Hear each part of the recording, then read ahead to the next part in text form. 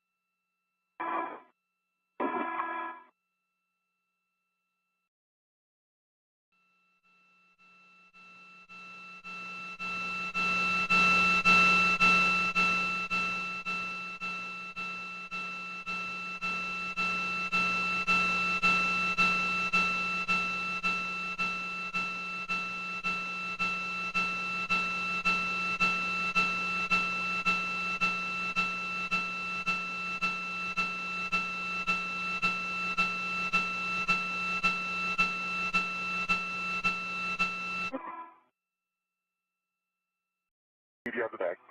I have the bag. Is stowed on my BRT and locked. Houston, Right, copy. sounds great. Steve, awaiting your go to egress. All right. Trying to get my other clear mic.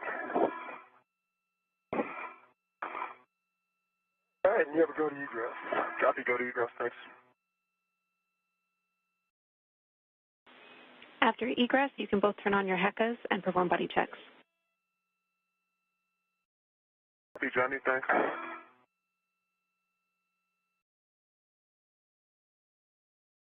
And next out of the airlock is going to be NASA astronaut Woody Hoberg, who is completing his very first spacewalk this morning. He'll be wearing the spacesuit with no stripes on it, the unmarked spacesuit, and his designation is EV2.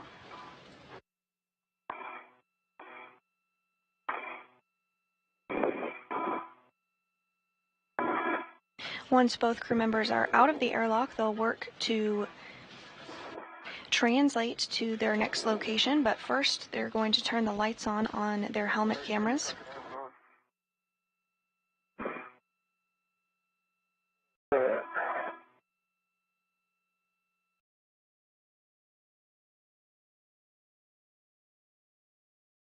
So it sounds like I see everything pretty good.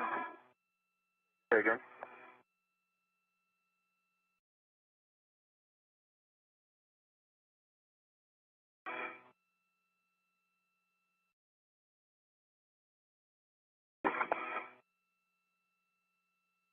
Both crew members now out of the airlock.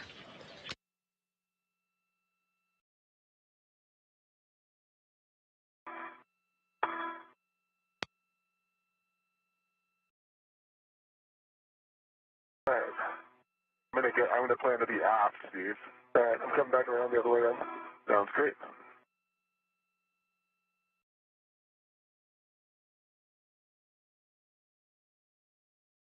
But I'm in a great spot for buddy checks if you want to do them here. Yeah, we'll just do them here. Okay, great.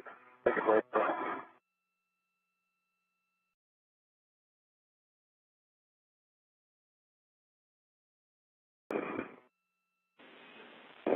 Houston's ready to copy buddy checks. Confirm your HECAs are on. And I see, what are you saying this way? I see green light. What's the other one? Your EMU is off. Is it? Okay. Goodbye. One, two separate handles down, and one tap up.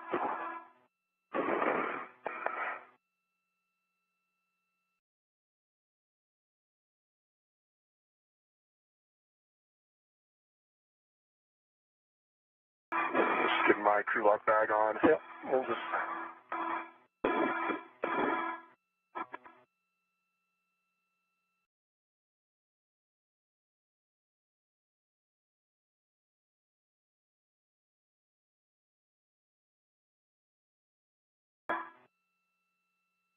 All right, Steve.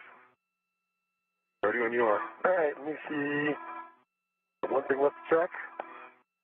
Oh, your lights are pretty bright. Your EMU still is not on yet. Range, I hit the button. Oh, there it is. I see it now. Okay. Okay, and I see both safer handles down. I see two tabs up, and I see two green lights, and I see your lights are on. All right, Steve, for you, I see two mini workstation tabs and a BRT tab, all three up. I see a green WVS light and a green HECA light. Your lights are on. Looking at tools and tethers. Put your bag on the BRT. And you're looking good, Steve. All right. I am. And let me check your secret handles. 1, 2, both down. Looking good. Starting off, my gloves look good, and I have a dry hat. And my gloves secured, and I have a dry hat as well. Houston copies. Good buddy checks. Good glove checks and dry haps for both of you. You can tend the thermal cover closed, and Steve, you'll be translating to the anchor hook location. I have more words for you when you're on your way. All right, give me 1 second. Get this cover closed, and then it'll be on my way. I got the cover, Steve. All right. Yeah. And Jenny, I'll have to hold on fully closing the cover for my waist tether. Copy. Just tend to close for now. Thanks, Woody. Copy.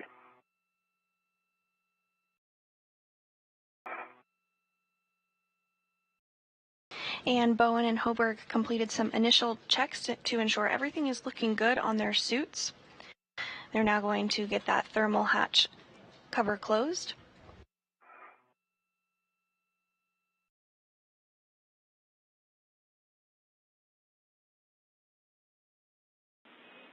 Steve, I have a caution for you. Avoid contact with the deployed test cable. Okay. Understand. Avoid contact with the test cable. Good readback for you both for around 2 minutes to sunrise. All right. What's my mile marker, by the way? You're looking for the FHRC, so S1 FHRC.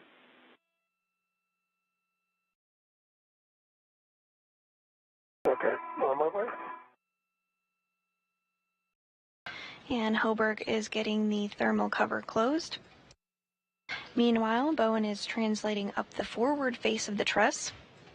Steve, that mile marker is 6300. 6300, thank you.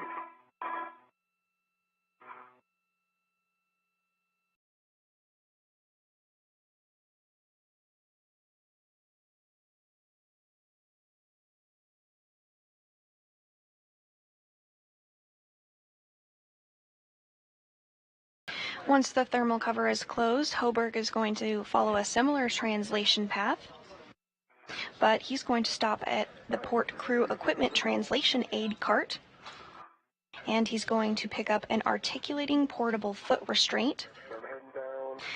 This is going to be required for him later in the spacewalk when he steps into it on the Canadarm2. This is where you'll place your anchor hook. It's the nadirmost handrail under the FHRC. We're looking for the nadir stanchion. All right, nadir stanchion. My blank hook, gate closed, slider locked. The green reel, which is unlocked. The yellow hook is locked, gate closed, slider locked. The red reel is unlocked. To my right, the D-ring extender, which is gate closed, slider locked. And the green hook between the green and red wheels is gate closed, slider locked.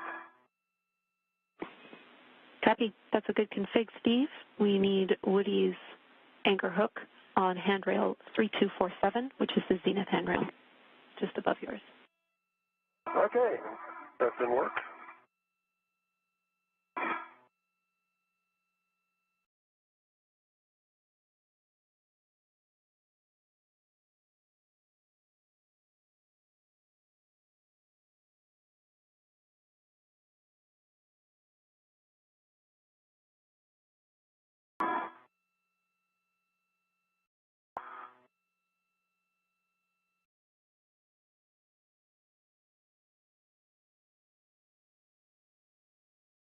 Okay, Woody's hook.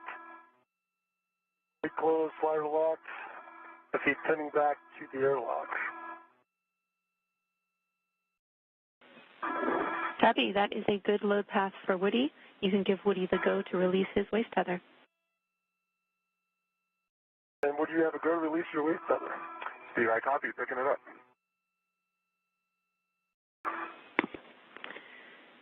Steve, you can now translate to the FSE worksite. You'll be dropping your green hook on S3, handrail 3011, which is nadir of the port seat cart. 3011. Not that now. Copy. Steve, or Woody, excuse me. Once that's complete, you can close the thermal cover. You broke up there Jim, start close thermal cover. Copy. Woody, once that's complete, you can translate. You are headed to the crew lock bag stowage location on the port CETA cart. All right, Johnny, I copy. Thanks. Steve, when ready, I have cautions and a warning for you. Okay, stand by. All right, ready to listen. Warning, grapple shafts and curvet coupling are no touch. And cautions, no aggressive movements or quick grabs on the FSE. Translate slowly. Wait for motion to dampen out before imparting loads, and do not contact the IROSA blankets. All right, I understand and copy all. And with the thermal cover closed, Hoberg is now working to translate to the flight support equipment work site. This is essentially a pallet that is currently holding the IROSAs.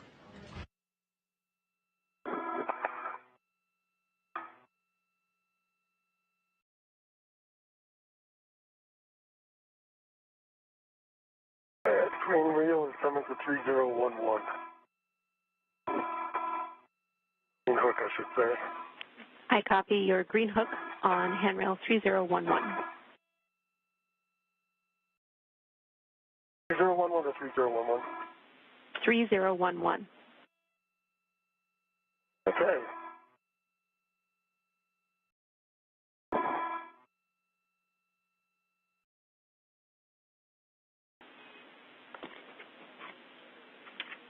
Following this, Steve, you'll be translating onto the FSE via the POA. And the crew is running about 10 minutes ahead of today's timeline. Today's spacewalk is unique in that once the International Space Station Rollout Array, or IROSA, is installed, cables will need to be mated during an eclipse portion, so this spacewalk is very carefully choreographed to ensure that this timing takes place as necessary.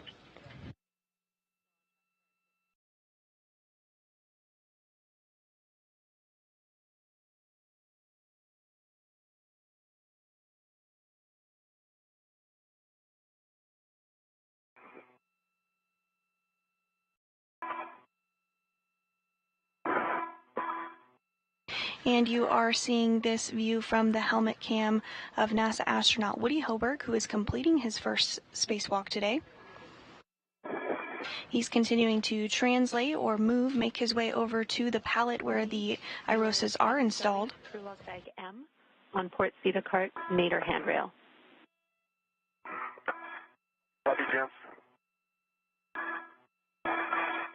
He's currently at the port CETA cart where he's going to temporarily drop off one of his crew lock bags.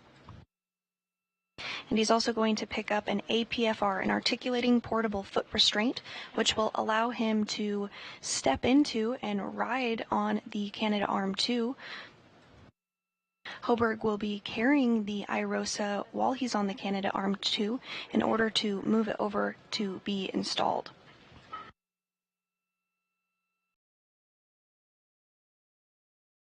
Today's solar array will be installed on the 1A power channel on the starboard truss of the International Space Station.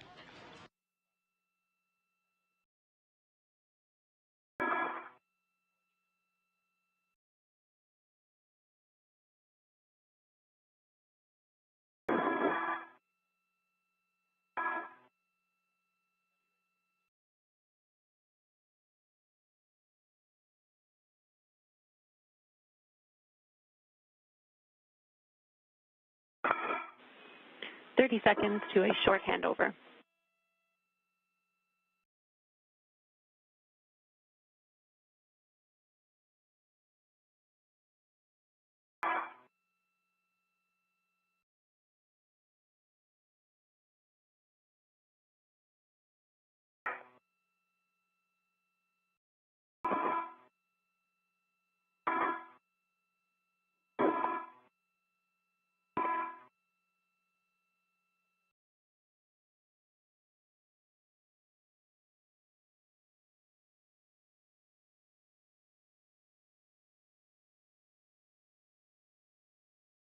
And we are in a brief expected handover between satellites, but we'll regain communications and video with the crew during their spacewalk here momentarily.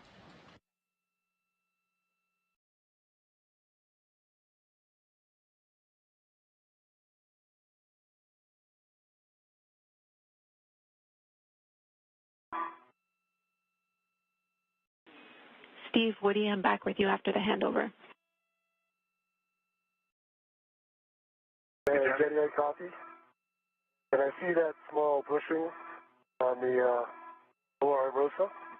I'm passing it. Copy, you have eyes on the FOD. Thanks, Steve.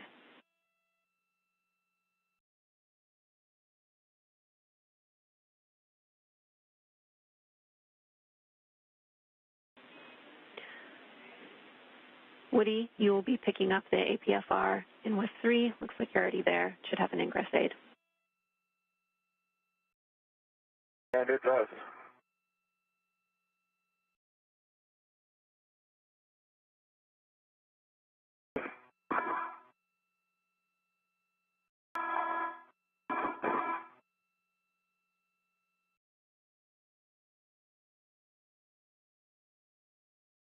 And this view from NASA astronaut Woody Hoberg's helmet camera as he works to pick up the articulating portable foot restraint from the port CETA cart. Danny, just reporting the locking paddles on this APFR is very sticky. Copy. Sticky locking color, Woody. Working on it. The paddles. Copy the paddles.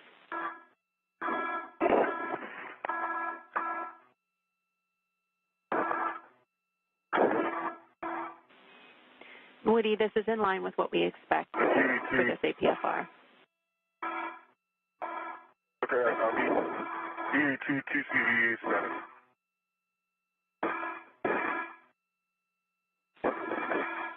Copy, a TCV of 2 for Woody. -7. Copy, 7.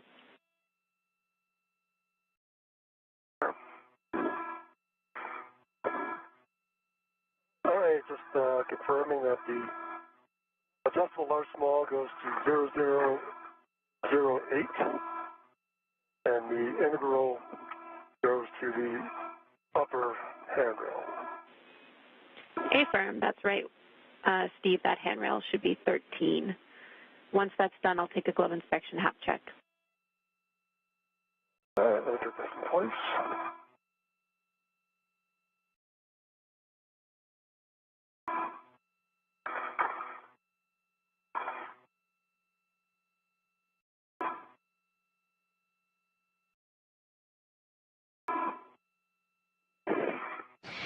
And while Hoberg works to secure that articulating portable foot restraint after grabbing it from the port CETA cart, we are going to hear Bowen complete a glove and hap check. On your VRT, you're headed to the inboard ingress location.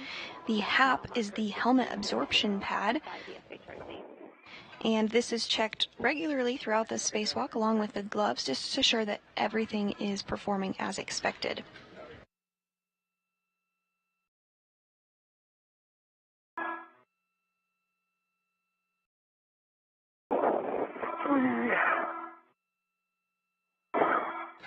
With the articulating portable foot restraint now in hand, Hoberg is going to work to install it on the Canadarm2.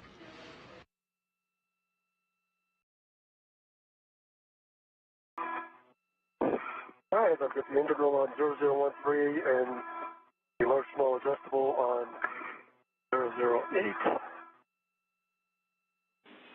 Copy. Just back up a little bit.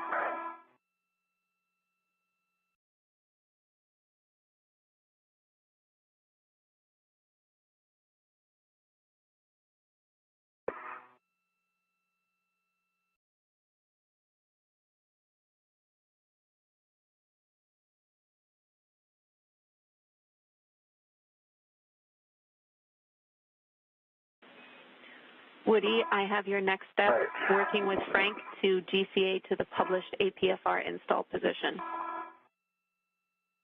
All right, James, I agree. Steve, do you need the column? Just for 1 second, I'm going to head over to R5 on the upper. And I see it. And what am I setting there, Jenny, if I'm going to lose column? And Steve, can you confirm that you've picked up the PGT, left the RET on the bag, so that's now on your swing arm, and I need a glove inspection hat check. Okay, do the glove inspection hat check first. And we were getting a view there briefly of the IROSAs. Now, there we see it again here, the International Space Station rollout arrays. There's 2 on that pallet on the very left of your screen. One of them is going to be installed today, and the other will be installed on June 15th. We're also getting a view of the Canadarm2, which Hoburg will be utilizing today when he moves the IROSA to the 1A power channel. Give me 1 second.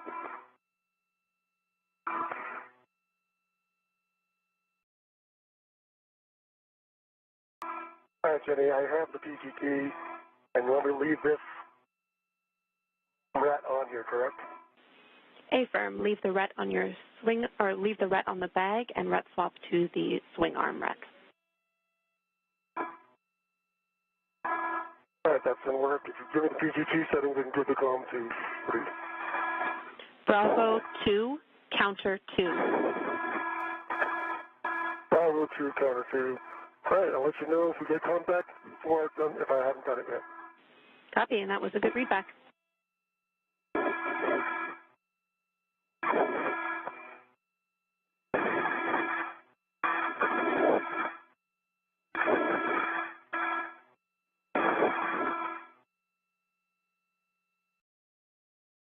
Steve, you good? I am Jared Woody. You can have the column. Copy, thanks. And also in your frame there you can see a Dragon vehicle that actually brought up the ISS rollout solar arrays. That Dragon docked to the International Space Station on Monday. Awareness is going to be bringing the arm towards you, that is station. Following the docking, the ISS rollout solar arrays were removed from Dragon's trunk and placed on that pallet that you just saw there. And next, our spacewalkers are going to work to remove that first IROSA solar array by removing some bolts and working through some procedures to loosen it up before it can be hand carried by Hoburg on the robotic arm.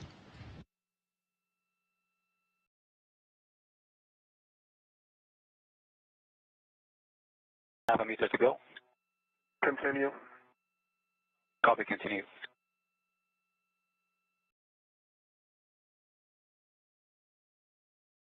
Ready to go.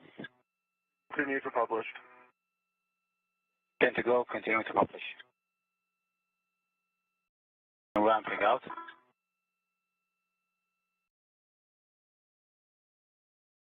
Okay, with you, that is our published position. How's that looking? All right, Sultan, can you please give me 50 centimeters station nadir? Copy with the half a meter station nadir in work.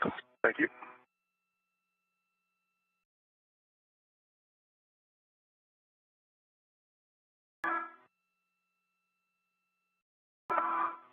I see good motion. Copy, good motion.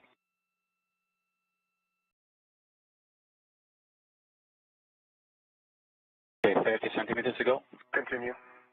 Continuing.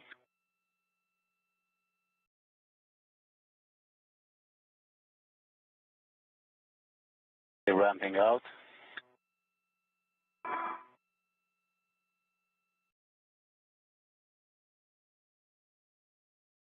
Okay, with you, that is half a meter station nadir. Copy, Sultan. That is GCA complete. That's a perfect position. All right, copy, GCR complete, and brakes are coming on. Copy, brakes on. And I'll be installing the APFR. Woody, we're looking That's for... affirmative. You are go to install the APFR. Woody, we're looking Copy, for go. a clocking of 12. Copy, clocking 12, and I already confirmed Papa, Fox 6 set. Good settings. Steve, I'm back with you. Thanks, Jim. I'm at 5 turns, 502, counterclockwise 2, and releasing R5. Copy. The boat will spring out when fully released, and you'll see a white line indicator. Expect 18 to 20 turns. Hoberg continuing to step through procedures to get that articulating portable foot restraint installed on the Canadarm2. This articulating portable foot restraint, or APFR, allows him to click his spacewalking boots into it so that he can ride aboard the Canadarm2. He'll be carrying the IROSA while he does so.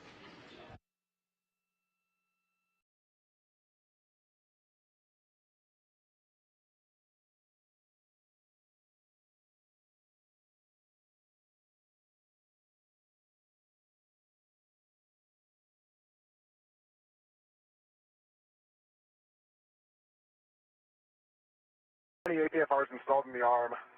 Locking at 12, Papa Fox 6. Always block on black, good pull twist test, and the pitch knob can be depressed. Copy, Woody. Good checks. Now we'll need you to perform a safety tether swap to the arm. Let me know when your yellow hook is on the SSRMS tether point, and I'll take your checks. All right, sounds good, Vinny. All right, that bolt is released. I got 27 turns. I let it do a couple of bumps so that it would verify that it was clear. Copy. 27 turns, and the bolt is fully released. Can you see a white line indicator? And there's a white line indicator. Copy. You can stow your PGT. And we are currently in an expected handover between our satellites. We do have communications with the crew, however, we do not have video at this moment, but we'll regain it. Copy. Translate to stanchion Bravo. Hoberg has completed installing the APFR on the robotic arm.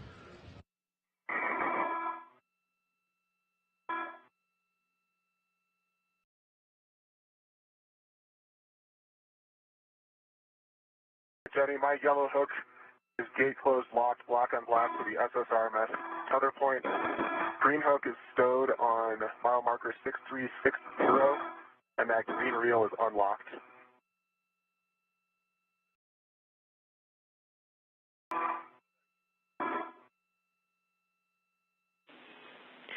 Copy, Woody. That is a good config.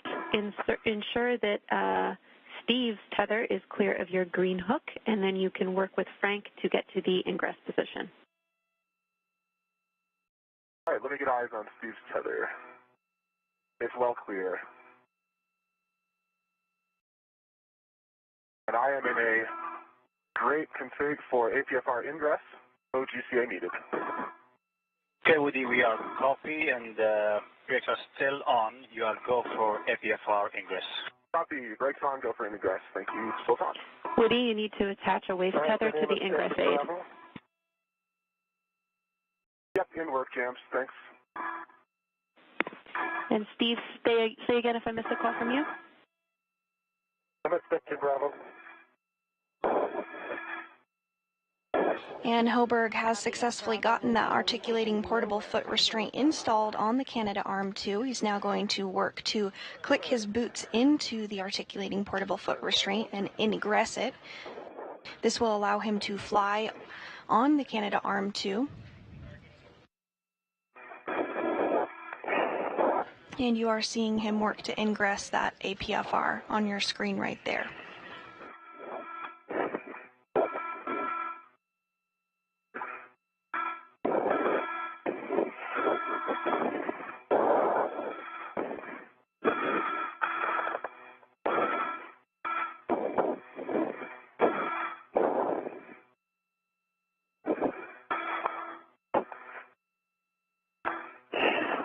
Lower IROSA R5.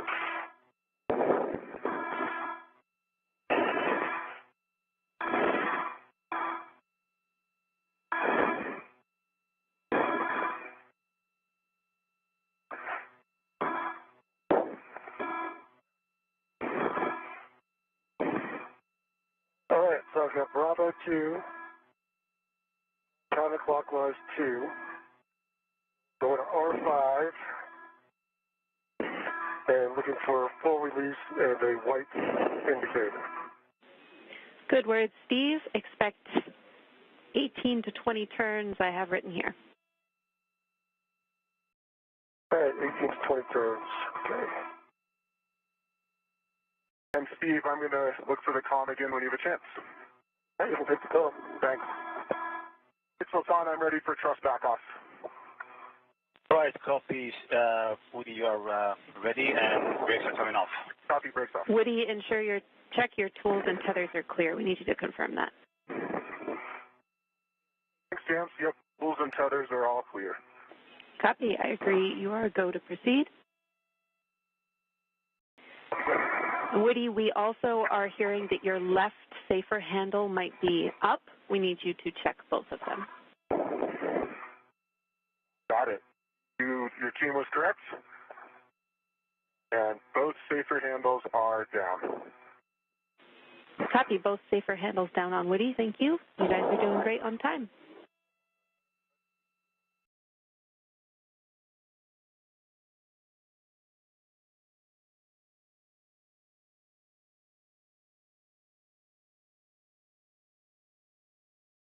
Right, Woody, when you are, we're going to bring you first station forward about 80 centimeters, and then station later 3 meters, 60 centimeters.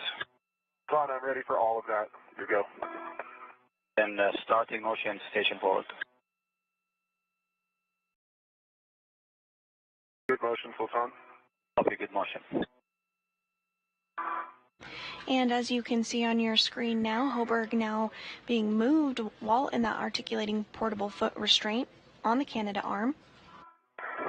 That Canada arm is being operated by United Arab Emirates astronaut Sultan Al Nayati, who is inside the International Space Station.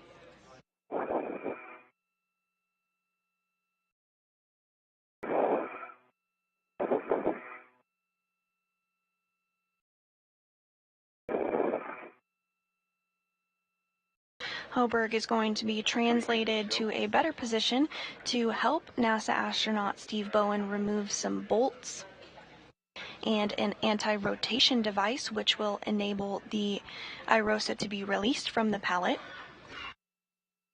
Following this, Hoburg will hand carry it while on the Canadarm2 over to the 1A worksite. Okay, 2 meters to go. Continue. Okay, continue.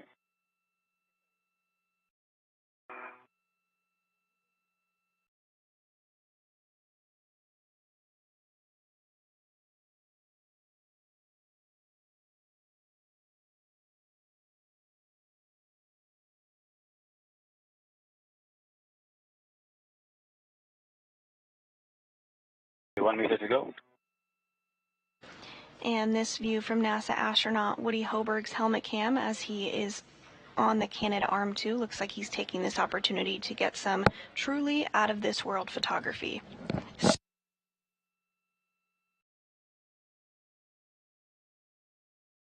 And ramping out. That looks good, Sultan.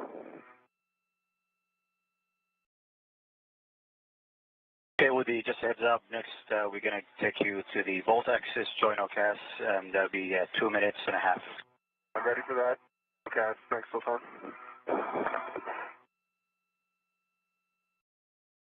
Okay, Jenny, I've got Bravo 3, counterclockwise 2 set up. There were 20 turns on the lower IROSA with a good white band. Copy. I understand R5 on the lower IROSA is released with 20 turns. You should be pretty much at the bolts for C2. We are going to work on releasing these anti-rotation devices so you can attach an adjustable equipment tether and from your small trash bag to the ARD tether point. Okay, let me get that done.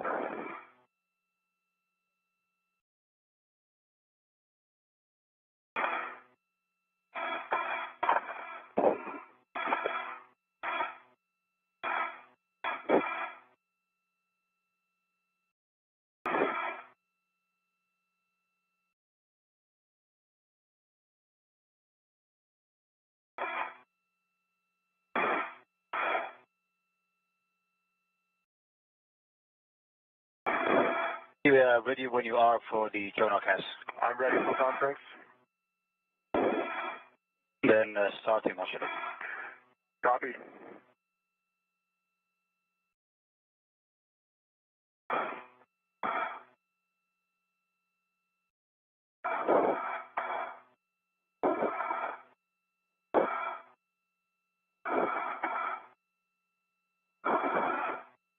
Good motion, Sultan. Good motion. And Hoburg continuing to be moved on the Canadarm2. Meanwhile, Bowen is working with the pistol grip tool, or PGT, to release bolts. This is a restraint bolt.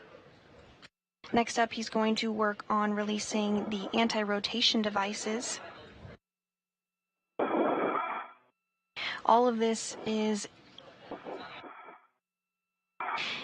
in preparation for ultimately removing the International Space Station rollout solar array from this carrier, this pallet that it is temporarily stowed on.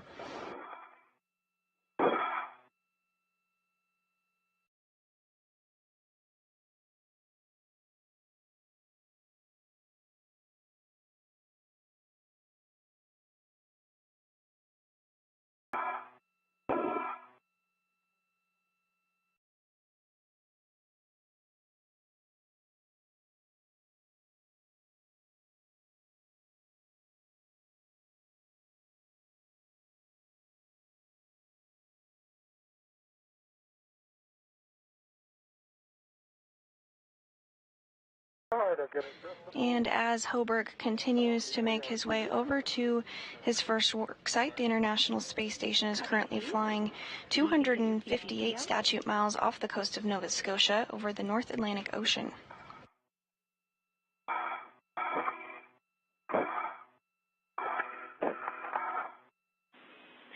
Woody, we need you to repower your HECA. Copy. Power off, then power back on. You got it.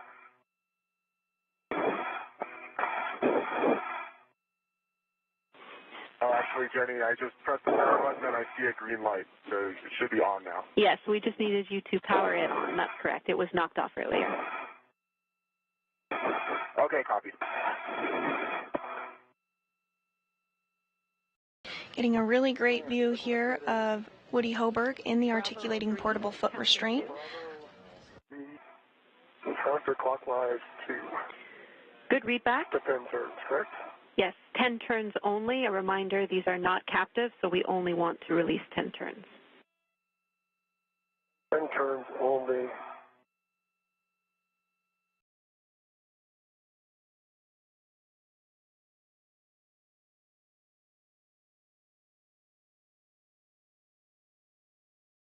And in Hoburg's hand, you can see the PGT, or pistol grip tool. This is essentially the space drill. It's going to be utilized a lot throughout today's spacewalk, first to remove the IROSA from the pallet and then to reinstall it on the 1A power channel. Copy, thanks, James. Good reminder, I have Alpha 4 counter 2 set for R1 and R2. Those are good settings, Woody. It doesn't matter to us which of these bolts you do first, but the bolt will spring out when it's fully released. You have the same settings for both of them. Copy, Jenny, thanks. All right, I get 8.8 turns.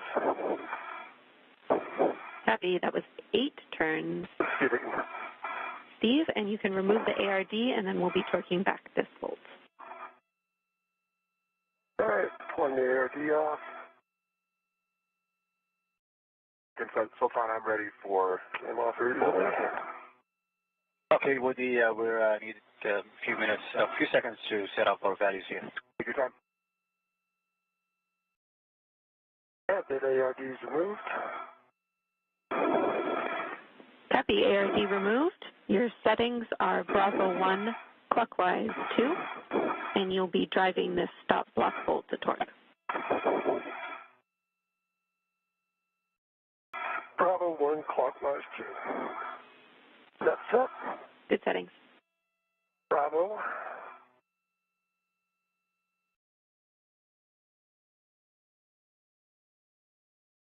One clockwise.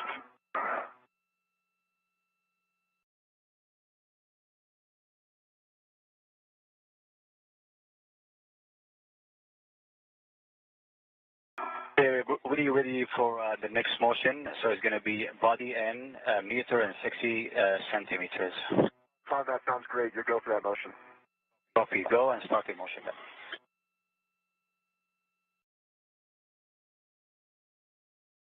We are 48 minutes into today's spacewalk, and NASA astronauts Steve Bowen and Woody Hoberg are continuing to work together to remove bolts from the International Space Station rollout solar array in order to release it so that it can be carried on the Canadarm2. To step through the next set of procedures is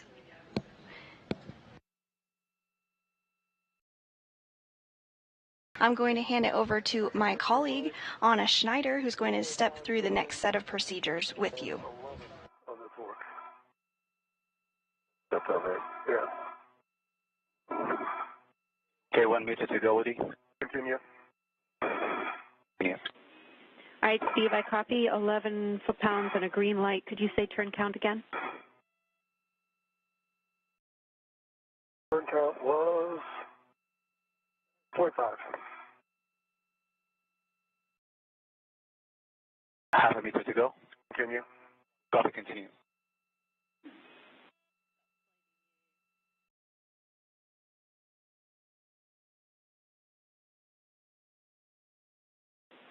We're just checking on those turns, Steve.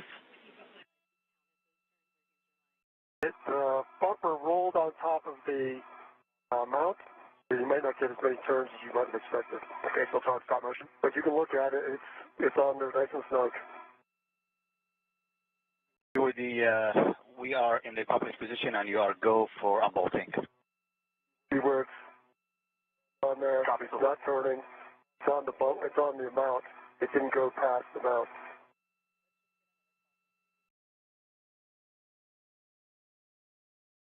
See it? Now you can see NASA astronaut Woody Hoberg beginning to release the R bolts. All right, Steve, I'm sorry, one more time. We're going to have you say what you saw on those turns and whether you counted the turns or you're reading them off. Well, I counted the turns correctly. Bumper, the lock, when it turned, it went onto the mount for the bolt stanchion. Therefore, it is locked in place. You can still see threads below the bumper, and the C2 bolt is clear. All right, thanks for the clarification again, Steve. This is a good bolt. You can store your PGT, and we'll have you translate to stanchion Charlie for the Charlie 1 ARD.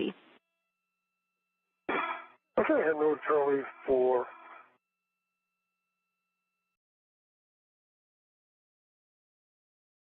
The bolts that Hoberg is working on are on the boom end of the upper IROSA, or International Space Station Rollout Solar Array. The first two bolts will allow the boom deployment system rollers to be moved into place to help with the array deployment later in the spacewalk. And we see you rotating the deployment system. Bolt sprung out, and it was 9.5 on R2. Copy 9.5. That is a good bolt release, Woody. We need you to access R3 and R4 next. You can GCA if you need to. I have new settings for you, and as a reminder, these will be the 245 turn bolts, so we need you in a good body position. You just heard confirmation that Woody Hoberg successfully released 2 of the bolts, and he's moving on to the second set. And Woody, we are ready. Okay, so it's on half a meter station, correction, half a meter body down.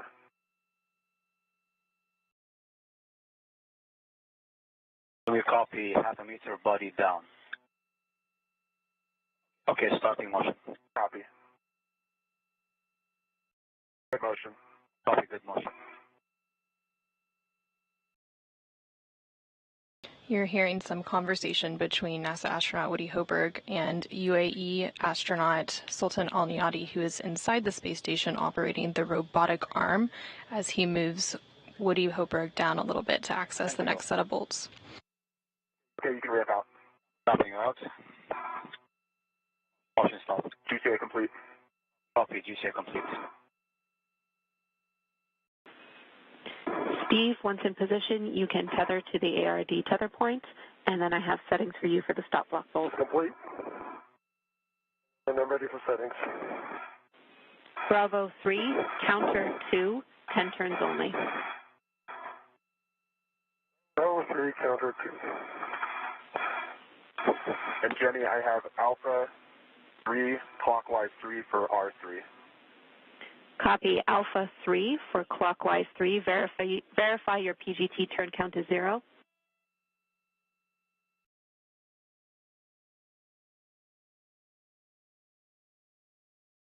Confirm it's 0. Copy PGT turn count is 0. You can release R3. Copy. Starting turns.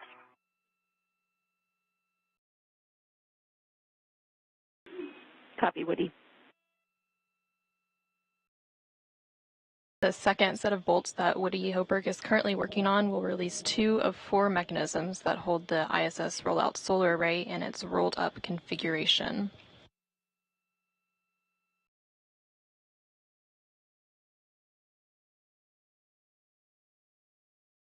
When folded, the IROSA measures approximately 10 feet by 2 feet by 4 feet. Got 8 turns, and it's loose.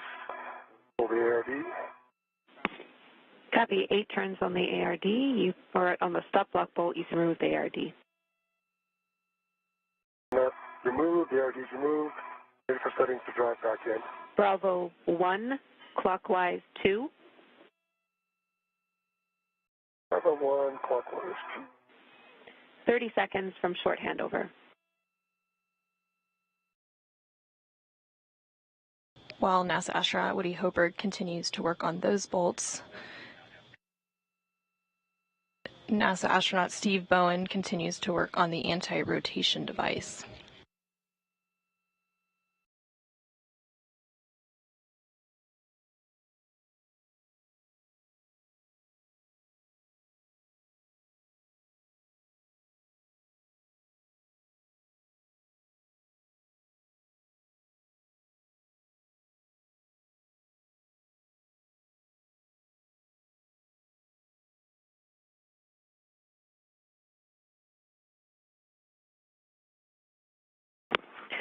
Copy, Steve. You've driven the stop block bolt, 12.1 torque, 7 turns, and a green light.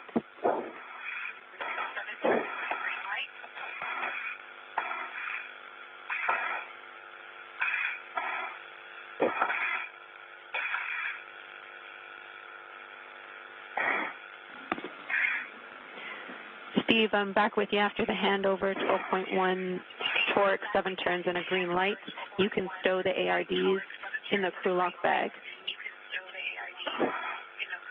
All right, heading over there.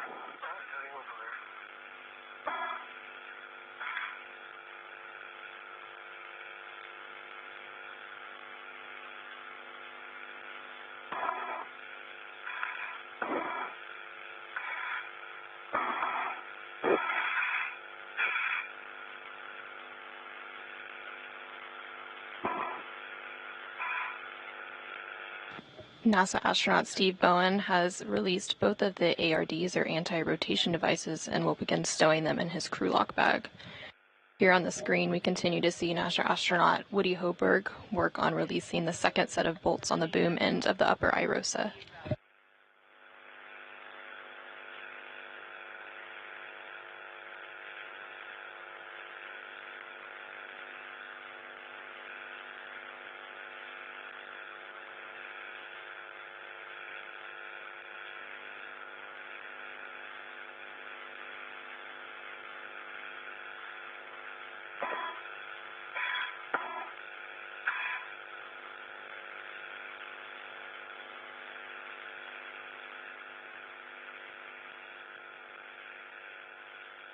All right, ARD going in. And I think I pull out the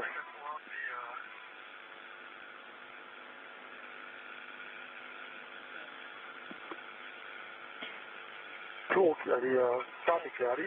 Affirm, Steve. Those are good words. we need the 5/8 12-inch wobble on your TGT, and you can stow the 7/16 on the socket caddy. All right. Then I'll put that in work. JOD is nicely stuffed in here. Copy. Jenny, 245 turns, R3, turkey timer popped out.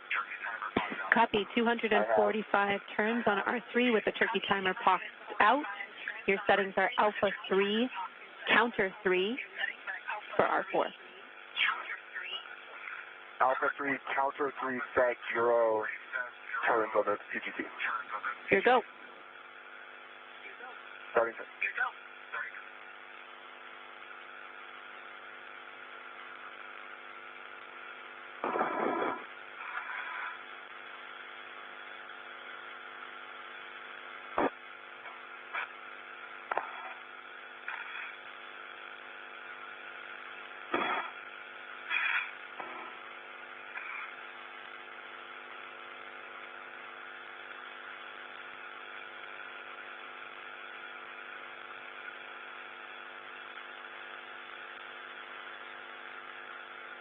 NASA astronaut Woody Hoberg is currently working on the last of the 4 bolts.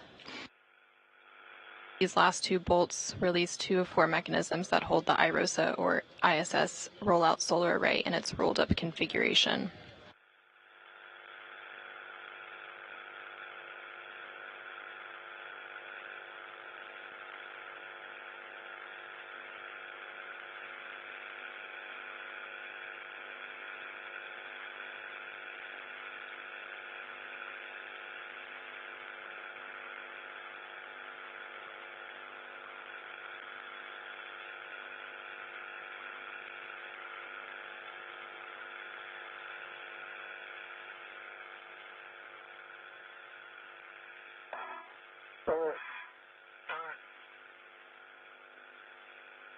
The 12-inch wobble is good. Full test on the center caddy, going for the 5/8 12-inch. Steve, I copy a good pull test on the 7/16 12-inch on the socket caddy. That's correct. All right, good pull test on the 12-inch 5/8 wobble on my TGT. All right, and good pull test on the 5/8 12-inch on your PETT.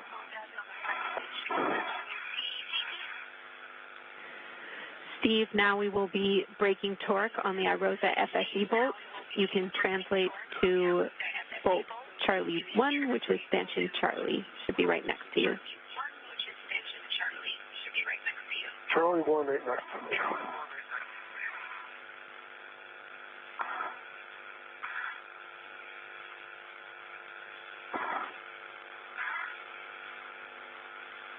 All right, there's Charlie 1.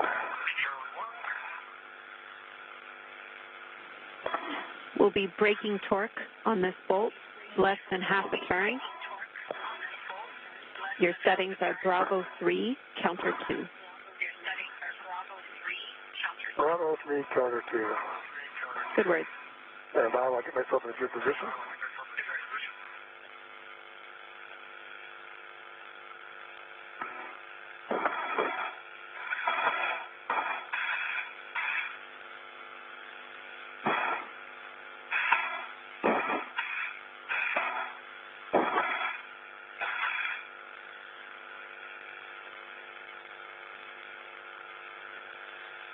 All right, Bravo 3, counterclockwise 2. Good words. Less than half a turn, correct? Affirm. And big picture for all crew, we are about a minute and a half from an LOS. We have voice comm for the first 5 minutes, and for the last 5 minutes, I'm still prime IV. I will hand over to Frank when I need to.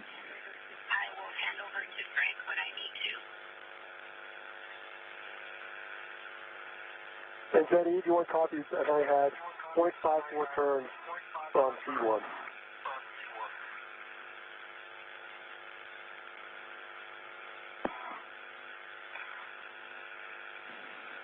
Copy. Torque broken on C1. You can translate to C2.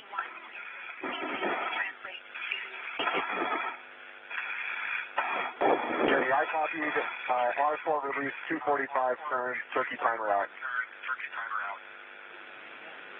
Copy, Woody. Great job. R4 release, 245 turns, and you see the turkey timer. You can work with Frank to move to the carrier back off. You just heard confirmation that NASA astronaut Woody Hoburg finished releasing the fourth bolt. That bolt was holding the IROSA in its rolled up configuration. Woody, and this is basically bring you body out 1 meter 60 centimeters, and that is station forward.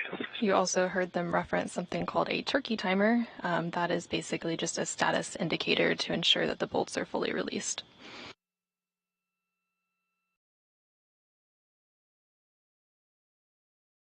We are now in an expected handover that will last about 15 minutes.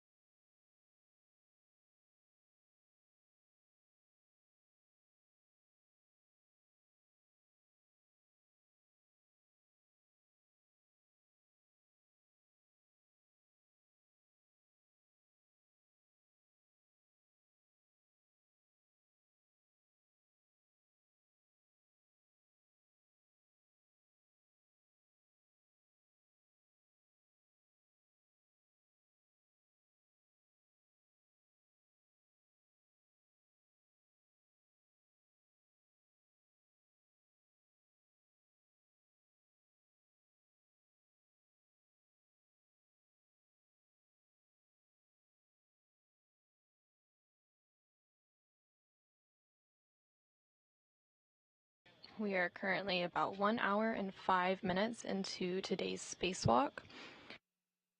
It began at 8:25 Central Time this morning, 9:25 a.m. Eastern Time, when the spacesuit switched to battery power. Steve Bowen, who is EV1 with the red stripes, egressed the crew lock and received a crew lock bag, and then EV2, who is Woody Hoburg, followed him shortly after.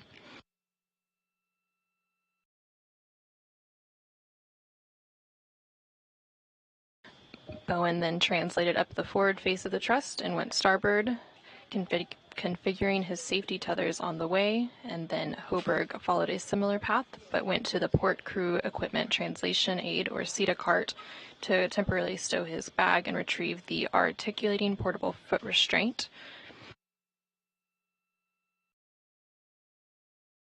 Bowen then translated to the IROSA, or International Space Station Rollout Solar Array carrier, stowed his bag, and retrieved the pistol grip tool. Bowen began preparing the IROSA for removal from the carrier, first releasing a restraint bolt on the upper IROSA. Meanwhile, Woody Hoburg relocated the foot restraint and installed it on the space station's robotic arm. From there, Woody Hoburg ingressed the foot restraint, and then the arm moved him away from the truss and towards the work site.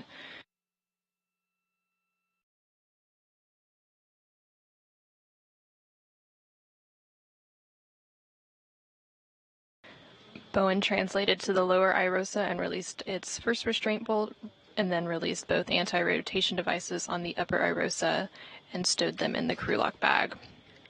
While on the robotic arm, Woody Hoburg was flown over to access 2 different sets of bolts on the boom end of the upper IROSA.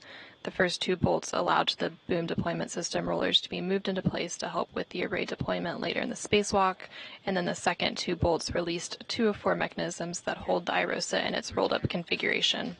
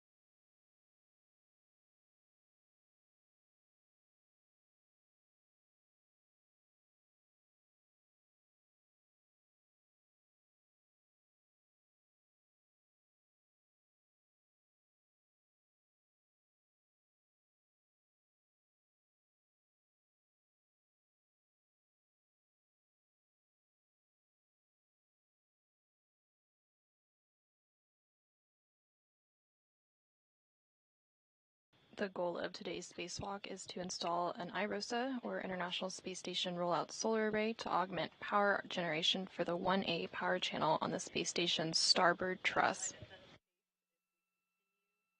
The new solar arrays measure 60 feet long by 20 feet wide once they're deployed, and shade a little more than half of the original solar arrays, which are 112 feet long by 39 feet wide. Each new IROSA produces more than 20 kilowatts of electricity, and once installed will enable a 30% increase in power production over the station's current arrays.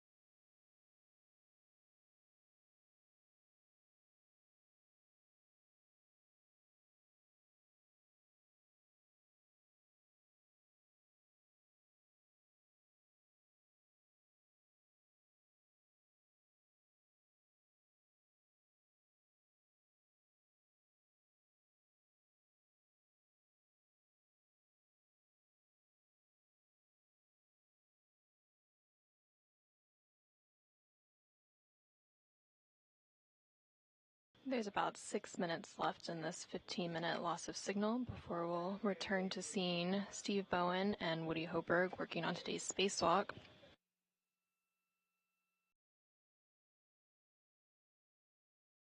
Once we're back, we'll see Steve Bowen working on releasing the upper IROSA restraint bolt and installing the first two handling aids called scoops in preparation for removing the IROSA, or International Space Station Rollout Solar Array, from the carrier.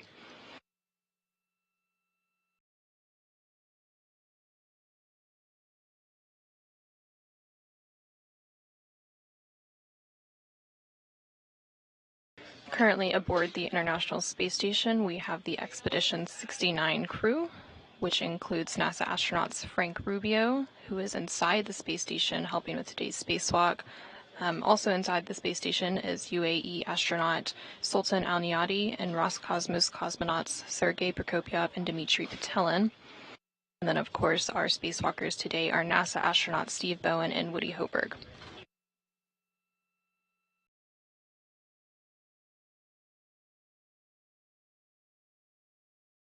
Here in the room, we have Flight Director Diane Daly at the helm, and she goes by the call sign Horizon Flight. And then serving as the prime ground IV, we have Ginny Gibbons.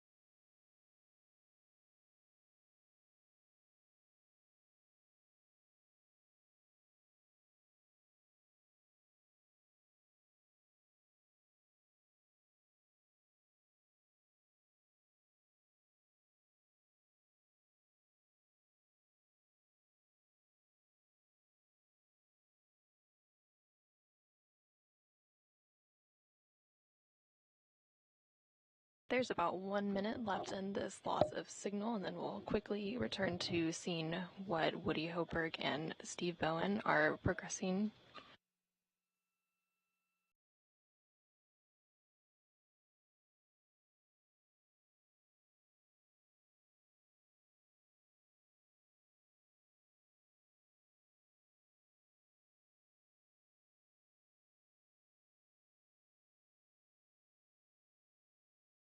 Today's spacewalk is the 264th spacewalk in support of space station assembly, maintenance, and upgrades, and the 7th spacewalk out of the space station for this year.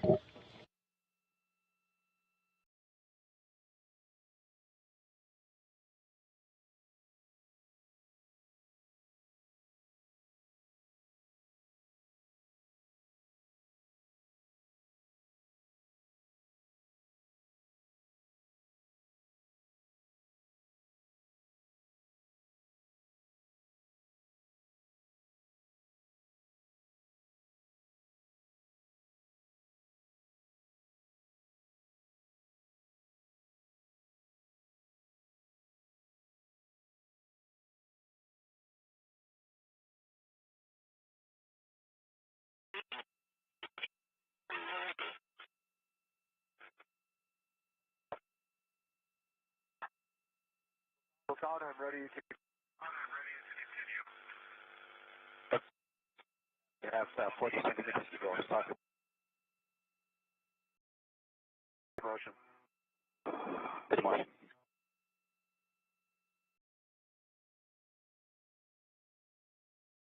So during that loss of signal, Steve Bowen released the upper IROSA restraint bolt and installed the first two handling aids called scoops in preparation for removing the IROSA from the carrier. Clear, continue. You can now hear some discussion between NASA astronaut Woody Hoberg, who is on the Canadarm Robotic 2, and UAE astronaut Sultan Al-Niyadi, who is inside the space station maneuvering the arm. How's that looking, Woody? Do you want any further GCA? Yep, assessing. Stand by.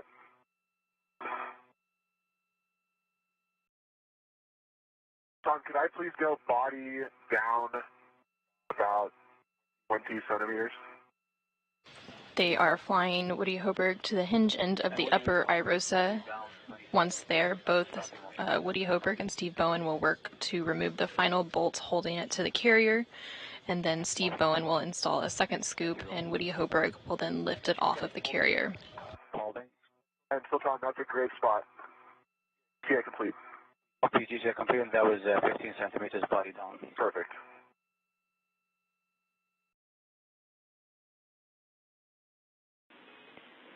We copy GCA complete. Woody, attach a RET to the scoop, which is on IROSA. Okay, James, I have a RET on the scoop on IROSA, left side. Copy. Warning for both of you. Okay, Jenny, Steve, go. I have the first scoop on my mini workstation. This is a long duration tie down tether. Do I need to bring the RET with that, or do I leave the RET? Transfer to Woody's RET. And the adjustable as well. You can leave the RET.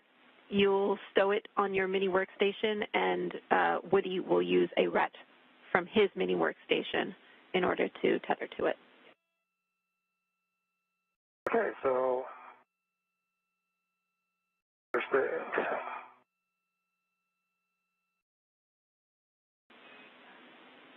we can get ahead on our checks here. So a warning for both of you, do not release C1 until I give you the go. Copy. Copy.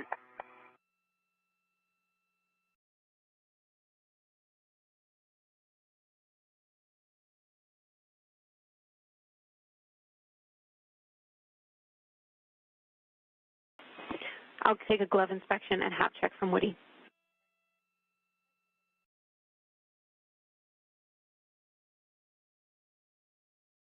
There's no change to the gloves. App is dry. I can also report visor down, glove heaters on, TCV set for reference. Copy. Good glove inspection and hap check. Cooling, visor, glove heaters are set. Check gauntlets down. They're both down. Check tools and tethers are clear, and your ingress aid is clear.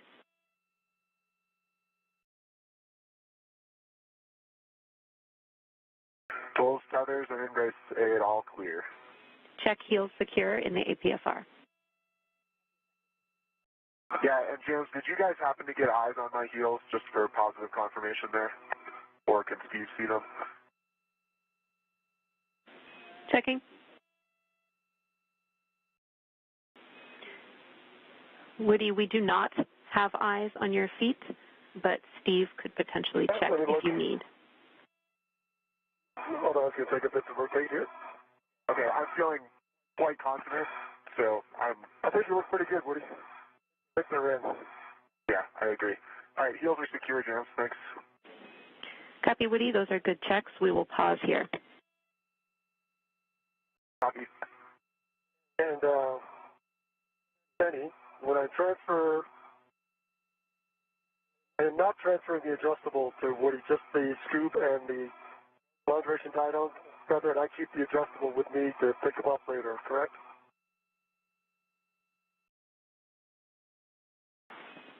Checking, Steve.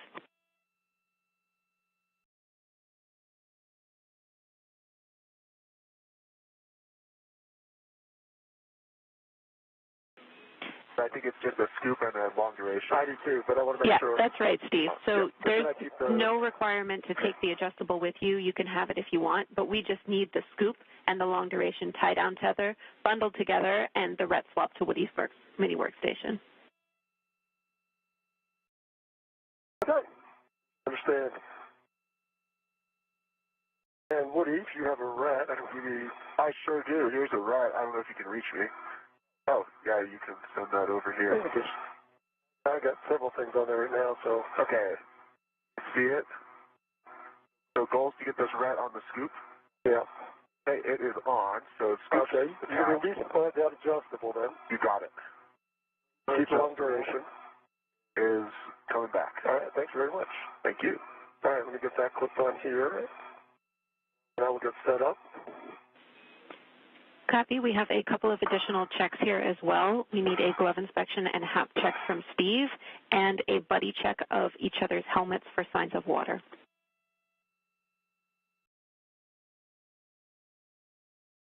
You have your visor down.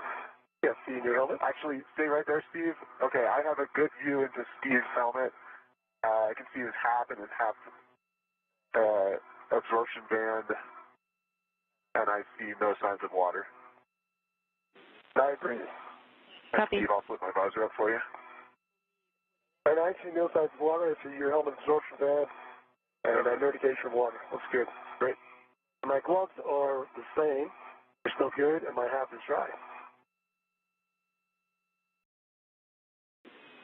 Copy. We have good checks. And as a reminder, Woody, we track you holding that scoop at this time. It needs to be redded to you, but Steve needs to be holding it. He will be the one installing it after C1 release. Yep, concur. All right, let me go to the good hold for area. Thank you. Yep. We are now about 1 hour and 27 minutes into today's spacewalk. Before Woody Hoberg and Steve Bowen remove the final bolt holding the IROSA to the carrier, they're performing a series of glove and HAP checks. EVA. You are both doing great on time. We are an hour up.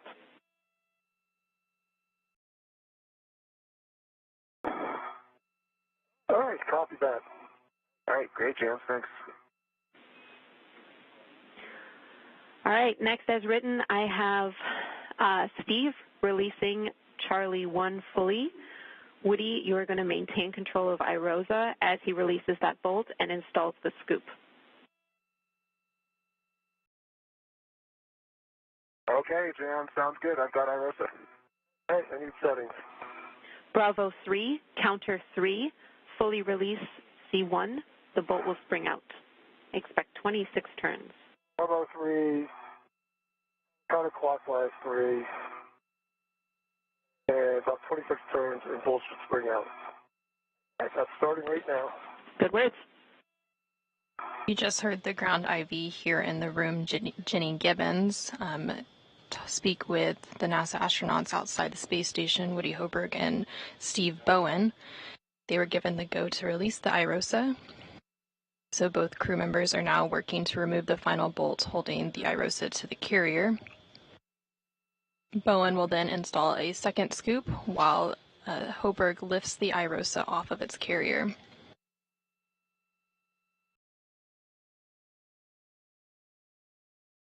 All right. I've got 27 turns to come off. I think I need to turn a few more, but not 3 of this bolt. Copy, 27 turns, So going for more. Turns.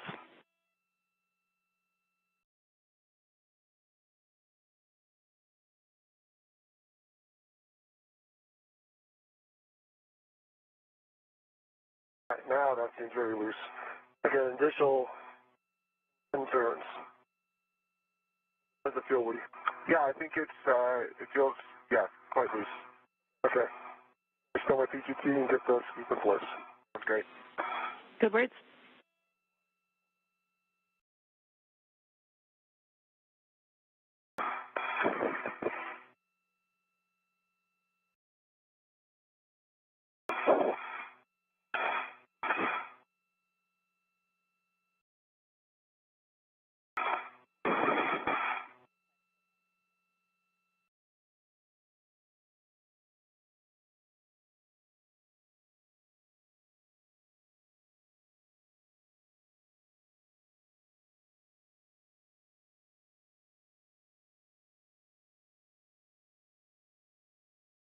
All right, I have the scoop locked on. I hope that's a good config, Woody. That's great, Steve. I have IROSA. You got IROSA. Ground copies. We agree we're in a good config. Steve, we need you at the grapple tower to assist with this GCA. Make sure IROSA clears the grapple fixture. And I have cautions and a warning for both of you when ready.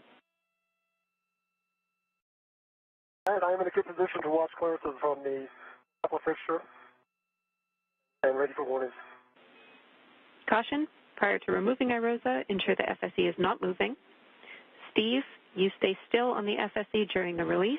And warning, don't put your fingers in or around any of the pin slots mounted on the inside and outside of the root beam.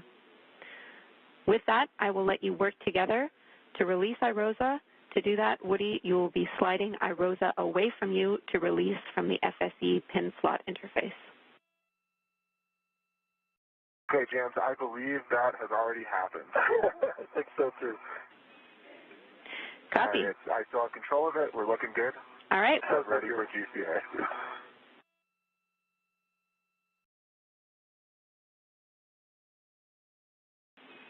You're go to work with Steve, Frank? over to you for GCA.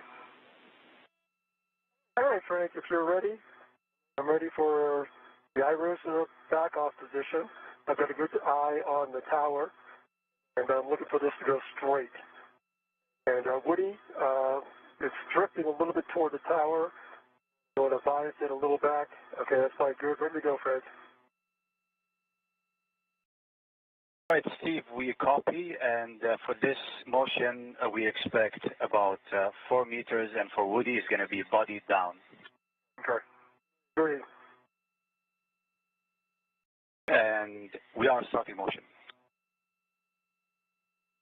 You heard confirmation that NASA astronaut Steve Bowen has installed the second scoop onto the carrier, and Woody Hoberg has lifted it off of the carrier.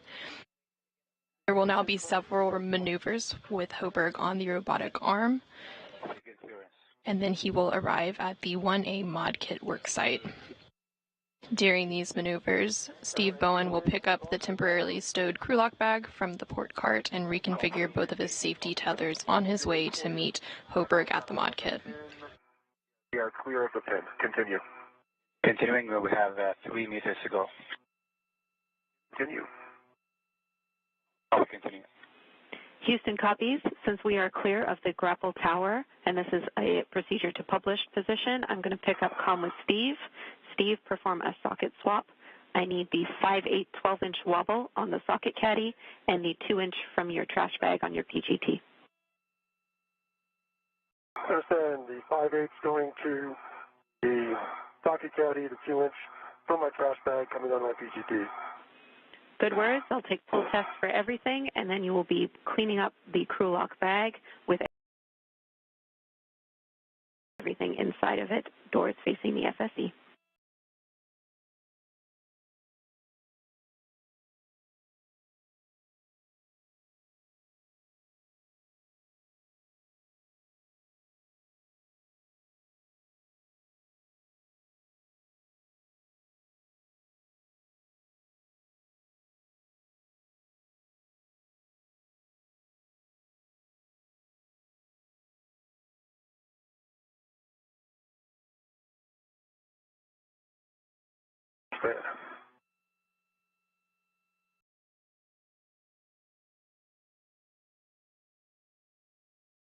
From this view, you can see NASA astronaut Woody Hoberg on attached to the space station's robotic arm as he moves away with the International Space Station Rollout Solar Array.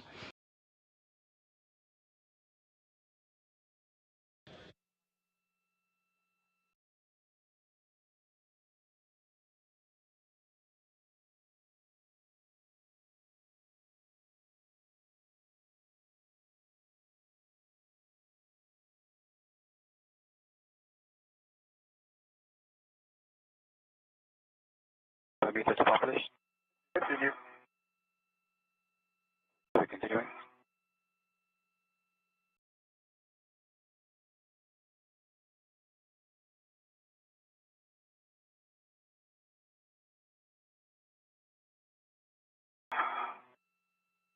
And ramping out. Copy.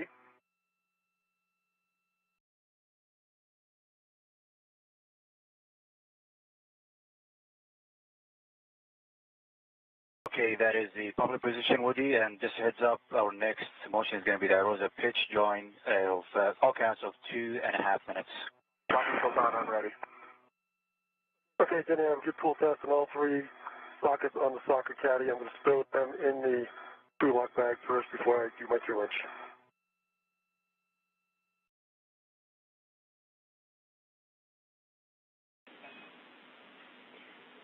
I copy, Steve. You have completed the pull test, correct? That is correct. And all three of the sockets on the socket caddy, that's complete. Copy. Again, you can stow that socket caddy. We'll have the crew lock bag buttoned up with the doors facing the FSE and the adjustable equipment tether cinched. Understand.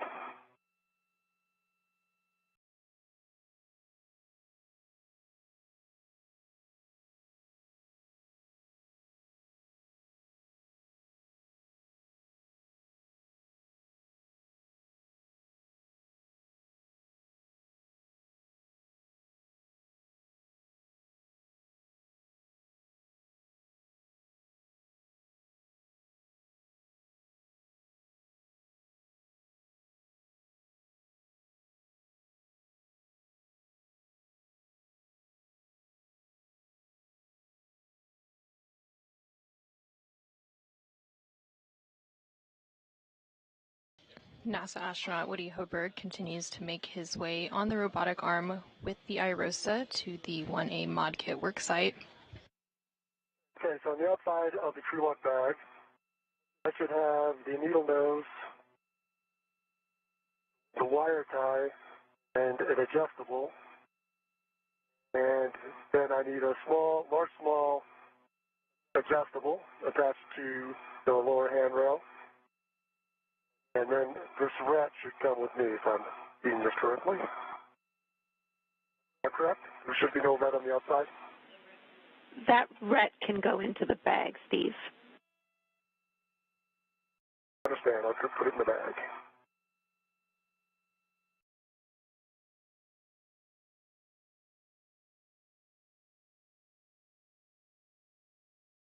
On the left side of your screen, you can see the helmet camera of NASA astronaut Steve Bowen. He is currently working to pick up the temporarily stowed crew lock bag from the port cart and reconfigure both of his safety tethers on his way to meet Woody Hoberg at the mod kit. Once they both arrive at the mod kit site, both crew will then work to install the IROSA onto the 1A mounting bracket.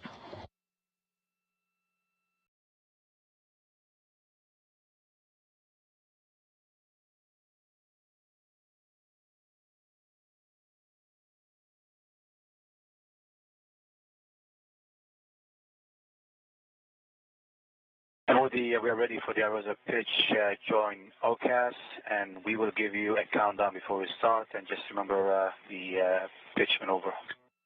Ron, that's perfect. I'm ready. All right, then starting join OCAS in 3, 2, 1. Starting motion. Okay, lower small cinch down. Go to the upper stanchion. And I've got the back facing the stanchion.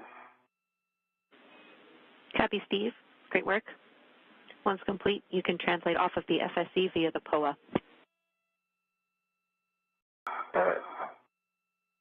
setting off the...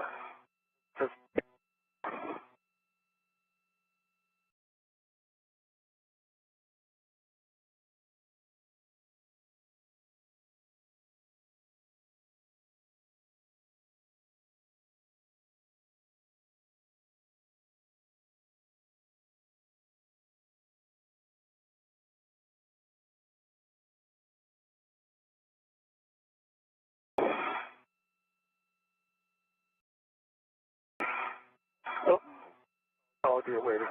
I'll do my 2-inch transfer when I stop again. I still have the 2-inch in my trash bag. Didn't put it on the PGT yet. We need that 2-inch on your PGT, Steve. I understand. I'll get it when I stop. Okay, that sounds great. You can do that at the mud kit. I have to go pick up the bag and Woody's tether. Hey, firm, your first step once you are off of the FSE is to retrieve your green hook from 3011. Good. I'll do that then, right there.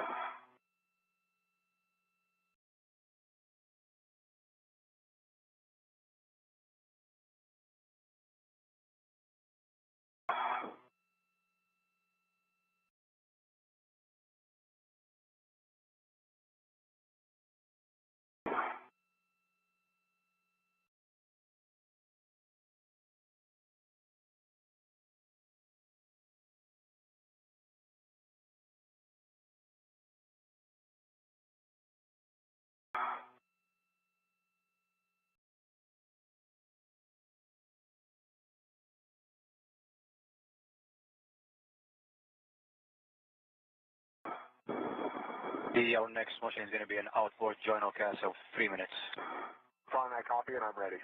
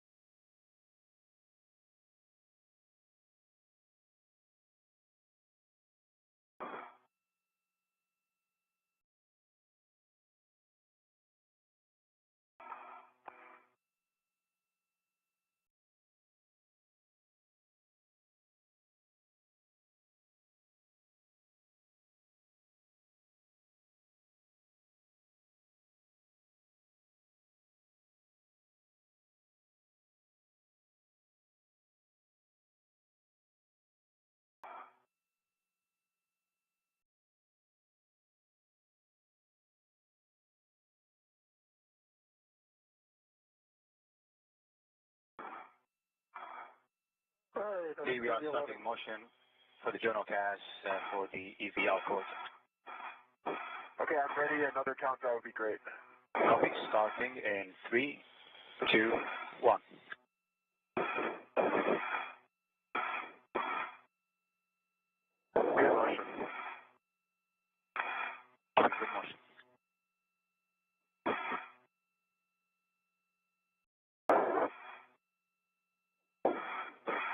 Currently on your screen, you can see NASA astronaut Woody Hoberg as he is on the space station's robotic arm, moving the International Space Station rollout solar array to the 1A mod kit worksite.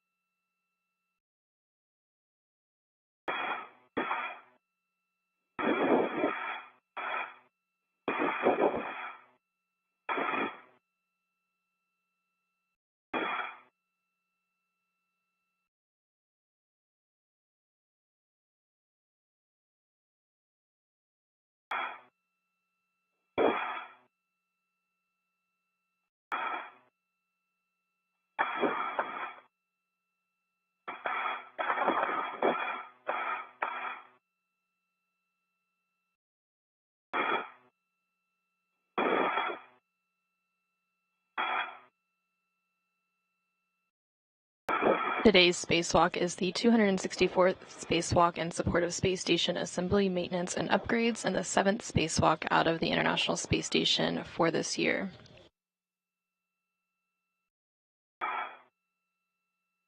Today's spacewalkers are NASA astronauts Steve Bowen and Woody Hoberg. They are working to install an IROSA, or International Space Station Rollout Solar Array. This will augment the power generation for the 1A power channel on the station's starboard truss structure.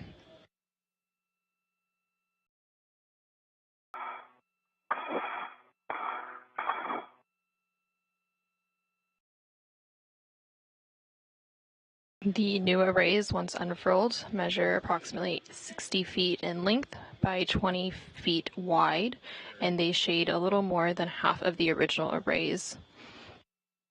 Each new IROSA will produce more than 20 kilowatts of electricity, and once installed will enable a 30% increase in power production over the station's current arrays.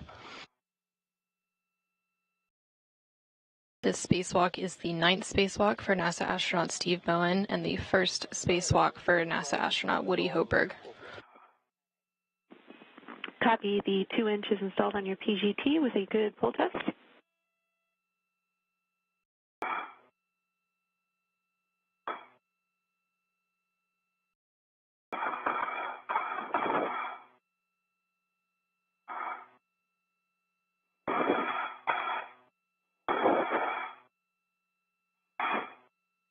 And just heads up, with the next motion is going to be an IA lineup for 4R and expecting 3 minutes.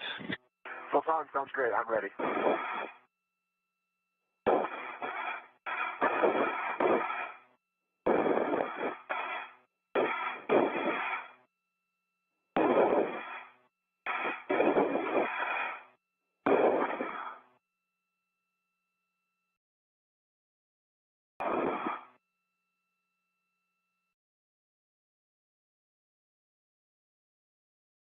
Green hook is retrieved.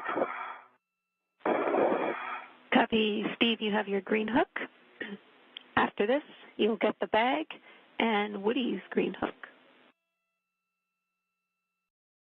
Right, bringing up the bag and Woody's green hook. Good words. Okay, Woody, we are ready to start the motion, and this will put you in lineup position under the IEA. All right, Sultan, I'm ready. Okay, starting in 3, 2, 1. Start the motion.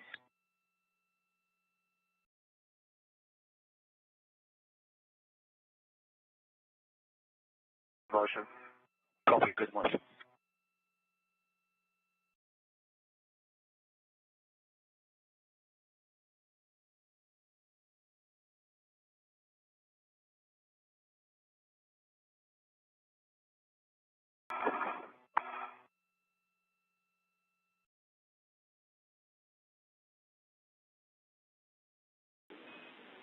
Steve and Woody will be in installation in about 2 minutes.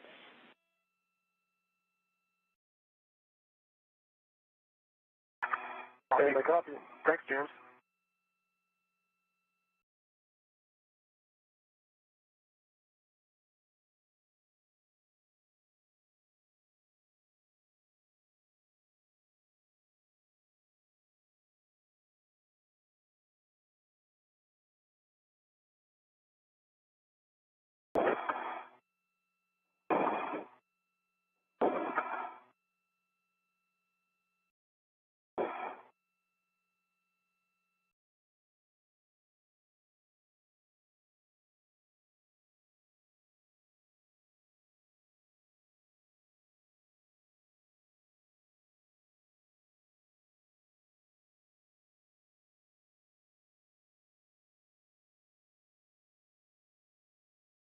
We are now about 1 hour and 48 minutes into today's spacewalk. We are actually about an hour ahead of the scheduled timeline. Once they arrive at the ModKit site, they will begin the process to install the IROSA onto the 1A mounting rocket. On my BRT. And releasing it from the heater cart. Copy, Steve.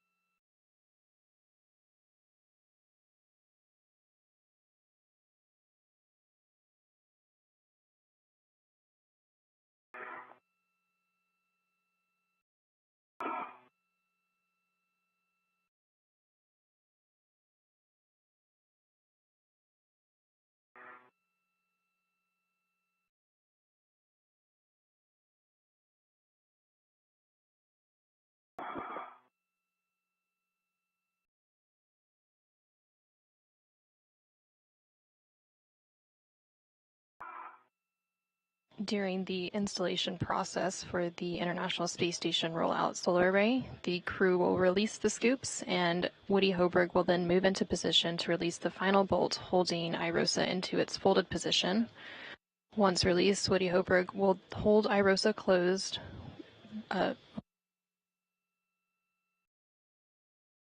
Once released, Steve Bowen will hold IROSA closed while Woody Hoburg egresses or exits his foot restraint and gets into position. Both crew will then work together to unfold IROSA and secure the right side onto the mounting bracket.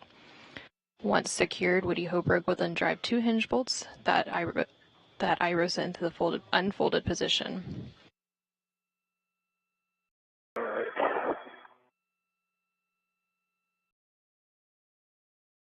Bag stowed. Going to retrieve Woody's.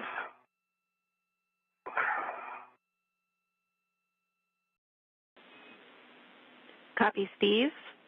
Woody's green hook is at around mile marker 6300. 6300.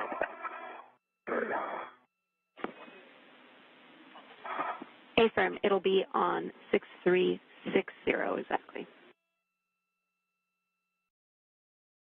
Turn back that way.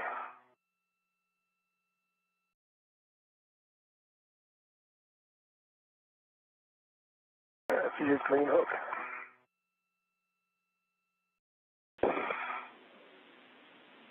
Copy.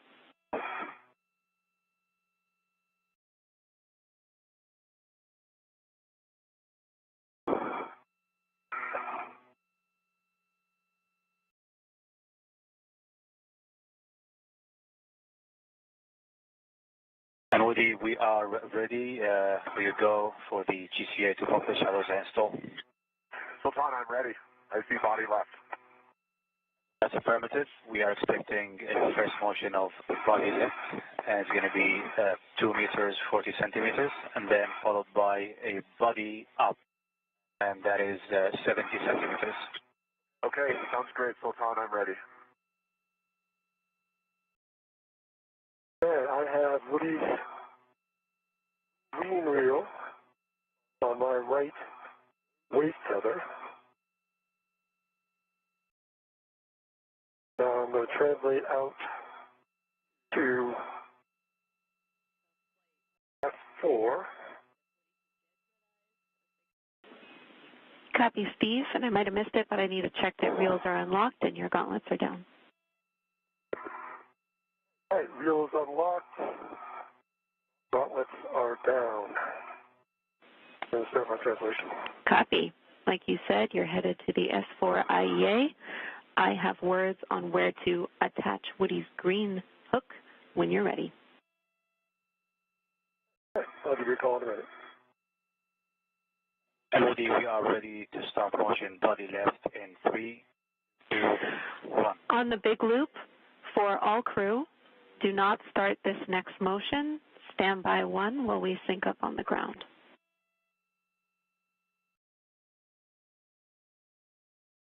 Copy, ramping out, and then hold standing by. That was good motion, Sultan. Right, hold position now. More information for all of you on that call. Everything is looking like it's in good shape. You guys are doing great on the timeline. Since we are ahead, we want to hold and get all crew in position. That means we'll have time for Steve to drop the green hooks and get in a good position by the mounting bracket before we go to the install position. From there, we will push with the procedure as written.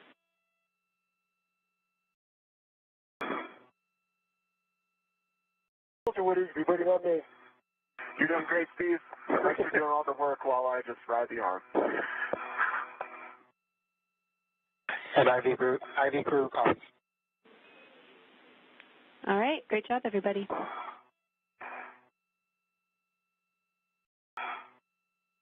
From this view, you can see both astronauts working on today's spacewalk.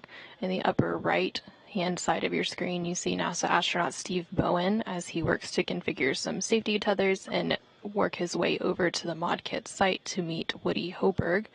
And then a little bit further down is NASA astronaut Woody Hoberg aboard the International Space Station's robotic arm, holding on to the International Space Station Rollout Solar Array, or IROSA, as he makes his way to the mod kit site. All right, I get my bearings here.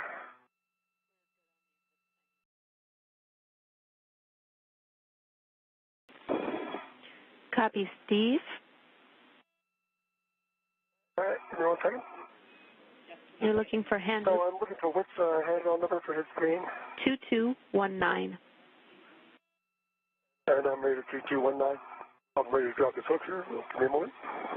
Copy. And you'll be fair leading Woody's tether around the outside edge of the IEA. The outside edge of the IEA for his fair lead. Copy. Good words.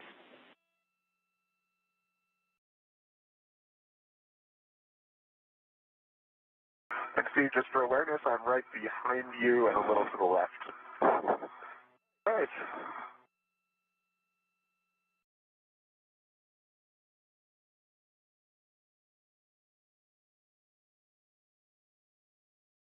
All right, your green hook is now on 2219.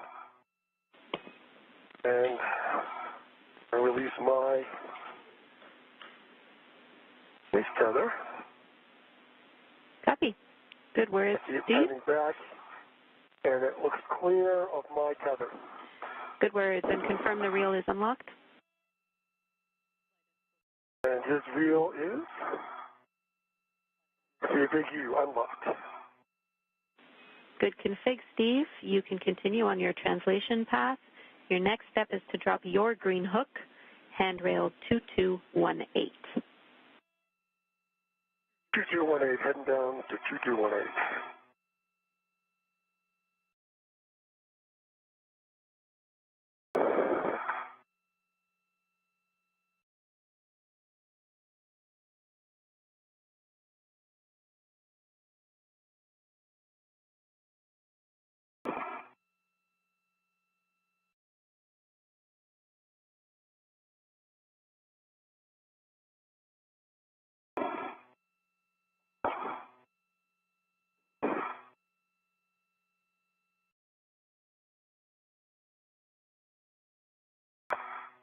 All right, I'm dropping my green hook here at 2218. Good words.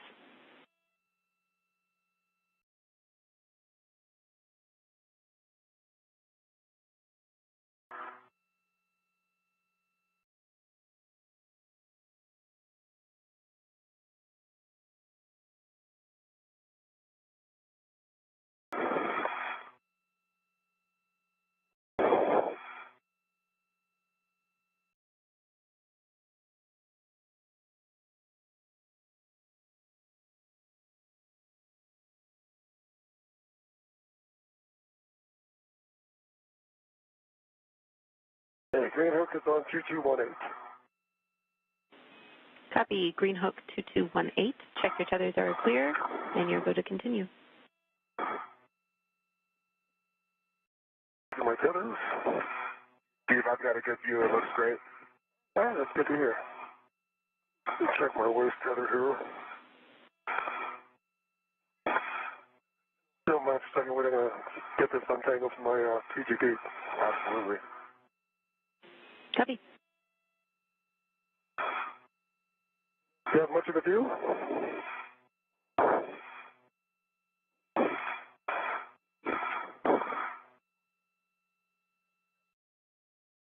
I see my tether clear now. Copy, Steve. I have a caution. To be clear, I meant the, go ahead, James. All right, Jerry. Your caution is avoid translation on the PVR handrail near 2230. 2230. Steve, you'll continue your translation to the left side of the mounting bracket. Check your tether routing for snags and crosses, and place fair leads such that your tether is running around the perimeter of the IEA. Okay, I'm going to get myself in a config here. Okay. I'm looking for a fair lead on the corner, I guess. 235. I have your fare lead handrail written as 2248. But 235 is fine, Steve. We'll do the same thing. Okay. We'll be right in the same spot. Copy. That sounds good. We are 45 seconds from a short handover. Okay, translating up to the lower mountain. Copy, Steve. And once you are in a good spot, you can resume this motion for the IROSA install position. All right, let me drop my bag off real quick. Actually, where are you, Woody? Oh, there you are. There I am. Give me 1 second to get stable.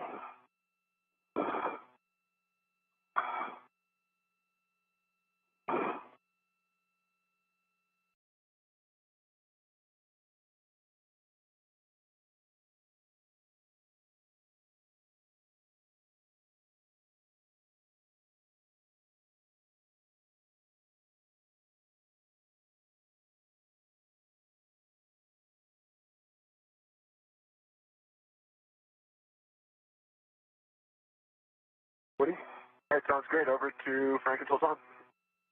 Ready to continue. Okay, copy. Ready to continue, Woody. And again, this is going to be a continuation of the body left. And we'll give you a countdown here in 3, 2, 1. Starting motion. Motion. Copy the motion.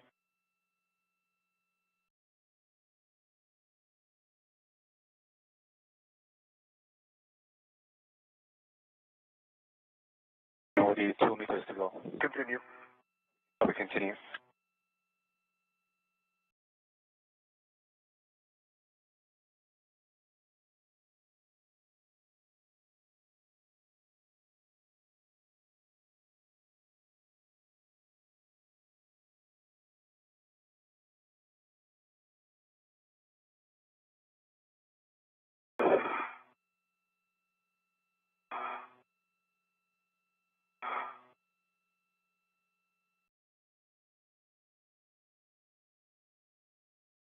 Meter to go.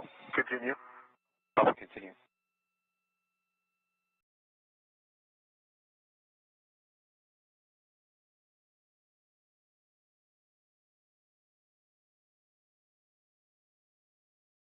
Half a meter to go. Continue. Copy, continue.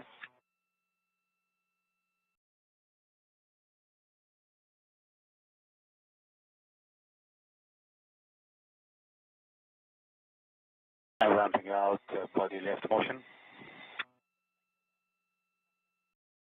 Okay. That looks good. Right, ready to start the body up motion. Hey, firm. Ready for body up. Okay, starting in 3, 2, 1.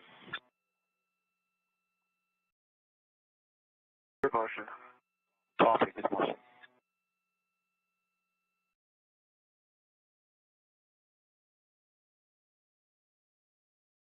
Half a meter to go.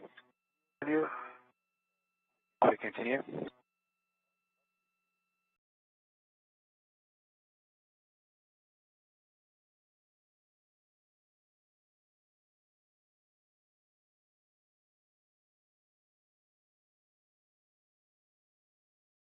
Hold position there. Hold position. Feels a little high, actually. I think. Feels a little high and a little short. You need to come toward me another 40 centimeters.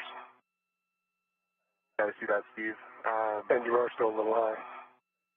Yeah, Sultan, could I come? Standby checking. You gotta take the scoop off when you closer, that's all. Actually, this feels pretty good, Sultan. Can we just go body in 20 centimeters? Woody will give you that body in 20 centimeters. Starting motion in 3, Can you take your hands off, Steve? 2. All right, here you go. Continue. Okay, starting motion in 3, 2, 1. Motion. I agree. Okay, good. You are hearing conversation between NASA astronaut Woody Hoberg and Sultan Al-Niyadi, who is a UAE astronaut inside the space station operating the space station's robotic arm. I'm ready to take the scoop off. All right, the soft docks are set. They've not been cycled. They were cycled just a little bit ago. Houston's back with you. Great. We see that the soft captures are in a good position. We do not need to cycle them. Steve, hold IROSA steady while Woody removes the scoop. And I have some cautions and warnings I need to read. Warning, when you're on the aft side of the mod kit, Steve, avoid contacting the legacy blanket boxes and trunnions. Caution, while you're both on the mod kit, don't simultaneously impart loads. Sudden stops and quick grabs are not allowed on the mod kit. 30-pound max lateral load on the mod kit. And finally, confirm no BGA motion prior to installing IROSA. Copy all. Copy all. Sounds great, James. Thank you. And Steve and Woody, just to confirm that you don't need any further GCA, and we'll call it complete. Can you give me 20 centimeters toward the mass canister? What do you have enough for that? Oh, yeah. Okay. That's GCA complete. I agree. All right, GCA complete, and brakes are coming on. Copy, brakes on. Houston copies. Brakes are on. You can work together for install. Just go slow, Steve. Yep, I agree. Went real slow this way. Yep. Moving my perch here. Okay. Want to push toward the mass canister. Okay, I see them starting to get involved. If you continue toward the mass canister. Running up into something. Let's see. Get eyes on it. Both of our spacewalkers have made their way to the 1A mod kit work site. From here, the crew will work together to install the IROSA, or International Space Station Rollout Solar Array, onto the 1A mounting bracket. Are we aligned with the slots? We are in the slots. We are just waiting to continue to the left. How does the soft dock look on your side? They're still popped out. Do they just need to be pushed down? No, they should be fine. Should come right through.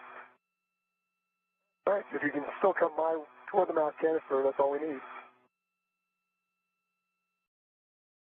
I'm running up against something when I try to push that direction. Okay. You push your side, I'll hold mine. Let me just look at it real quick. Okay.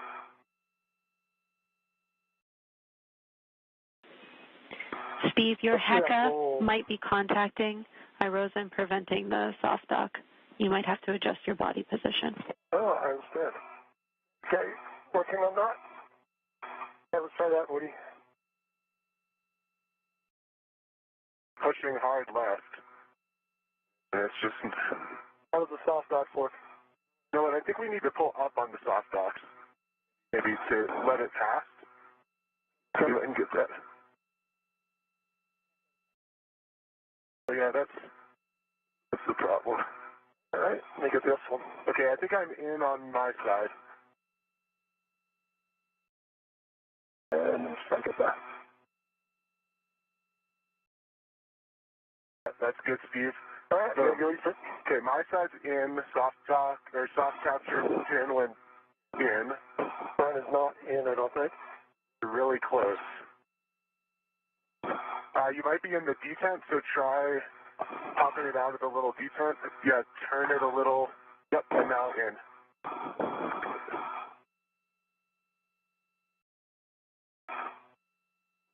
Let me look. Yeah, I think it's just in the little lip that holds the pin.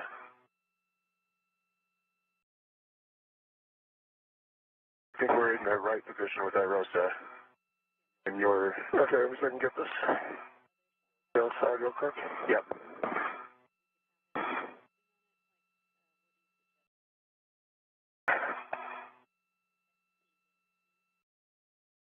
Trunnion to your right. Yep, I see it. I'm hitting it. All right, let me try and get down here. There you go. Nice. 20 seconds to a short handover.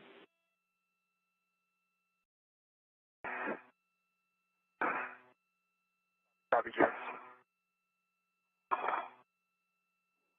In needs to turn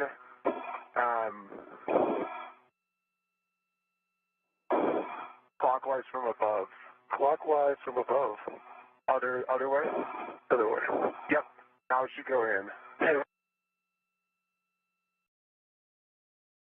We are in a brief but expected handover period. We'll receive camera views from the space station in about 10 seconds.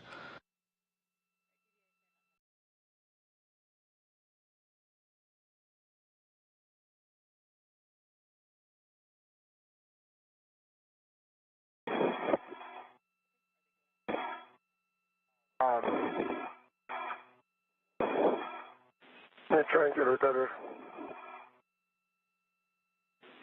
Houston's back with you. How to get there. Okay, so Jenny, just to describe what we're seeing, we believe IROSA is in a good position. The centermost. I got it. Okay, so you just It got took it. a little bit more. Got 2 pins in. Yeah, we agree. We have a really good view from your HECO, Woody. So good job at this point. IROSA is soft dog, so you can release your RET from the scoop and maneuver to the R6 backoff. Steve, for you, you're finalizing the config for the crew lock bag, and you will eventually receive the scoop bundle from Woody when he's ready. Yeah, Steve, any chance you can pass me a RET when you get a chance? Sure, give me 1 second to get on. Thank you. For both of you, we are just over 2 hours into an EVA tracking for 7 hours and 30 minutes. Limiting consumable is battery on Woody, and you guys are still about an hour ahead on the timeline. Well done. Thanks, James. Come right the other way to give you the route. Okay. If now's not a good time, we can wait. Hey, just give me 1 second. Let me drop off the bag, and then it'll... Oh, here, can you reach this? Oh, yeah, that might work.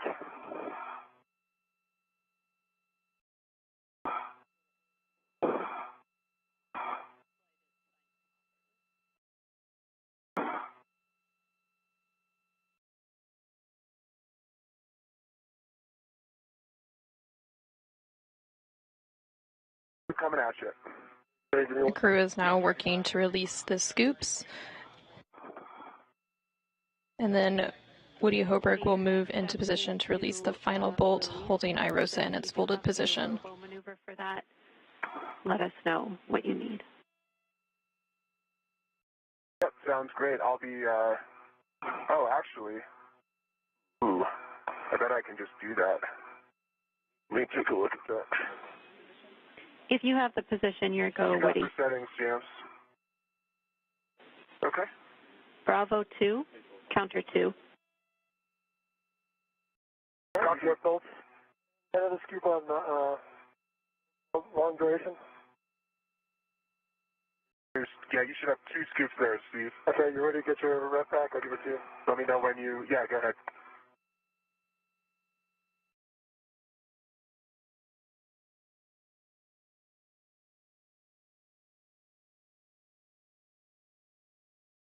There it comes. Got it? Super. Yep, I got it. All right, let me get this straight.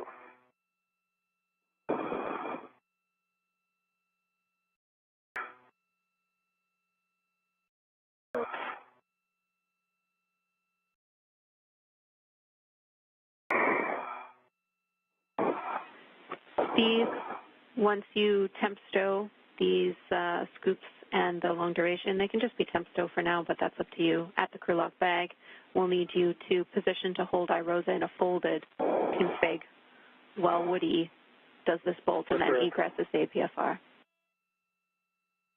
Let me get the bag in place, and then I'll be pretty much set to do that. Bravo 2, counter 2 set, James. Copy. Those are good settings. You'll be releasing R6. The bolt will spring out when fully released. You'll see a white line indicator. Expect 18 to 20 turns. I'm going to wait 1 second. You want me to wait? Yeah, because I'm not in a place. I gotcha.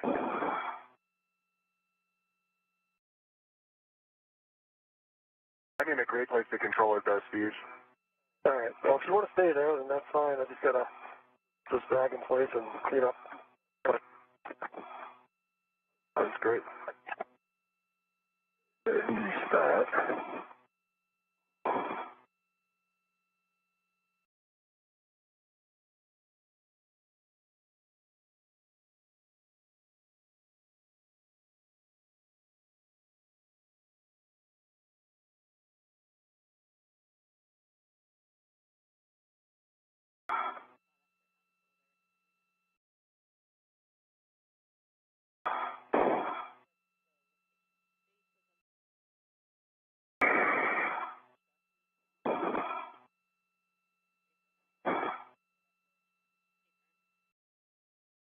Okay, Johnny. 15 turns, and we got the white line visible. Hinge bolt is released. Copy, R6 released. 16 turns. You see the white line. You can store your PTT. Complete. And Frank and Sultan, for your awareness, I suspect my plan will be to hop out of the arm here eventually. Woody will copy. And the bag to the handrail and the scoops to the bag. Nice job, Steve. And I get the bag off my VOT. Okay. Copy, Steve. Do those scoops go in the bag? Eventually, yeah. Okay, gotcha. They do eventually, but in the procedure, that'll be around the time when you retrieve the AMS knob. It's just crew preference. You can temp stow them for now if you want. Nice. Yeah, that's what I'm going to do.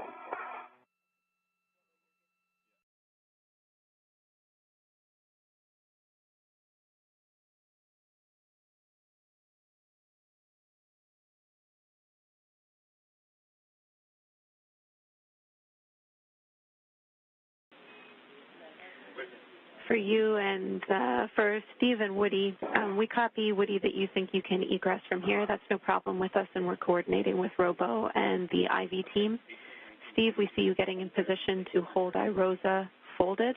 We'll need you to do that while Woody egress is using only the ingress aid. All right, let me get my hand on the other handrail. I guess it's an hold on to. Yeah, take your time, Steve. Just watch your helmet is hitting the other side of IROSA. Yeah. All right, let me get my feet up then. I'll do that. That tons of time. NASA astronauts Woody Hoberg and Steve Bowen just worked to release the final bolt holding IROSA, or the ISS Rollout Solar Array, in its folded position. From here, Steve Bowen will continue to hold IROSA closed while Woody Hoberg egresses or exits his foot restraint and gets into position. Yeah, we saw that. Thanks, Woody.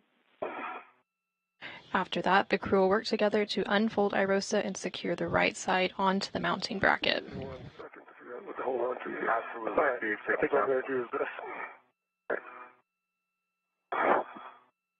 Okay, I think I'll get my body around here.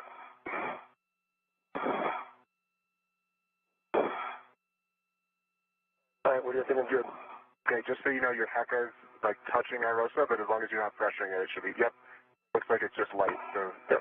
Should be a good config. All right, Steve, you've got it. I have it. Okay.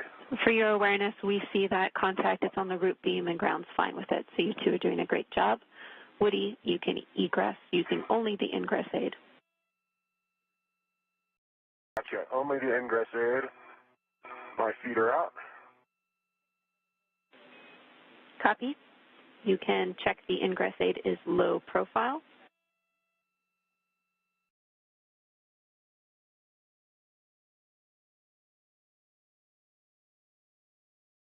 Actually, that is going to be interesting. Let's see.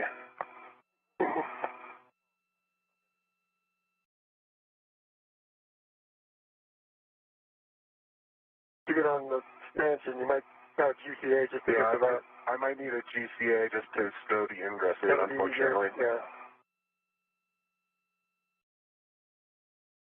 Take a look here real quick.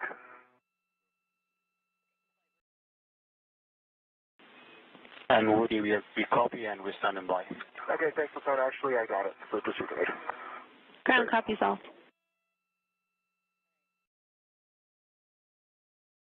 From this view, you can see that Woody Hoberg has egressed the foot restraint from the robotic arm. All right. Steve, I am in a, let's see, get my eyes on this soft dock. Yeah, I'm in a good position. You want to cycle it? I keep holding it. Make sure it's free. I want to think about my safety tether, so... NASA astronaut Woody Hoberg is now moving into position to unfold IROSA to help secure it to the right side of the mounting bracket alongside NASA astronaut Steve Bowen. Might have to just have them move to that position. Yeah, we might need that. And as soon as it's clear, we can open this. Yep, I agree with that. James, is that making sense to you guys too?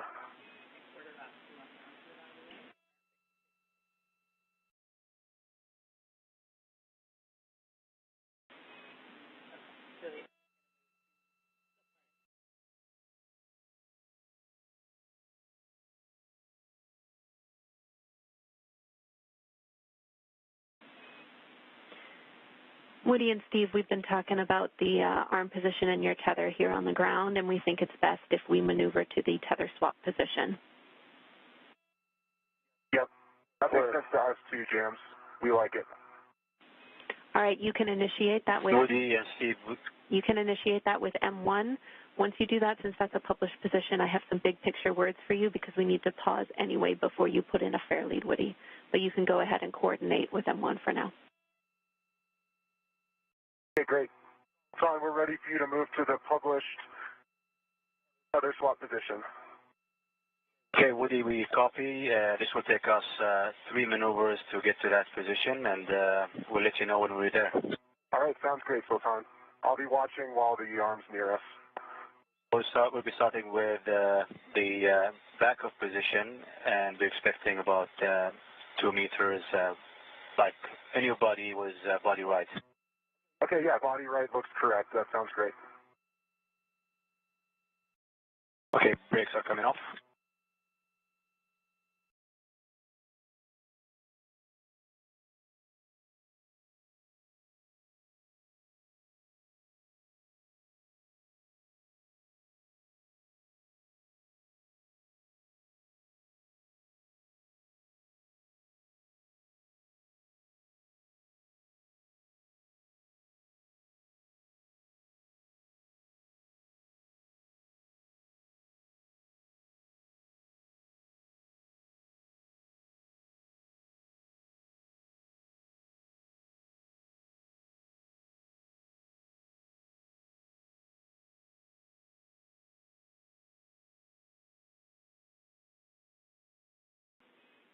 Woody and Steve, we're just getting those big picture words together for you. We have another couple minutes, and then I'll have them.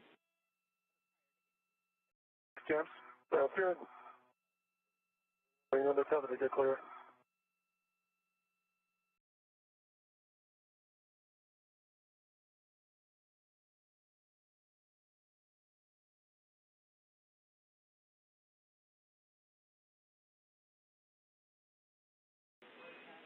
All right, I have Okay, Woody, we start in motion now. Go. I have those big picture words for you. Let's let M1 start the next motion, and then I'll pass them.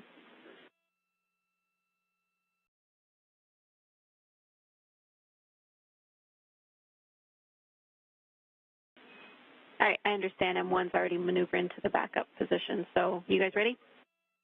Yep, good motion. Ready. All right, big picture. You are doing great. We have a really good timeline laid out in front of us. So good, in fact, that there is a potential that the next eclipse could be our working eclipse for our cable mates. That's in around 25 minutes. So we might break out of bolts and take that opportunity while we have it, and I'll keep you both up to date on that. There is no rush because, again, our nominally planned eclipse was the following one. How copy? You want copy? You need 2 copies. That sounds great, James. It does. All right, good. Next piece of information I have for you is that we have noticed that a grounding pin is out of place on the mod kit. It's at the base of the mounting bracket where the mounting bracket meets the left lower strut. After the unfold, we're going to have to address that grounding pin. It should be no problem, but I will let you know and I'll give you those words again when the time is right. Okay. And just to be clear, that's on Steve's side, and we don't want him to check it now. Yep. I'm not going anywhere. I can't let go. We agree. Please keep hanging on.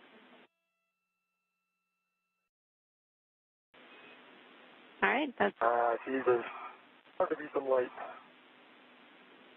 Those are all the big picture words that I have for both of you.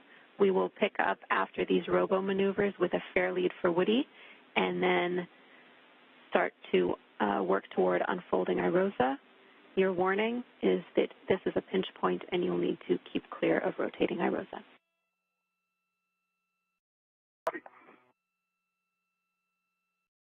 Where's your fair lead? Is that straight down? I was wondering that too. But you might be able to head that way, and then when he gets a little lower, just drop it. Your fair lead is going to be on the right lower strut, lower handrail, Woody. Lower strut, lower handrail, got it. That means once we only have a good assessment of when this will be clear, then. And Woody, you need to hold. The reason why we're waiting is because we cannot put this fair lead in while the arm's moving. Yeah, I understand, James. I was just checking out the location. Thank you. All right, no problem.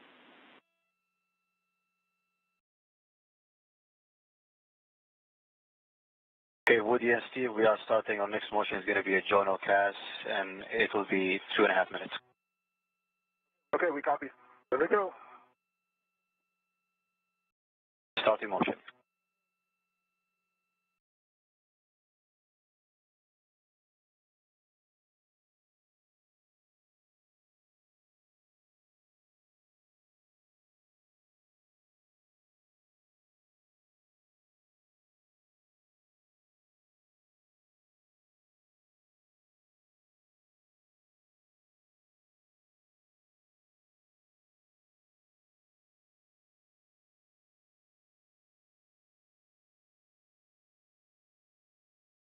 Stable, Woody, you can take some pictures of our dragon. That's a good idea. Stand by.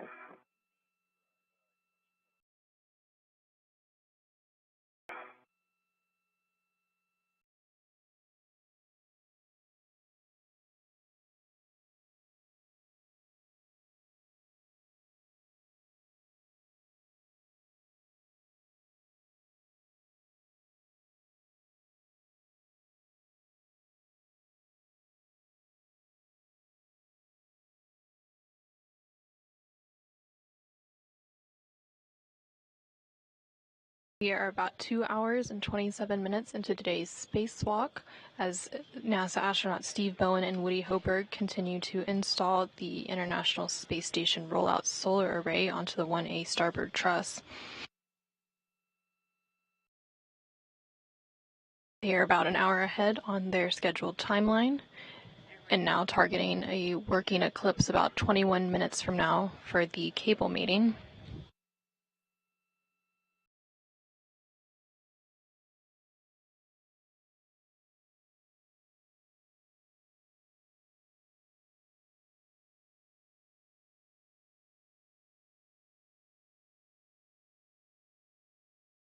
And since you have your visor down, take a selfie, you'll get the whole, pretty good chunk of station.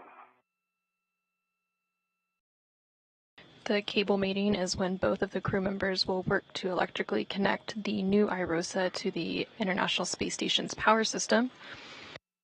They'll first attach 4 connectors to IROSA, and then both will move to either side of the legacy solar array to disconnect the old array and connect a Y cable. This will allow power to flow from both the new IROSA and the old legacy array to the space station's power system.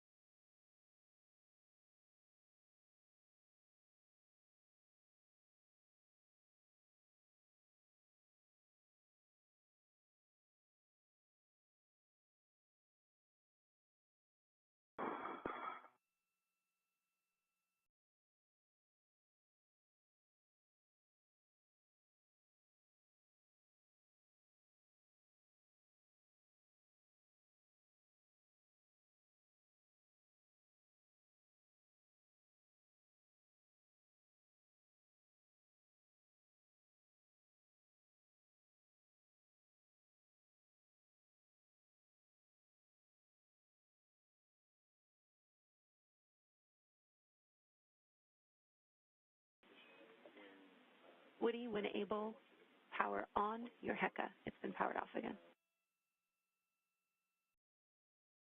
Green light. That's good. Complete jams. Thanks. Copy all. Thank you.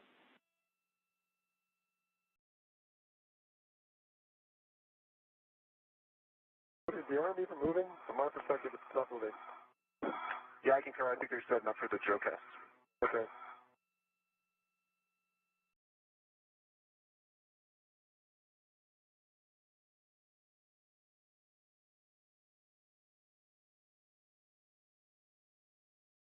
And Woody, we are starting our next journal cast. It will last 3 minutes, and then we'll sync up with you, and it's going to be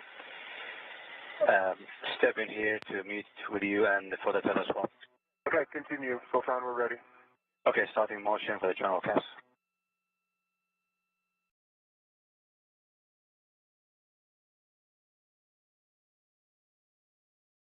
Motion. Copy, motion.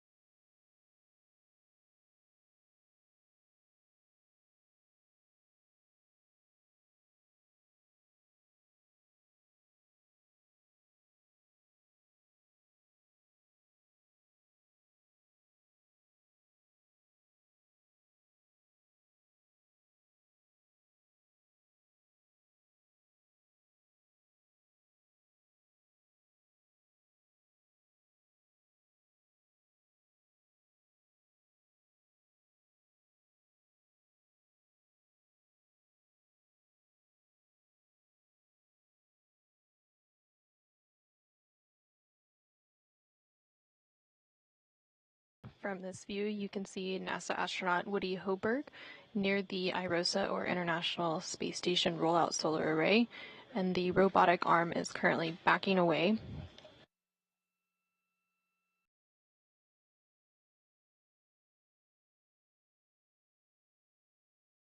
See, Jenny, if I happen to have a capkeeper in my hand, would it be a good to remove the J1 through J4 caps?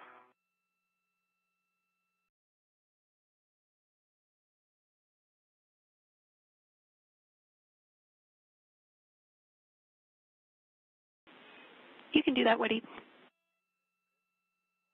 Okay, copy. Thanks.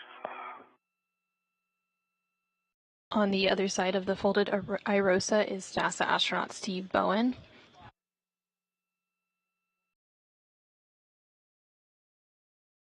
Steve Bowen is continuing to hold the IROSA closed.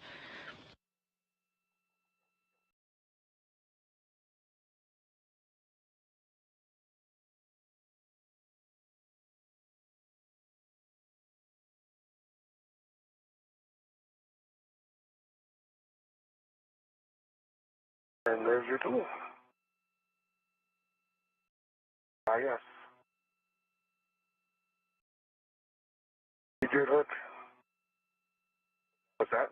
A good hook. A good release. Thanks, Steve.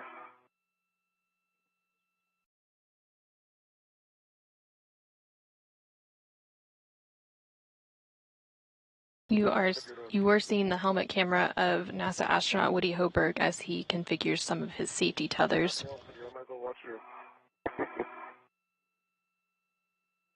Once his safety tethers are reconfigured, the crew members will work together to unfold IROSA, or the International Space Station Rollout Solar Array, and secure the right side onto the mounting bracket. Hey, firm.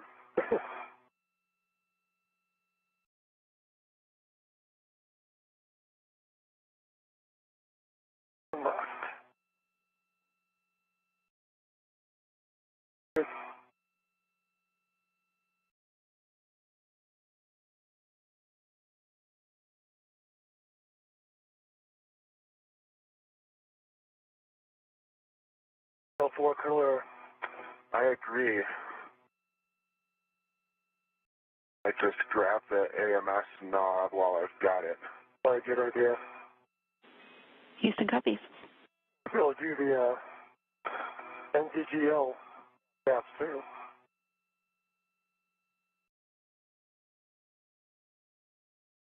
Yeah, let me look at that. Stand by. And AMS knob's ready to my MIDI workstation. Sounds good. And J1 through J4 caps removed. Jeremy, they're in crew lock bag on. We copy, Woody.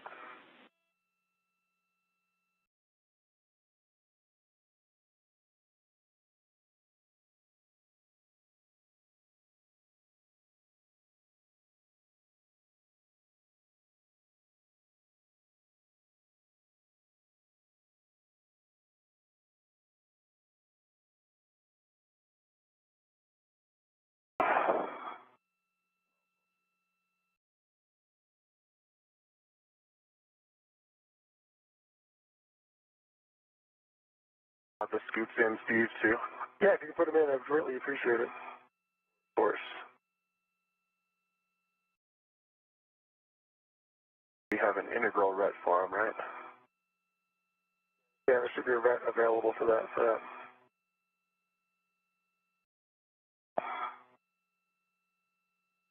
The one that you left. Yep.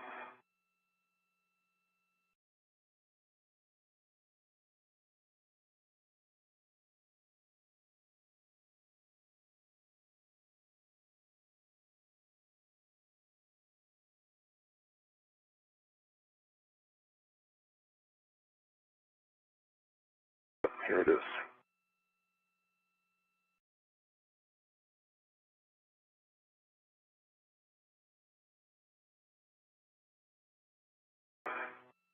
Want the adjustable external? I don't think we need an external. Okay. Let's put that in the bag. Jay, do we need the external for the adjustable? We're going to use that later on to grab anything else. On crew lock bag M. On crew lock bag M? No, we won't need that. You can stow that inside the bag. Okay. For both of your awareness, a couple more minutes here, and then we'll be able to get moving again. Do a good job getting a little bit ahead on the crew lock bag. Perfect.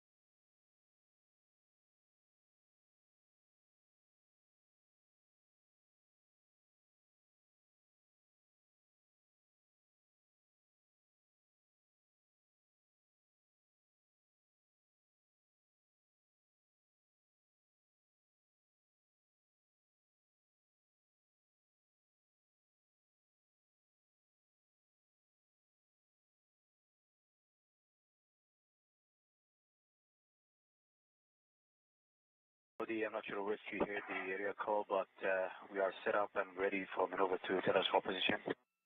Okay. Sounds great, Sultan. You are go. Okay, copy, go. Since this is a published position, Woody, you also have an option of assisting keeping IROSA in a closed configuration, so stopping it from unfolding while Steve, addresses that loose grounding pin. That sounds like a great idea, James. Let me get in position, and then we can do exactly that. I just need to push on that side here, so. We're starting motion now. Copy, Sultan.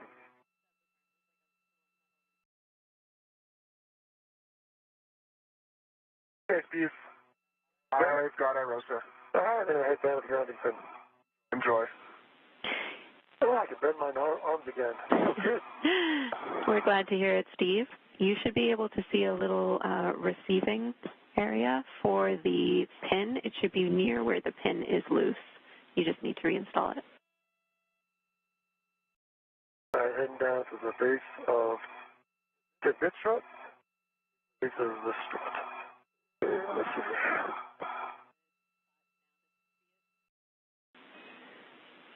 You should not have to translate far, Steve. You should be in a good spot to see it.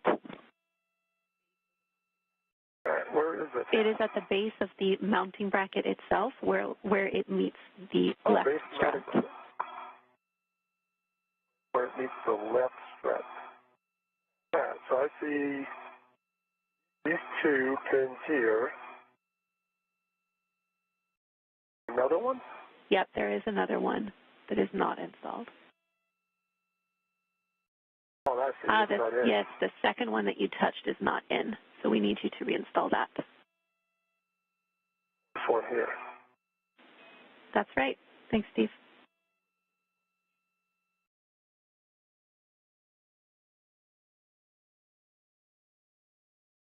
I'll give you 1 second.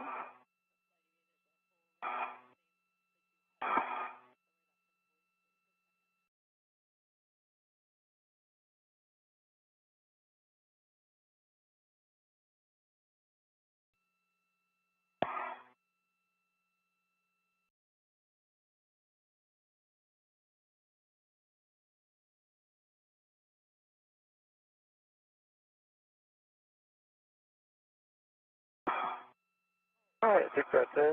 Good pull.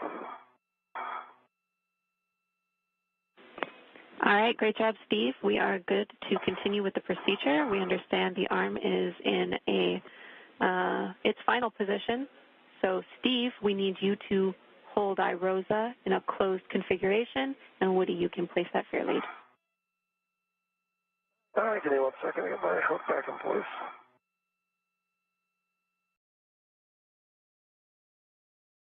All right, thanks for the break, Woody. I've got it now. I have the IROSA. Copy, you've got it.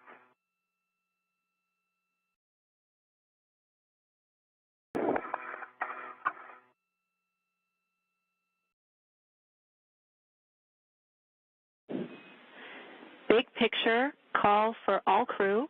We are headed into a region of spotty calm, followed by an LOS. That total time is 6 minutes. You are go to continue with IROSA unfold. Frank, we are in block 9, step 2627. Frank, you are prime IV.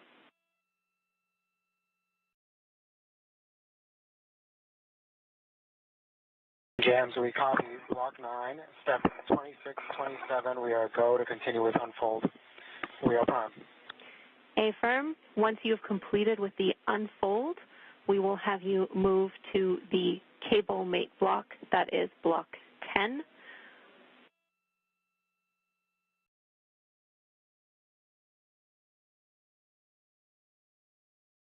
With the space station's robotic arm backed away and in a safe configuration, the crew will now proceed with unfolding the IROSA.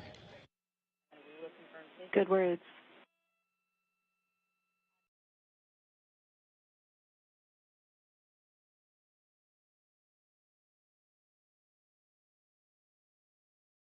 We are in a brief but expected handover period, and we'll get views of the space station back shortly.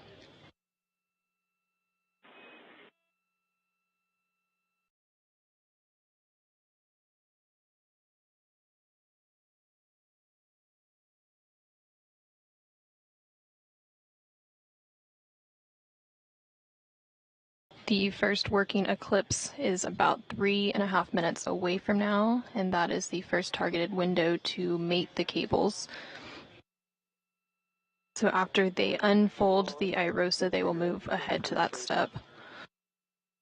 You're now it's starting to clear your PGT. You're almost there. There you go. You're clear. That's it. Happy Steve, thanks. Air lead installed. Let me just take a quick look at my tethers. Absolutely. And then we'll get into unfold.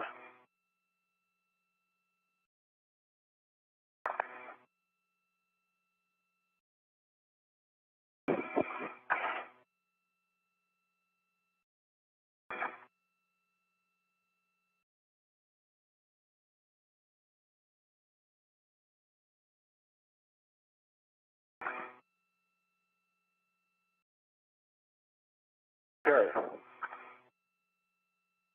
One more thing to fix, and then I'll be ready, Steve. Frank, this is ground. We're coming up on that LOS. When you get there, we will need you to confirm safing for the working eclipse.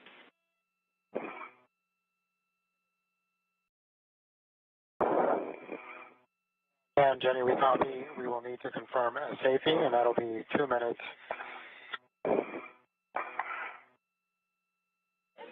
Good words.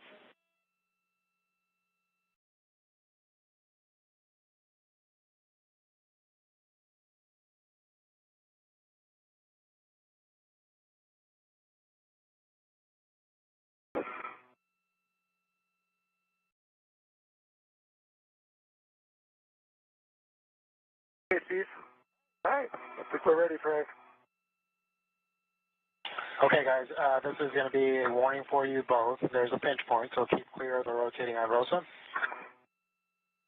And Steve, verify that, or Woody, verify that you've cycled the right soft capture feature. I'll go ahead and do that right now. Okay, thanks, Woody. And then just make sure that you leave it in the soft capture feature down position.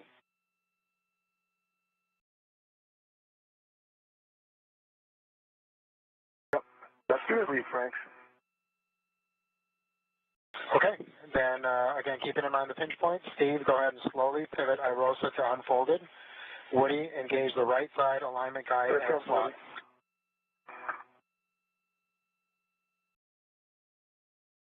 Okay, get around this turning channel on.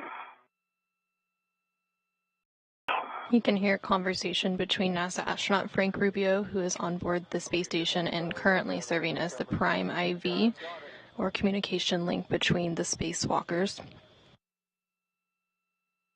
All right, nice job, guys. And so, Woody, then go ahead and verify the soft capture feature is properly engaged. So I have control, and we're still rotating. Thanks, Frank. Today's spacewalkers are NASA astronauts Steve Bowen and Woody Hoberg, and they are currently working to unfold the IROSA, or International Space Station Rollout Solar Array. Once it is unfolded, they will verify soft capture is properly engaged, and then they will perform some glove inspections and hap checks before moving on to cable mating. Soft capture engaged, Frank. Okay, great job, guys. I need you both to perform a glove, hap, and gauntlet check, and then we'll start moving towards our cable mating positions. Okay, Frank. EV1 has no change to gloves, dry hap, and gauntlets down. Yep, I agree. EB1 does have. Sorry, Steve. EV2. Two gloves, dry hap, and gauntlets are down. That's correct, EVA. The first working eclipse window has started, and there's about 30 minutes for them to complete the cable mating process. Position for R8 and R7 there, Frank. Okay, copy that. Good job, guys. And just to let you know, at this point, the hardware meets minimum structural config for mating cables. Actually, yeah, so why don't we get into that? Over here. Yeah, that's where you guys are in. Hey, good, Steve? Never mind, I got them. All right, so, Frank, we have the caps. The NVGL caps. We're ready to demate those on your go. Okay, you can demate the NVGL caps from P1, P2, P3, and P4. Can work. That's in order.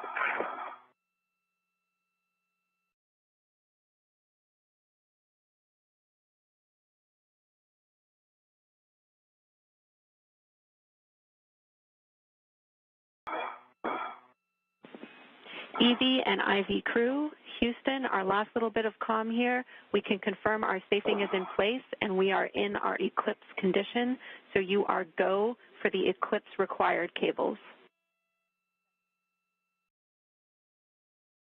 Copy, go. Thanks, James. And do you guys have a time for when our window ends?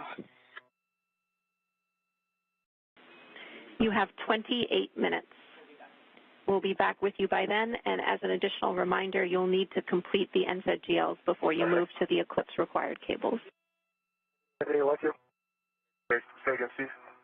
Copy, James, and we are decapping the NZGA caps now. These are pretty sticky. Yeah. Okay, guys, once you have the caps off, Not even close. Steve, you're going to be mating P1 Stand by, Frank. and P2 to J1 and J2. Stand by, Frank. Still haven't getting the caps off. Both Woody Hoberg and Steve Bowen are now working to electrically connect the new IROSA or ISS rollout solar array to the space station's power system. Yep, no, I understand. Those things can be a bear.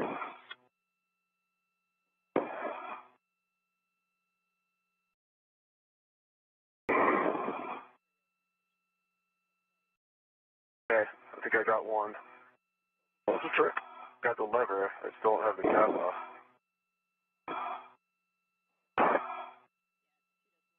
Okay, got one.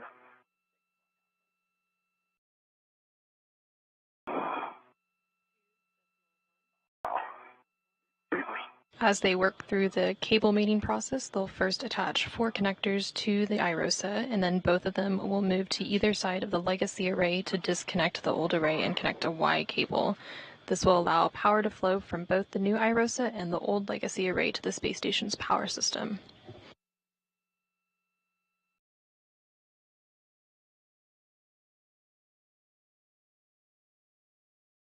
We are about 2 hours and 53 minutes into today's spacewalk, and we are about 6 minutes away from getting signal back from the space station.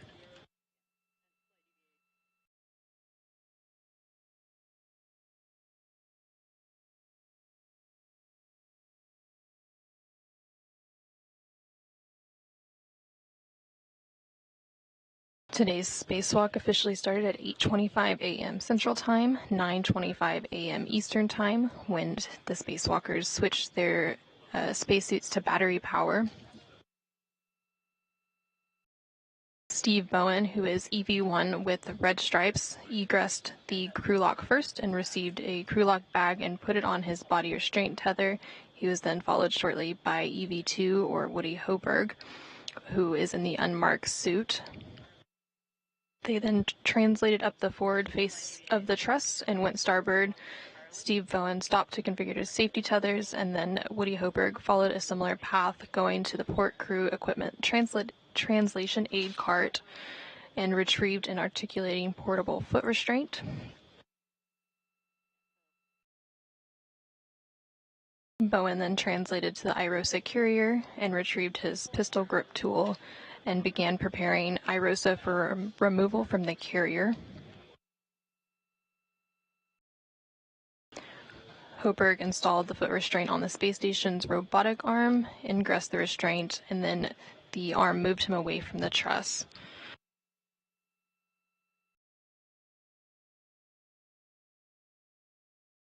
Both Bowen and Hoberg then worked to release a series of bolts, both restraint bolts and anti-rotation devices.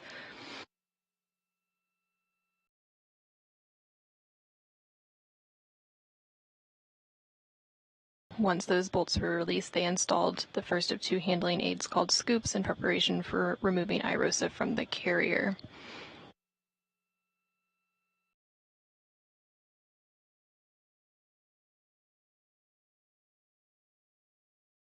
Once they installed the second scoop, Hoberg lifted the IROSA off of its carrier, and then after several maneuvers on the robotic arm, he arrived at the 1A mod kit worksite. During these robotic arm maneuvers, Bowen worked to make his way over to the ModKit site, where they met to install the IROSA onto the 1A mounting bracket.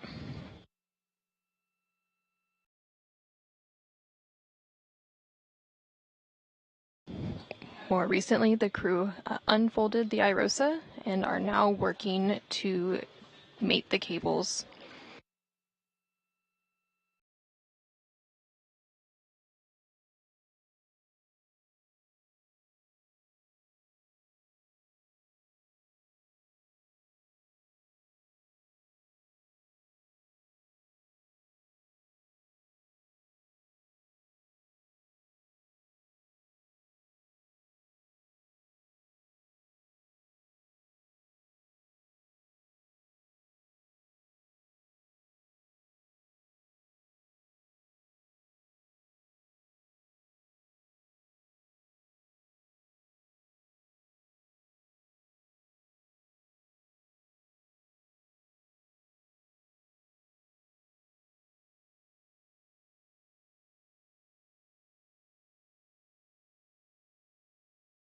Once the crew members finish electrically connecting the new IROSA to the space station's power system, they will work to drive some hinge bolts.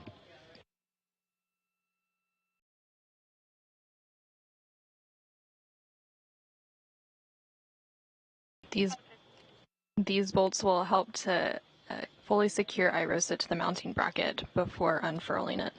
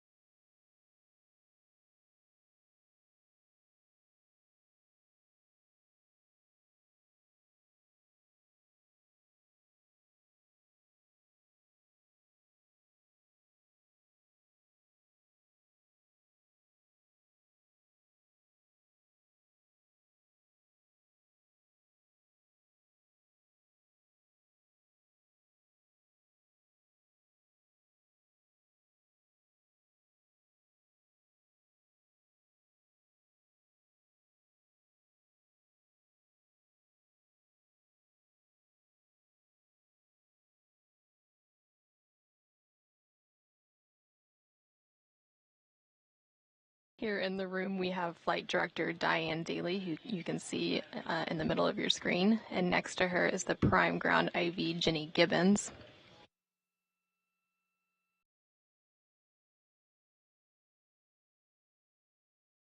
Also in the room, we have our EVA Flight Controller, who is Megan Shudica today.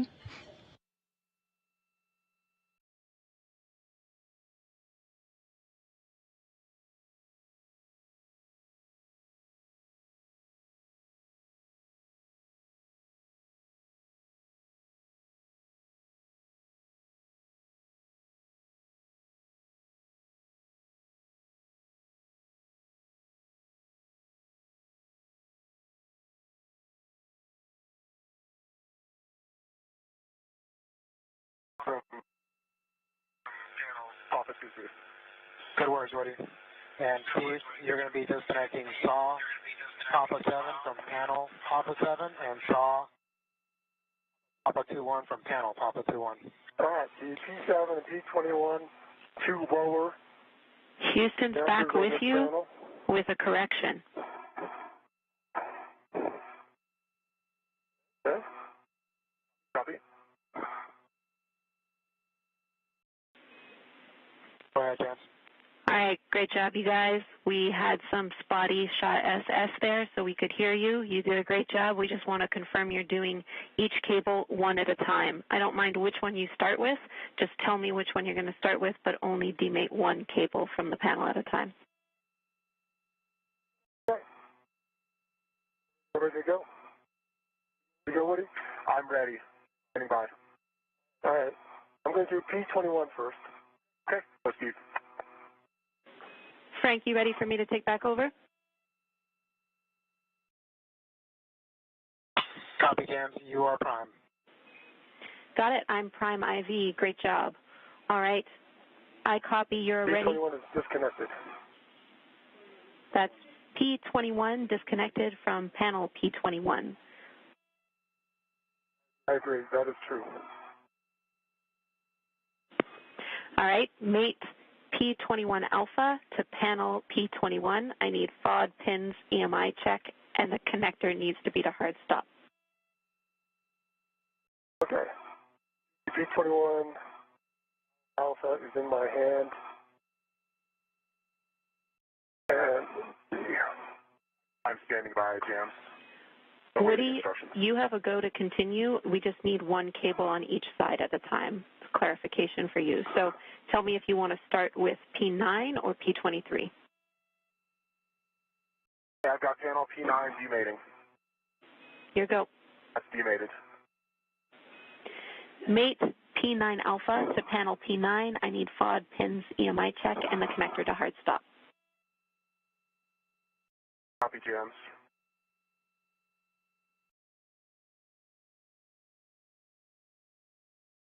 Okay. P9 alpha to panel P9. No bent pins, no FOD, good EMI band. Copy, good checks. Here you go. all right, P21 alpha is made to P21 panel. With good EMI band, no FOD, good pins. Copy, good mate. Steve, confirm the connector is to hard stop. And the connector is to hard stop. Great work. You can move on to J21 alpha mated to SAW cable P21. That's been worked. And Jams, I have P9 good panel hard stop. Copy, that's a good mate, Woody. You can move on to J9 alpha mated to SAW cable P9. J9 alpha, SAW cable P9. I have no bent pins, no FOD, and good EMI band. All right, I have Go, Woody. P21, the J21 alpha with good pins, no FOD, and good EMI band, and that's connected. Copy, Steve. That is a good mate. You can move on to disconnecting SAW cable P7 from panel P7.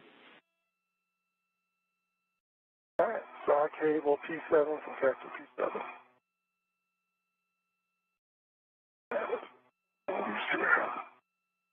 You can now see live views of NASA astronaut Steve Bowen working to mate and demate some cables on the IROSA.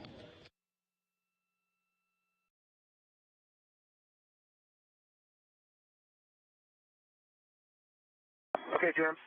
P9 to J9 alpha connector, or shot connector hard stop. Ready for panel P23. Good words, Woody. Move on to disconnecting SAW cable P23 from panel P23. Demated, no bent pins. All right, 7 demated, no bent pins, no FOD.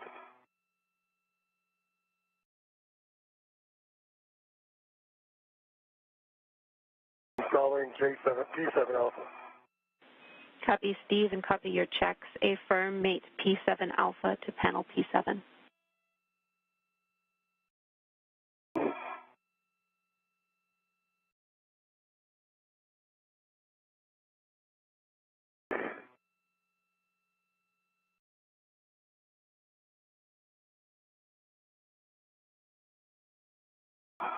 Jams, I have P23 alpha.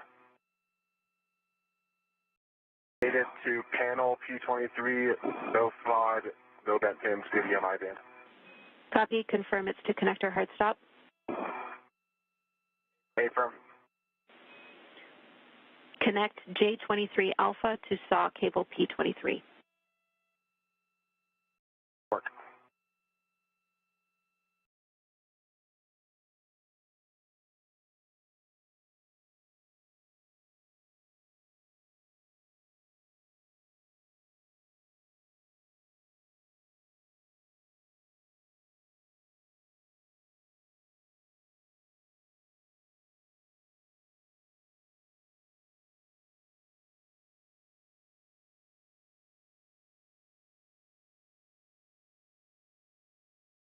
cable P23 to J23 Alpha, no vent pits, no FOD, good EMI band, in-cap connector hard stop. Copy, Woody. That is a good mate, and I track that that is your last connection for this side. Verify the connector config is as expected and clean up the remaining cable slack as required. Okay, that's going to work. Thanks, James.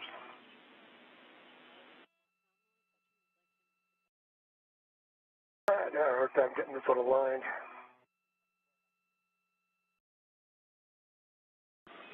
Copy, Steve. And Woody, we were tracking that your hand did touch a connector P24. We just want to make sure that that is still to hard stop. Good catch, and you are correct. It moved, but it's back at hard stop. And I'm going to check P10 while I can confirm all 4 panel connector hard. Copy, Woody. We agree.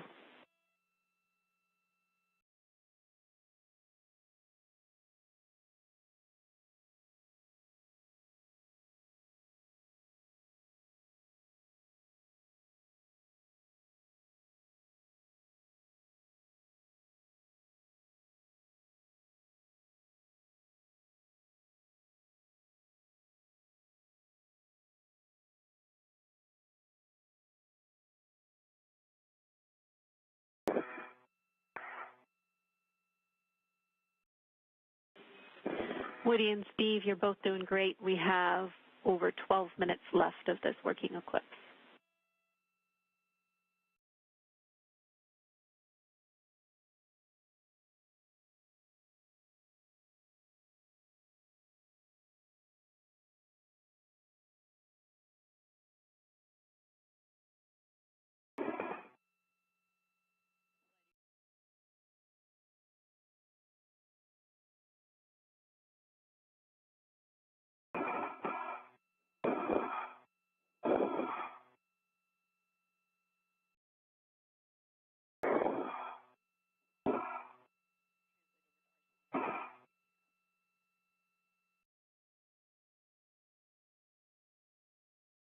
James, I think the cables on the right side are looking to be in a good config. Got one wire tie located. Keep them secure. We agree. All right, finally, P7 Alpha made it to P7. Great job. Steve, you can move on Good to hard stop. copy to hard stop. You can move on to connecting J7 Alpha to SAW cable P7. That didn't work. Woody, we agree your worksite is in a good config. We will have a glove inspection, hap check, and gauntlet check for you before you translate to R7 and 8. NASA astronaut Steve Bowen is currently working to connect the last cable. Once it is connected, he will verify that all the connectors are configured as expected and clean up any remaining cable slack. I got,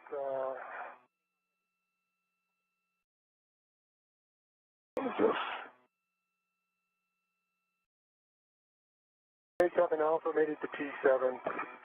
No bent pins, no FOD, and to a hard stop. Copy. Excellent work, Steve. That is a good mate. You can verify that your connector config is as expected and clean up any remaining cable slack. All right, I see. I'll watch the hard stop and not sure how bad this is. Do you want this flush against the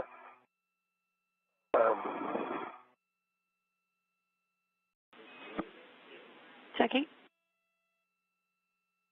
I think it looks not too bad. Let me put this on the handrail, will be good. We're taking a look, and it looks like you're in a good config, Steve. We're happy with that. Thank you. Jams, no change to gloves. Hi-hat.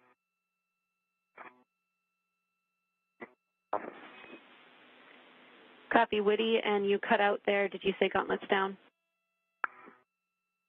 Okay, firm. That looks down.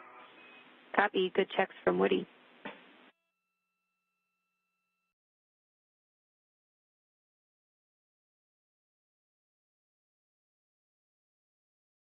All right, I think that's going to do it. Woody, you can translate to the hinge bolts. Copy, Jam. Thanks.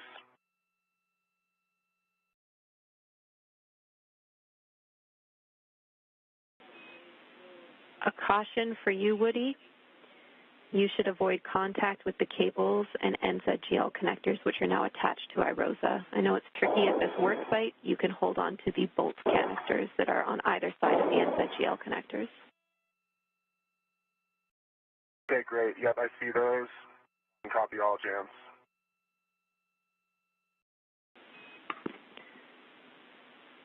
Steve, again, we're happy with your work site. This is the end of our Eclipse requirements for this EVA, so great work to both of you. I need a glove inspection, hap check, and gauntlet check from Steve. Okay, let me fly out past the cables back to the front of the... All of the cables have been successfully connected. This will now allow power to flow from both the new IROSA and the old legacy array to the space station's power system. Okay, jams. Settings. Alpha 1, clockwise 2.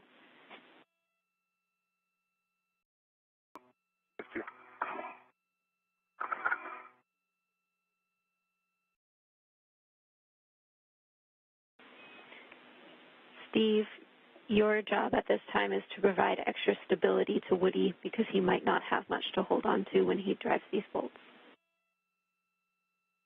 Hold on to me, Woody. I can hold on to you. Yeah, I copy, Steve. All right, tell me if you need it. Let's see how we're doing here. Yep. All right.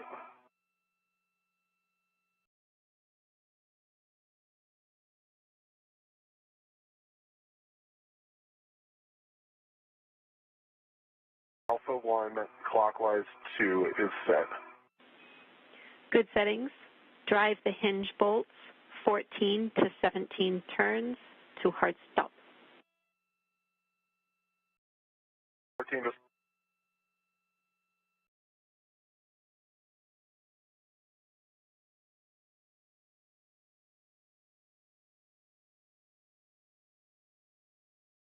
NASA astronaut Woody Hoberg is now working to drive 2 hinge bolts into IROSA while it's in the unfolded position. The crew will then work together to drive 8 bolts to fully secure IROSA to the mounting bracket.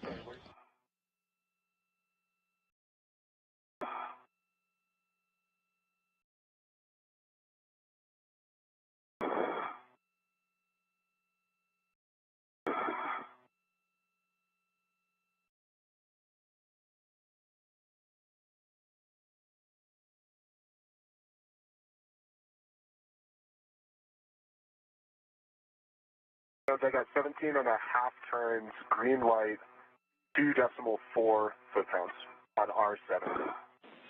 Copy R7, 17 and a half turns, green light, 2.4 on the torque. Driving R8. Here you go.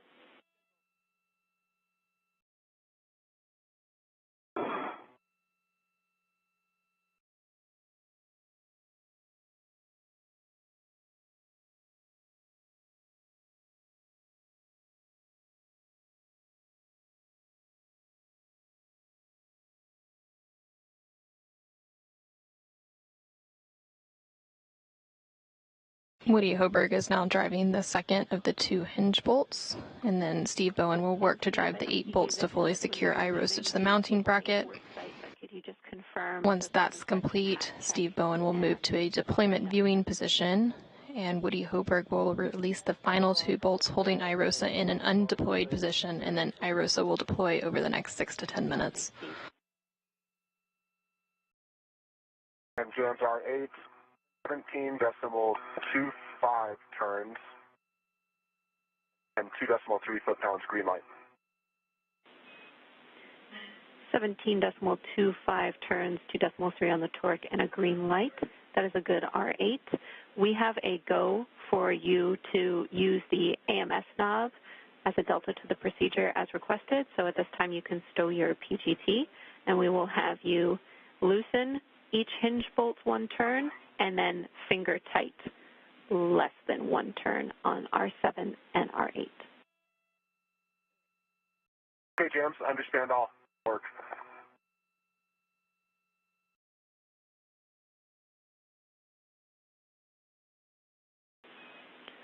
Woody, after this is complete, or excuse me, Steve, after this is complete, you will be stowing the AMS knob in the crew lock bag.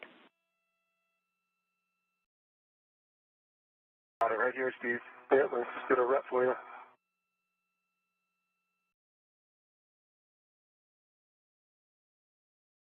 Hand it to you. There you go. I'll hand you your rep back. And I have my rep. Thanks. All right, James. R7, R8, finger tight.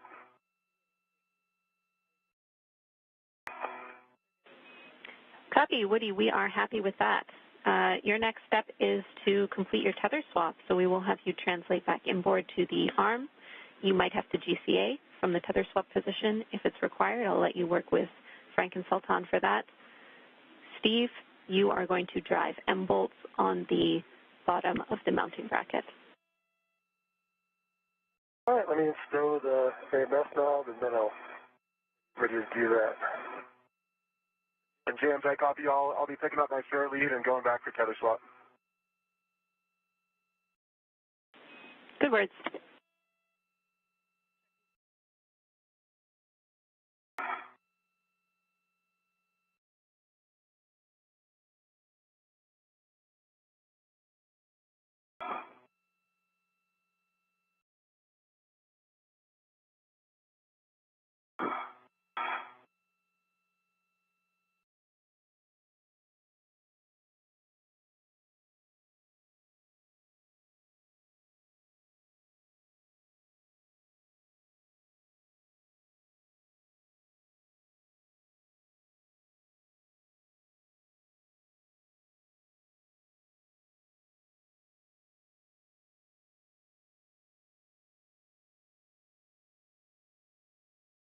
All right, AMS, throw it back on the capkeeper.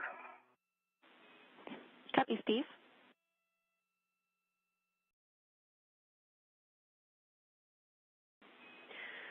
For Steve and Woody. Okay, just verifying there's no preferred order on the M-bolts, correct? No preferred order. You can start with whichever one you want first. Let me know when you want settings. Okay, give me 1 second.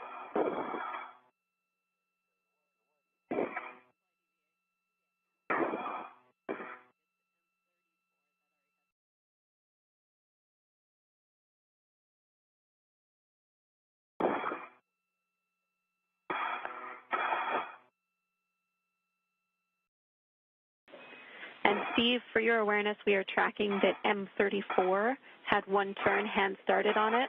If you started any other bolts, just let us know. All right, and so the first one is M21, is that correct?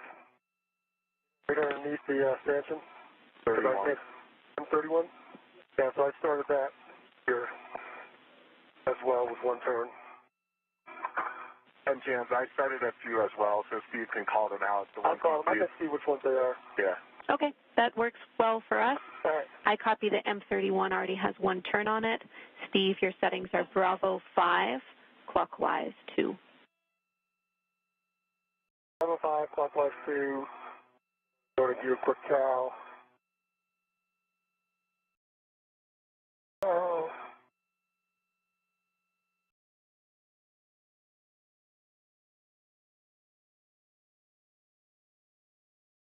The cow passed.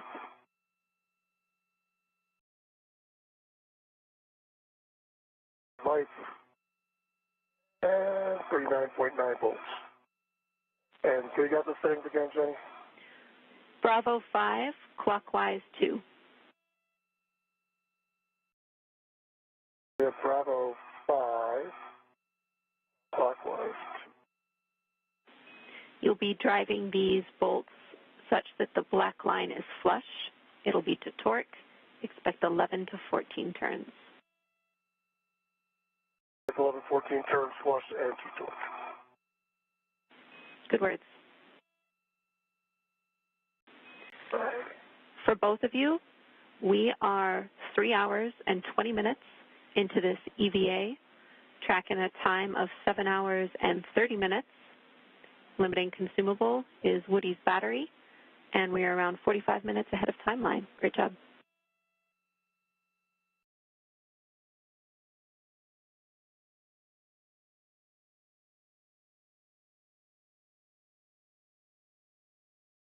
M31.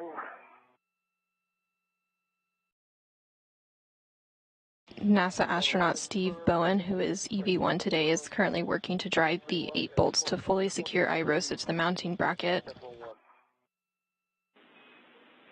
Torque of 22, 7 turns, green light, and was that a black line flush call? And there's a black line to the mount. Yes. And my green reel is locked to my red reel, picking up my yellow hook.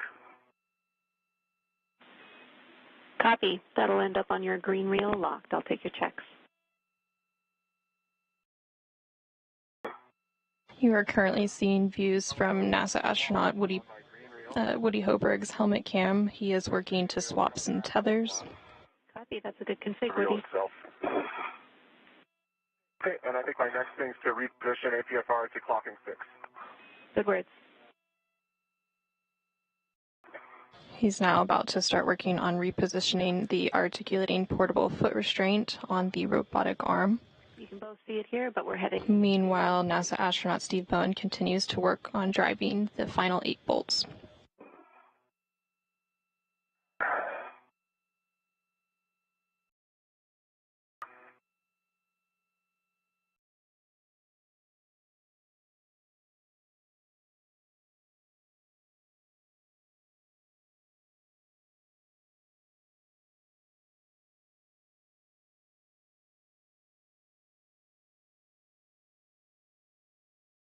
Okay, looks like M32, 33, and 34 all hands started.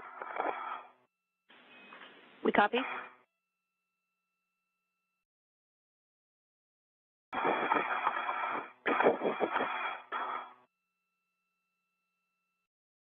And verifying settings.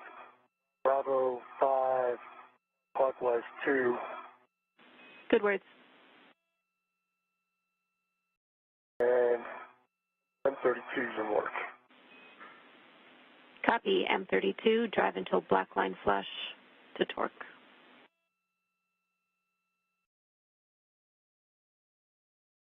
Scan spray APFR. Go. Okay. Repositioned. Clocking 6. Papa, Fox 6. Push knob can to be depressed. Good pull shift test. Collars black on black. And ingress aid is low profile. Copy. Good install, Woody. You can give M1 a go for the IEA back off, and we will have you translate back to the mounting bracket. All right. All right, there's green lights, 11.31 turns, and torque of 21.1 for M31 and M32.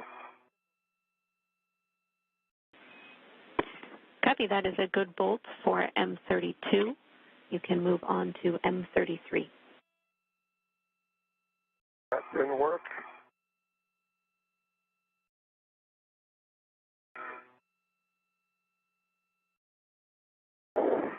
You're seeing live views of Steve Bowen working to drive the final 8 bolts. He is currently on the 3rd of 8. You have a go to the back off. And we copy that all the tethers are being removed from the and the APFR reconfigured and ready to maneuver to the park position. Brakes are coming off. Copy, brakes off. Keep on behind to your right. All right, I got a good green light. Got 11.4 turns, 21.4 foot-pounds on 43. Copy, Steve. That's a good bolt for M33. We'll have you move on to the next one. All right, M34 is in work. Copy, M34.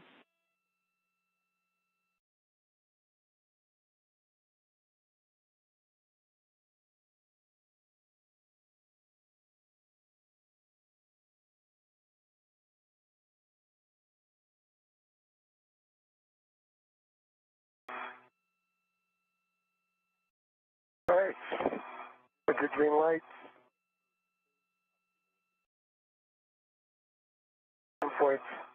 1.5 pounds, 11.5 turns and 22.0 per pound. And Steve, I copy green light and that bolt is driven, but I need you to read back the torque and the turns you cut out. Torque was 22.0, turns is 11.5.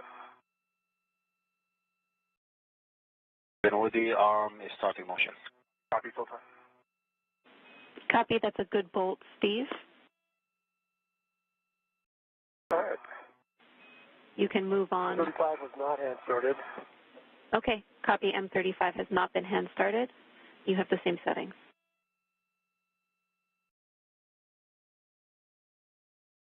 All right, starting.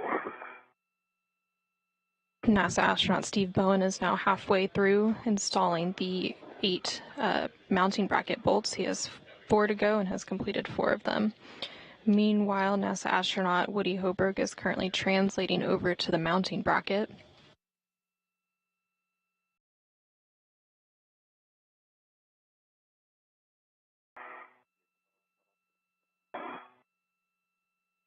I got a green light. The sun is my eyes. And Steve, is it 1.2 useful? turns and 22.0 per pound.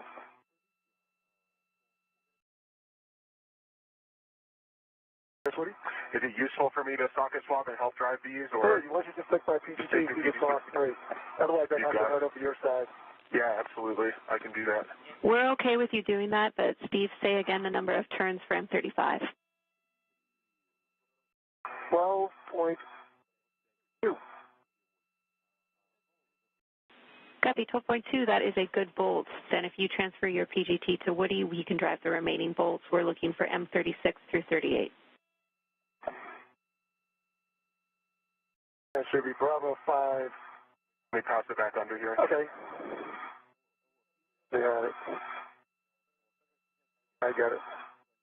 Okay. So I just got to get in position. No, that's fine. And Stephen, with the arm will be in motion. Copy, full time. Okay. NASA astronaut Steve Bowen just handed off the pistol grip tool to Woody Hoburg, who's going to help him drive the final 3 bolts.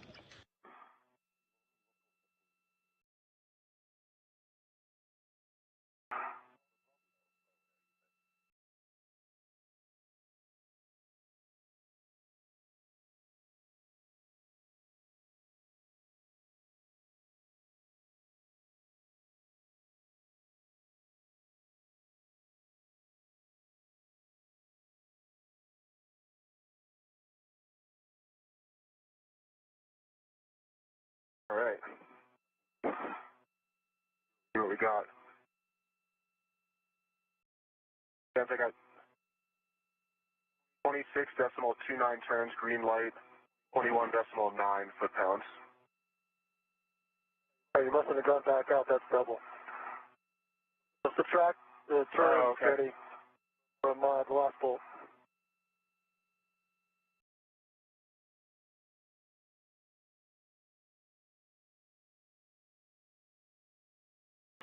We're just checking on that bolt.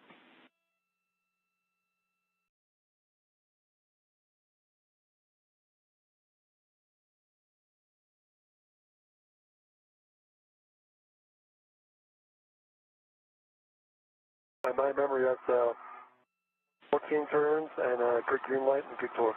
It's a good bolt. We can move on. That was M36. We're ready to move on to 37 and 38. We do 37? No, I mean 38. Yeah, I'll do 37. In a good spot. Okay. Let me cycle this out because I bumped it. Okay.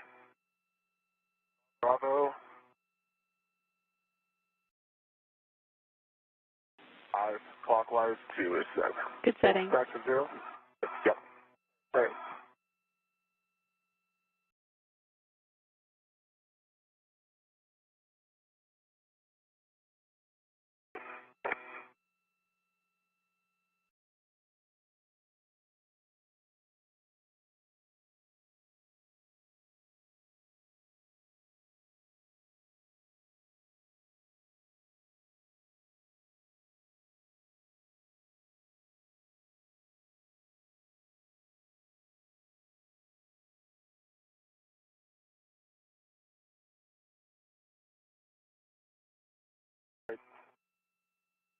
Like 37, 20, correction, 12.5 turns, green light, 21.9 foot-pounds. Good bolts. You can move on to M38.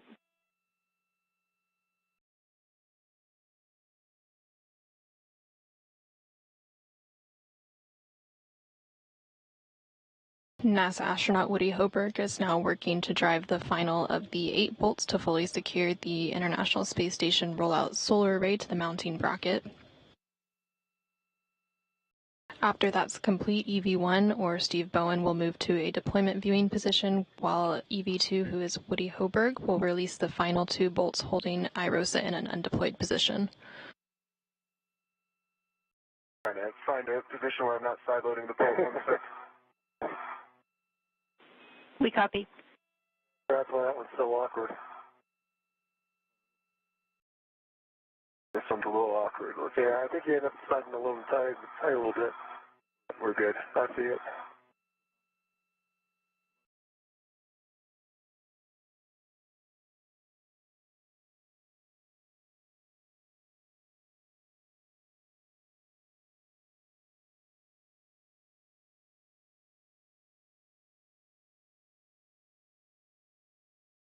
Okay, M38.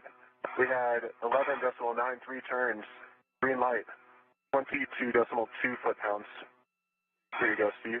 I'm going to my hands off here. We copy, Woody. That is a good bolt. We just need the confirmation the black line is flush because we cannot see it in your HECA. Yep, black line flush. Trying to point at it. Copy. Great work. We are complete with our M bolts. Steve, you can stow your PGT, and we'll have you positioned to observe the first 5 magnets snap together when we deploy. Woody, you need to get in position on the base of the mounting bracket for R9 and R10. Okay, getting in position for R9, R10. And I'm getting in position to watch. Super. Good words. Woody, as a reminder, this is a Bravo 7 setting. You can use the scoop on the base of the mounting bracket to brace yourself. Right, I see that. Thank you.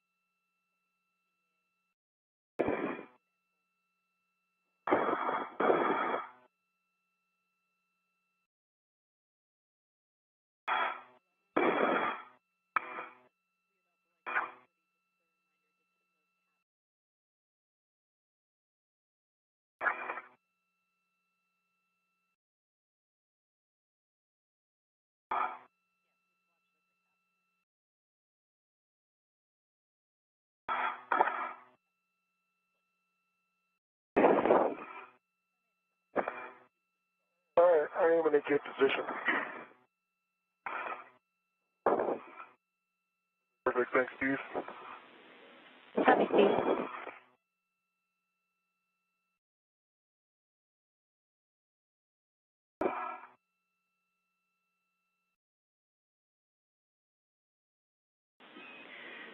Steve, agree you're in a good position.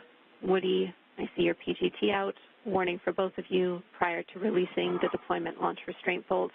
Position to stay clear of deploying IROSA blankets. You will both be in a good position. All right, that sounds great, Jan. So I have Bravo 7 set. I need a reminder. Is it clockwise or counterclockwise? Counterclockwise. Bravo 7, counter 2, and I'll have you hold here, Woody. Okay, copy that. Bravo 7, counter 2 is set. All right, I'm in a good position. Good words.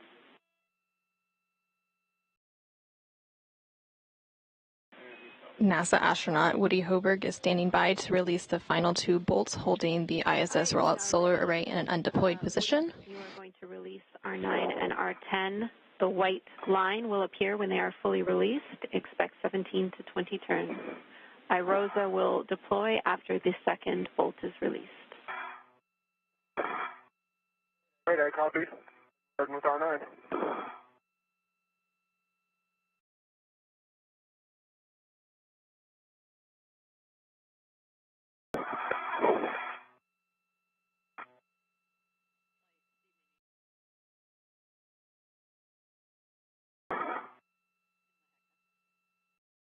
Once these final 2 bolts are released, the IROSA will deploy over the next 6 to 10 minutes. To give us a better view. Trying to figure out how to do that without falling off the edge of station here.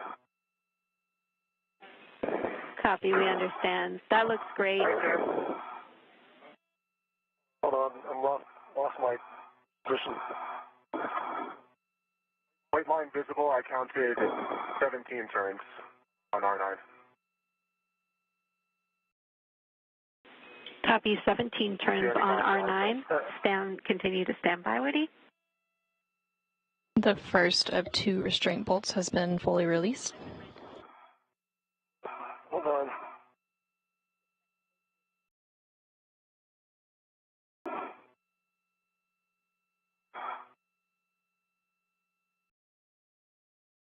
That last adjustment, I just couldn't stop it.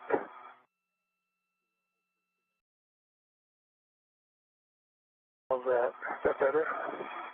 Speed up a little bit.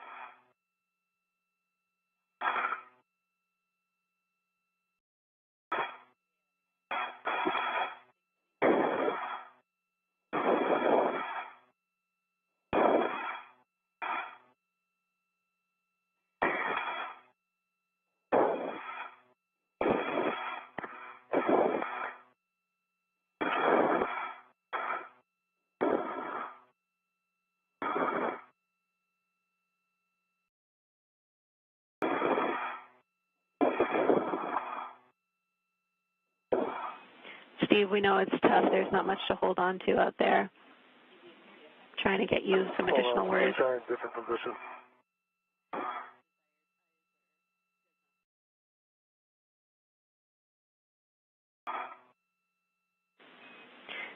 Steve, as long as you can see, we'll be comfortable with it. Heck as desired, but your eyes are enough for us.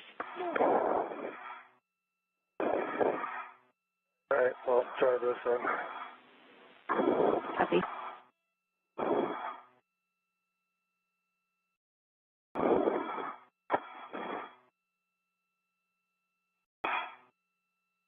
I have that.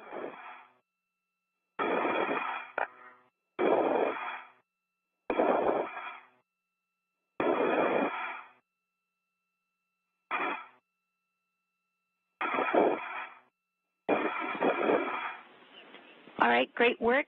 Steve, if you are in a stable position, we're happy with your view. Woody, you are go to release R10. Copy, go for R10. Starting turns.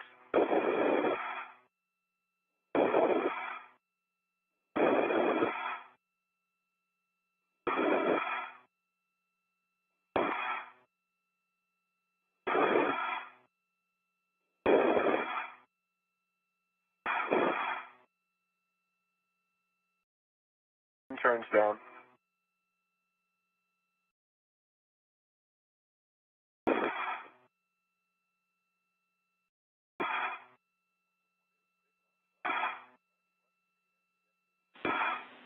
30 seconds to a short handover. I count 20 turns so far. Okay, continue. You might have to wiggle it, Woody. Gotcha. There it goes. The second of the 2 restraint bolts has been fully released, and IROSA will begin deploying over the next 6 to 10 minutes. Short handover. Copy.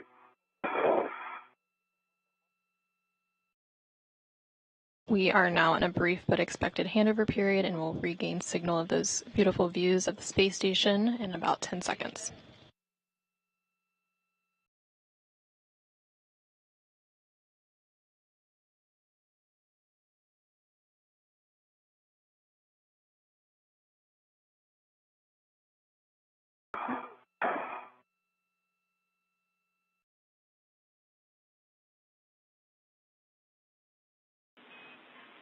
All right, Houston's back with you. Welcome back. Woody, you are staying exactly where you are. Well done on the final bolt to release IROSA, and Steve will take your report. It looks good. Looks like it's stretching out nicely, and everything seems to be lining up. How does it look to you? You should have a good view now. Copy. We don't have video back yet, but we will shortly. We appreciate the words. All right, I'll stand by.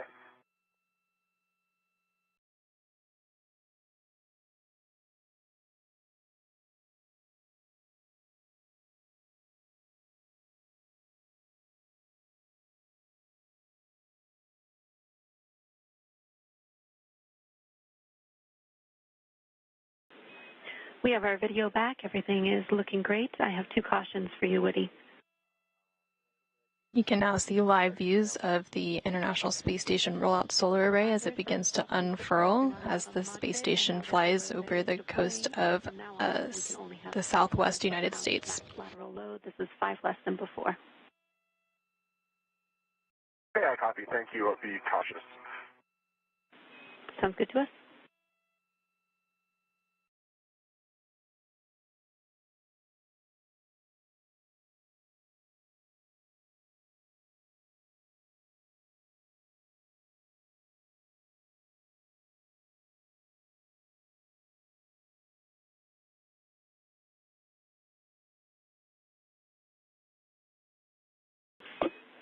Everything's looking really good to us. Again, well done, you two. Woody, again, you have to stay put, but Steve, you can get moving if you want to. We're still well ahead of schedule, so you can stay and look a little longer if you prefer it, but your next step is to pick up your green hook. All right, I'm going to head back and pick up my green hook. Yeah. Copy.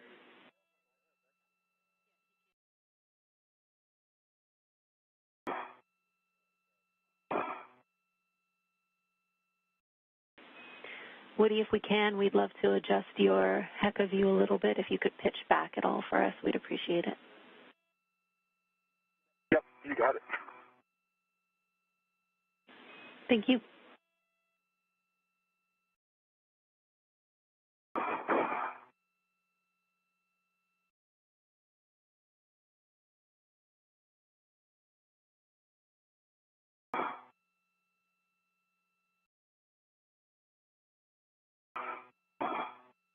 Woody Hoberg is continuing to monitor the IROSA as it deploys. Meanwhile, Steve Bowen is translating back to the IROSA carrier to reconfigure the carrier beams that previously held the upright IROSA.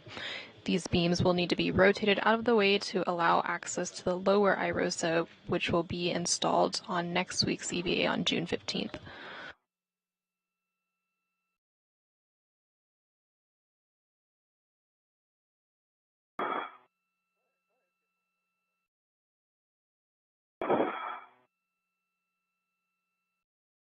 All right, green hook going to red reel. That's complete. Copy, Steve. Slow down. Let's get the pictures of Woody here. Sounds great. Once fully deployed, the IROSA, or International Space Station Rollout Solar Array, will measure 60 feet long by 20 feet wide and will shade a little more than half of the original array.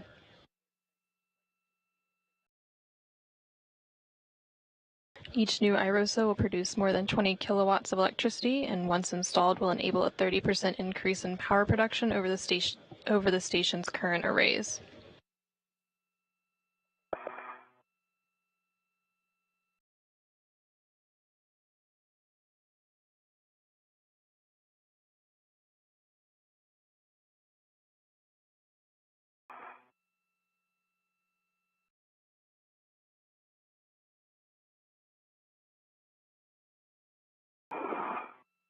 Hopefully those came out. We'll see.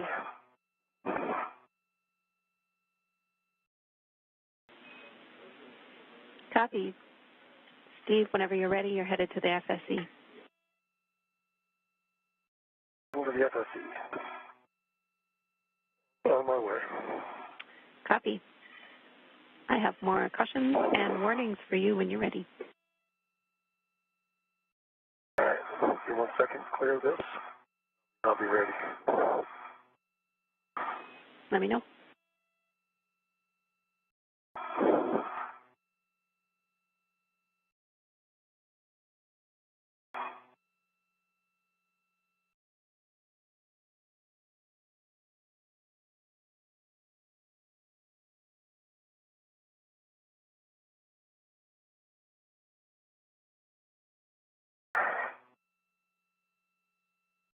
All right, I'm ready to copy. Steve, warning and a reminder, grapple shafts and curved coupling are no-touch zones. No sudden movements, quick grabs on the FSC. Wait until motion dampens out before imparting loads on the FSC. Don't simultaneously impart loads into the FSC. This is for when Woody is also ready to translate. And do not contact the IROSA blanket. Copy. And I copy all.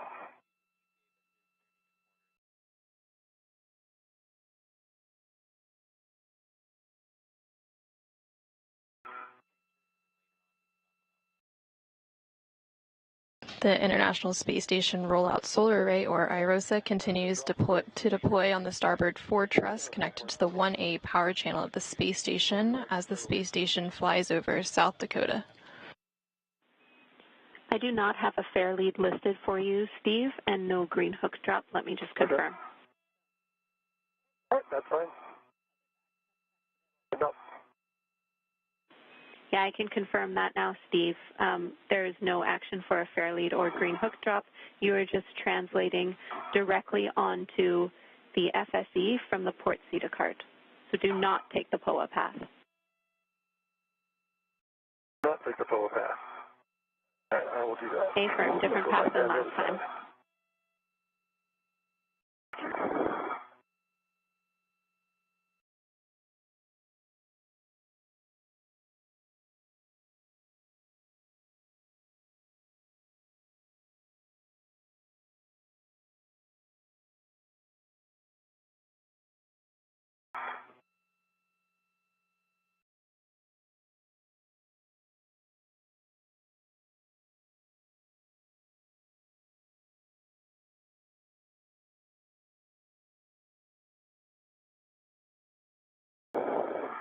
Probably good view there, Jenny.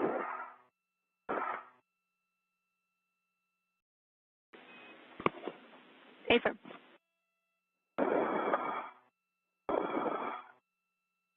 And I think my first bolts are C7, C8, correct? Affirm, that's right. You're going to be at stanchion alpha, and this is a Bravo 7 setting, so you might need to get in a better brace position. I hope the setting works. Copy, let me know when you're ready for settings. That works.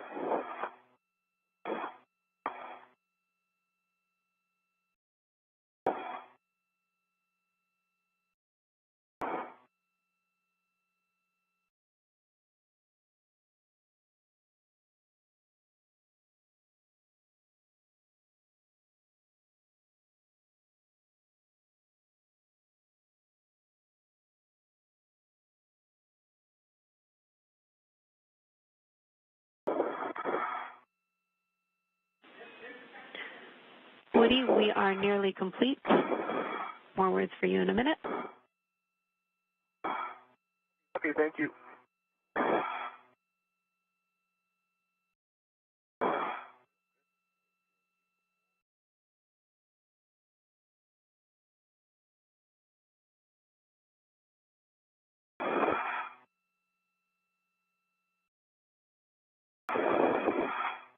All right, length of settings for C7, C8. Bravo 7, counter 2. Bravo 7, counter 2. Good readback. You'll be releasing C7 and C8. Expect 8 to 11 turns. 8 to 11 turns, C7, C8. Good words. All right, here comes C7.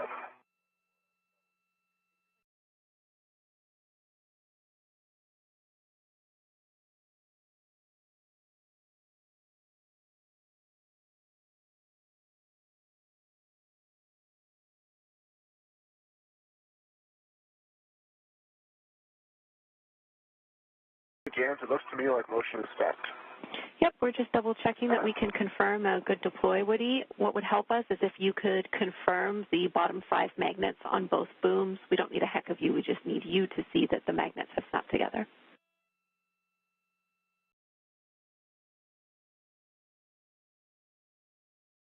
He's looking. 11.5 and C7 is topped out, moving to C8. Copy C7 released, you go for C8.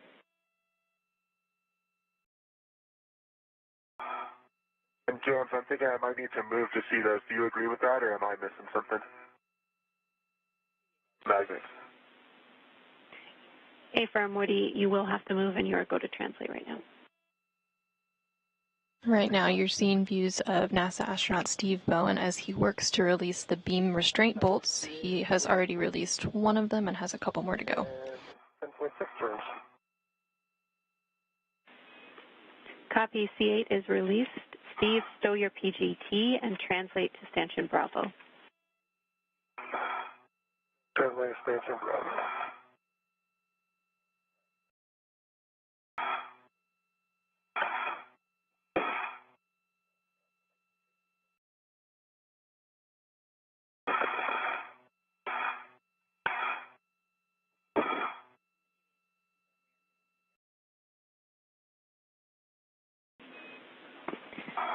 Steve, a delta to your plan. We'll have you continue translation past stanchion Bravo to stanchion Charlie because we have enough time for a small efficiency here. Okay, going Charlie.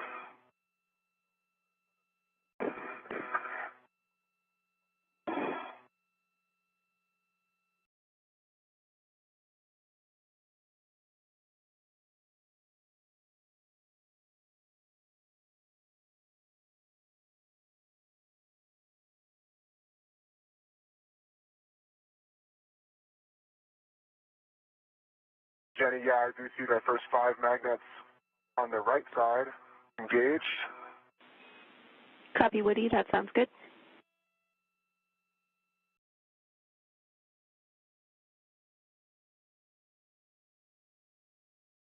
Left side, I see it as well. Copy. Thank you, Woody. With that, we can release the blanket tensioner bolts, R11 and R12, on the ISS inboard side of IROSA. Okay, 11 and 12, Alpha 1, counter 2. Alpha 1, counter 2. A successful deployment of the International Space Station Rollout Solar Array, or IROSA, has been confirmed as the space station flies over Quebec, Canada.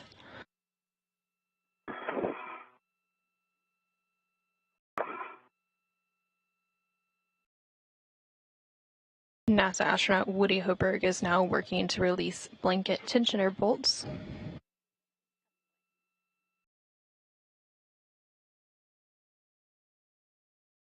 After he releases these 2 bolts, it will allow the IROSA blankets to become tensioned. Good settings. Thank you, Jam. Starting with R11. Copy, R11. Meanwhile, NASA astronaut Steve Bowen is working on a get-ahead task to release some additional beam restraint bolts.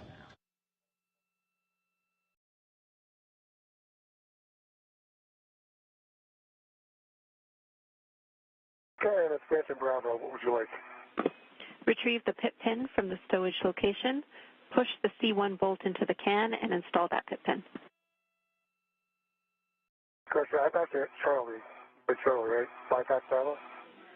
Affirm, you should be at Station Charlie. You're back at Bravo. Thank you.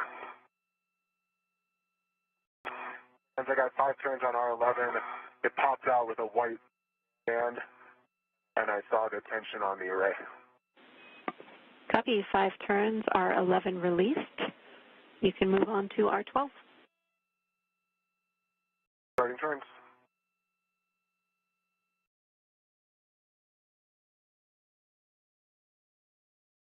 About 4 turns on R12, I saw the tension. Got the good white band at the bottom of R12. Copy, R12 fully released. You can stow your PGT and verify all the MLI on the mod kit is in place. We want no metal struts or collar bolts showing. NASA astronaut Woody Hoberg just released both of the tensioner bolts that allowed the IROSA blankets to become tensioned. He's now going to work on cleaning up the mod kit worksite. I would not describe the bolt as having popped out. That expected? We're checking, Woody. Thanks for the go back. And pit pin is installed in Charlie 1. Copy, Steve. Your next step is to release Charlie 4 and Charlie 3. So 2 additional beam bolts. This is a Bravo 7 setting, so I'll let you get in position. All right, give me a second.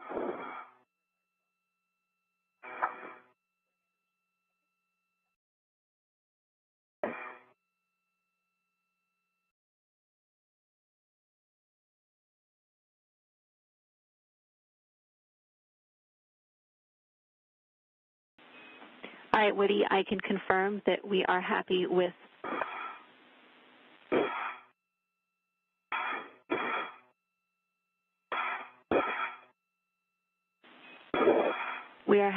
both R11 and R12, so we need you to verify all the MLI on the mod kit is in place. Copy all. Jam, that's in work. Right side is looking good. Copy, right side. Bravo 7. Counterclockwise 2. Affirm, Bravo 7, counter 2. You will be releasing these bolts. Expect 8 to 11 turns. Nice. Starting with Charlie 4. Copy, Charlie 4.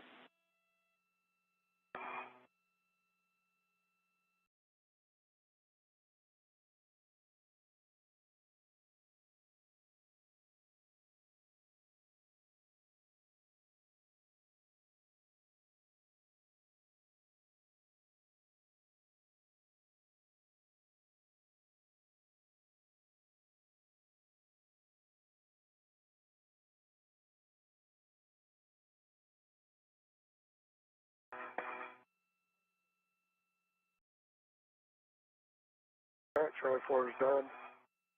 But, turns. Copy, Charlie 4. Charlie 3.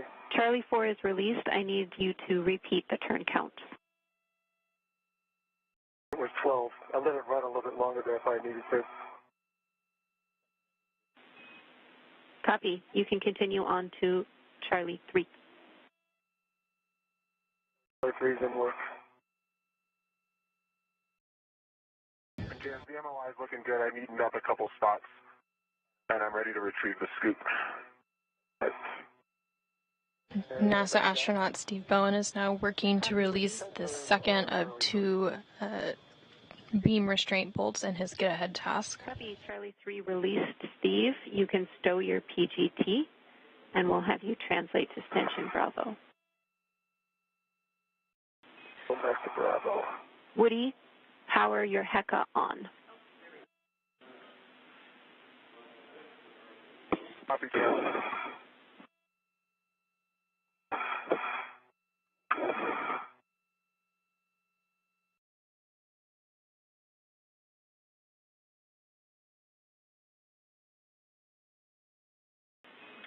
All right, and Woody, we are happy with the MOI current config, and we do not need a HECA scan. So you're exactly right. You can remove the square scoop from the mounting bracket along with the adjustable tethers and stow it in the crew lock bag. You can close up this crew lock bag and stow it on your VRT. No, in work. And we do not need a crew lock bag inventory. Lucky you. Oh, thank you so much.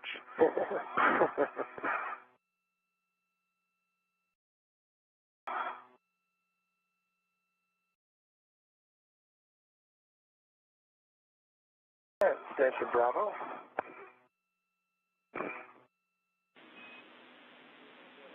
Copy, Steve. You will be retrieving the pit pin from the stowage location and stowing the C2 bolt. All right, pit pin, Charlie 2. Good words.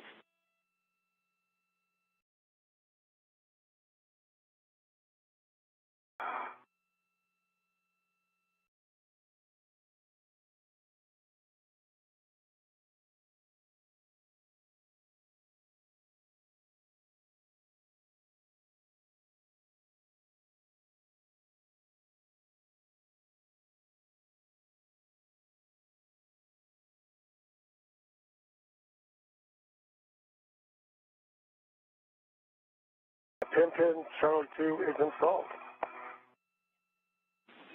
Copy, pit pin installed on Charlie 2. We need you to connect a RET to the adjustable equipment tether D-ring to the beam handrail stanchion. Understand, get my adjustable ready to attach to the stanchion. Okay, that'll be in work. Okay, copy.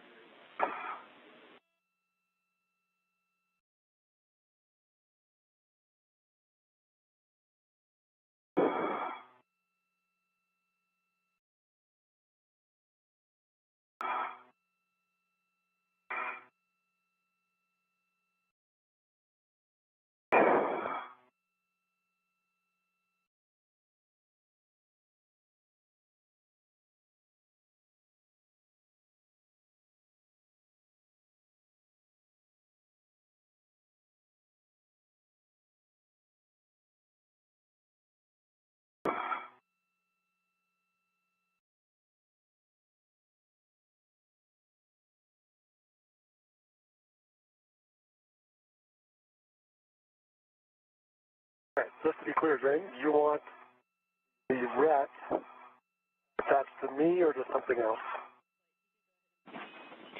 There should be a RET to an adjustable equipment tether D-ring, and that adjustable equipment tether hook should be on the closest beam handrail stanchion to you.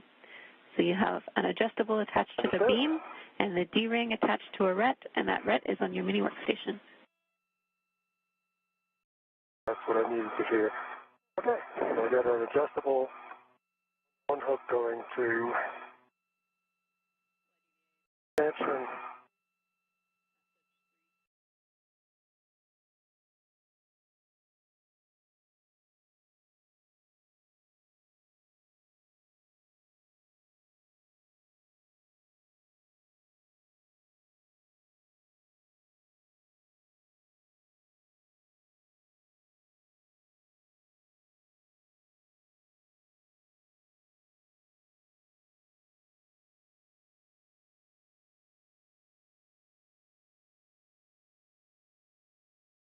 All right, I'm going to configure all my other adjustable. Copy, Steve. We're going to have you hold here. We're going to get Steve on the SSE with you, and then we will move forward with our beam release. All right. We're waiting on Woody. Sounds good. Yeah. We will have you get your I don't know if I play that much, so. All right. We'll have you get your PGT out. We're not releasing any bolts yet. Again, we're waiting to do that, but this will be a Bravo 7 setting to release Charlie 5 and Charlie 6, so you can get ready for that. You have some time. Okay.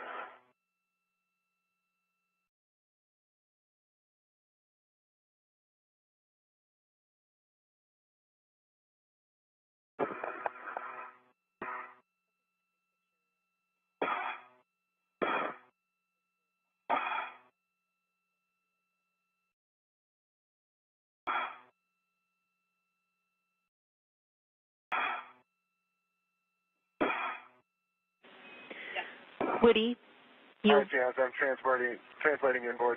Affirm. I was about to tell you, your next step is to press the starboard CETA cart brake release, and then you will be translating to the port CETA cart. All right, you got it. While you're translating, Woody, I have big picture words for both of you. Great. Jazz, do I need both brakes or just one of the two on each CETA cart?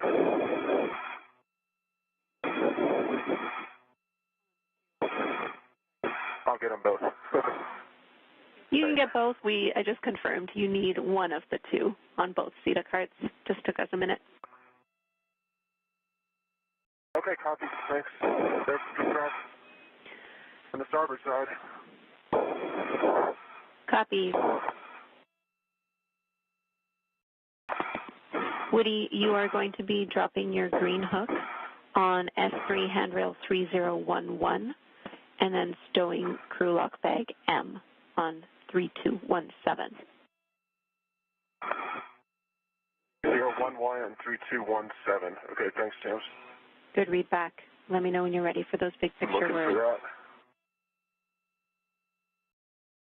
that. I'm ready. Okay. We are now 4 hours into this 7-hour, 30-minute EVA. Limiting consumable has not changed. That is the battery on Woody, and we are still 1 hour ahead of timeline. Obviously, we've deployed IROSA, so great job to you both. We are getting to the point where we are going to stow the FSE beams and remove that FOD. If we have time, we're going to do some get-aheads and release the ARDs for the next EVA.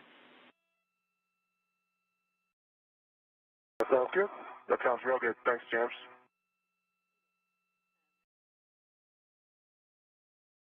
Okay, I found 3011. That was my green hook location, correct? Affirm. Copy.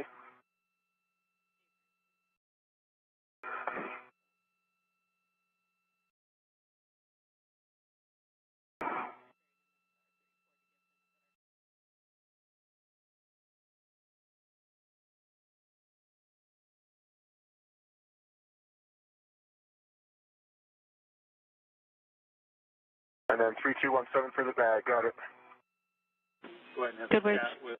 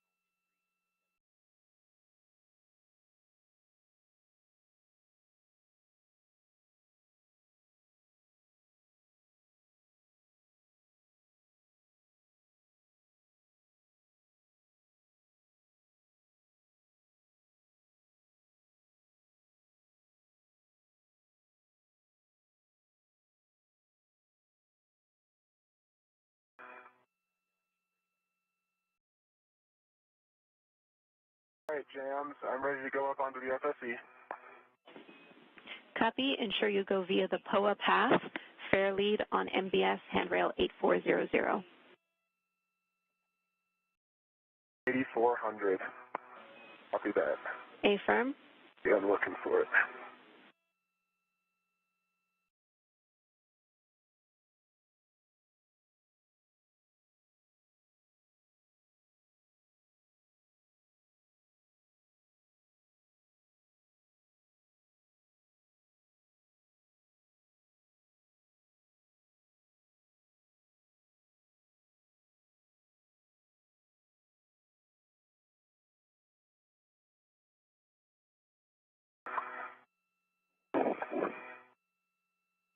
Right now you're seeing views from NASA astronaut Woody Hoberg's helmet camera. He is working to translate over to the carrier beam where NASA astronaut Steve Bowen is currently.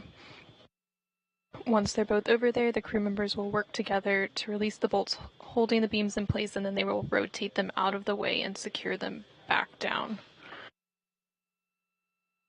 The spacewalkers continue to remain about an hour ahead of schedule.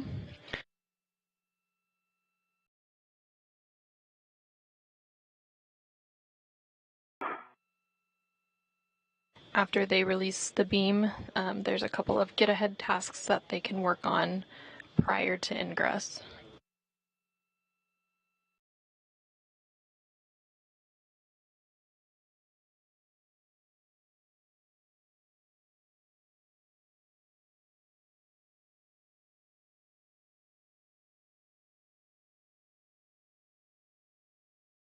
All right, am I heading to Alpha, Jams? Affirm. Copy.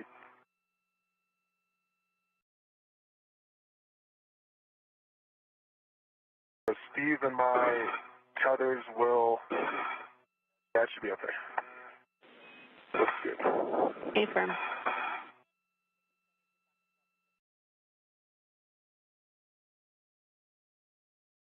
All right, I'm at Alpha. Woody, your next step is to perform a socket swap. Steve was able to already release C3 and C4, so we'll just take the socket swap and then move on to rotating the beam. Okay, copy, socket swap.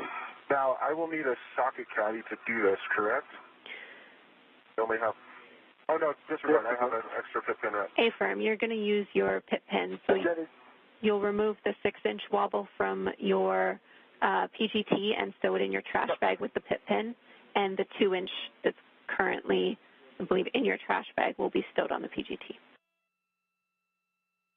Yep. And so, do you want me to release one of the C5 or C6? Affirm, Steve. You can release either one. Bravo 7, counter 2 are your settings. Bravo 7, counterclockwise 2. Good words.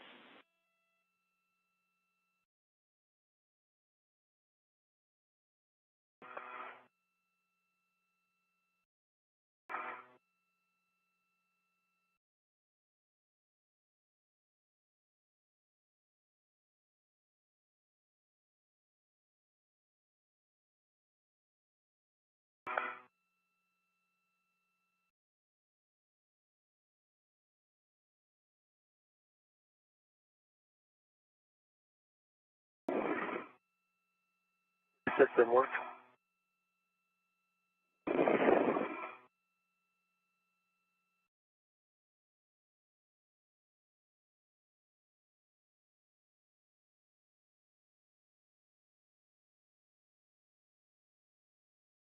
That's complete. And I got 11 turns. Copy 11 turns, and that was C6. That was C6. Copy, we'll hold here. I agree.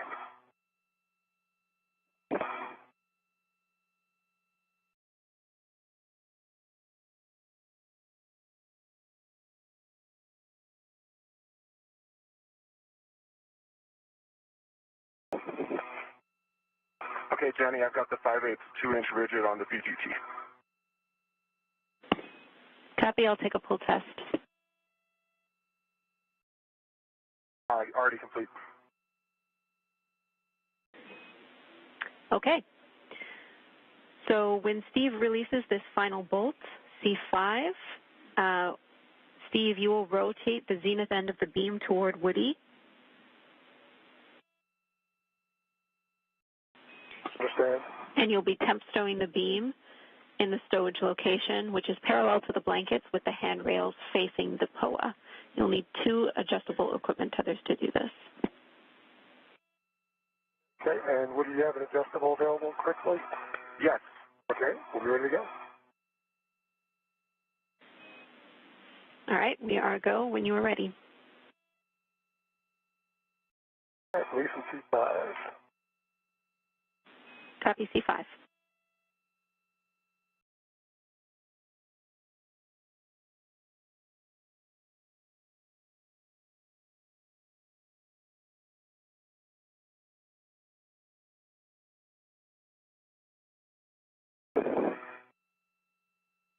All right, 5 is complete. Complete, so I put PGT down a little bit. Everybody here comes. Ground copies. All right, retrieving my adjustable.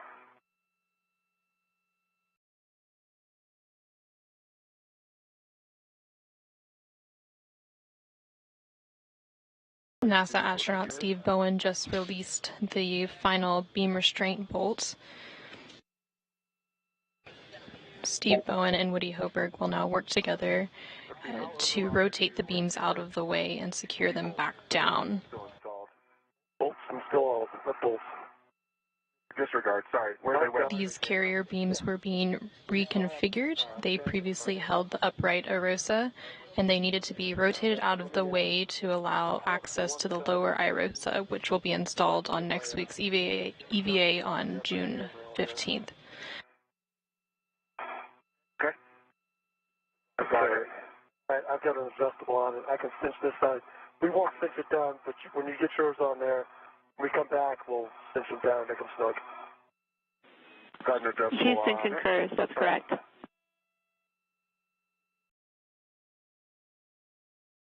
And this is going to 0012.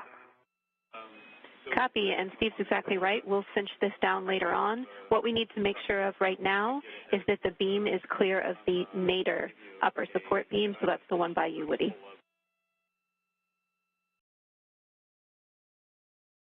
Okay, stand by.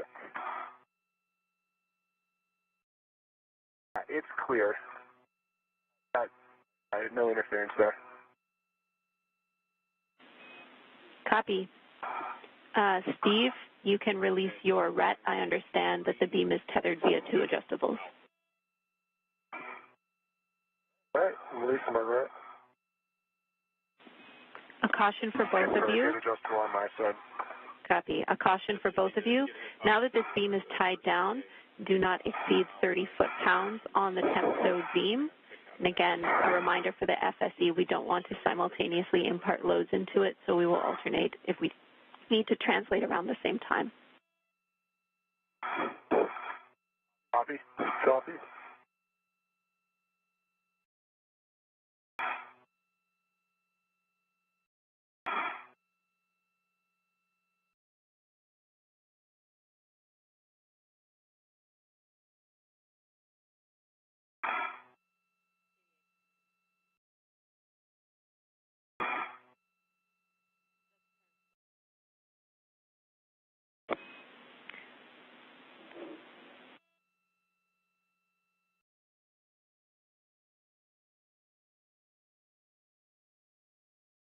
We are in another brief but expected handover period and will regain signal shortly.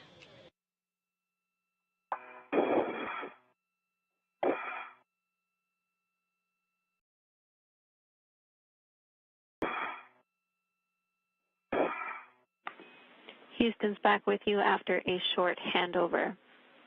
We will need Woody to translate to stanchion Delta and Steve will need to translate to Stanchion Charlie, but again, please alternate your translations. Okay. What, are you ready to go? I am ready to go. Then go ahead and tell me when you're there. Okay, going to Delta. Good words. Woody, once you're there, you'll attach a mini workstation RET to the closest beam handrail stanchion.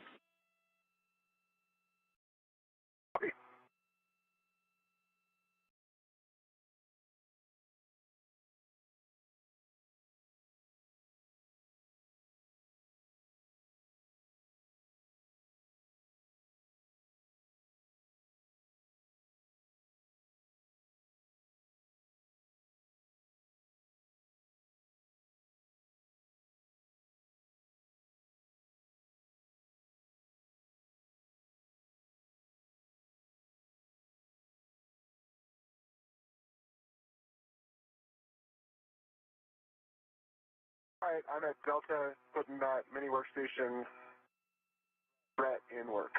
All right, I'm going to start my translation. Copy both. Sounds great, Steve.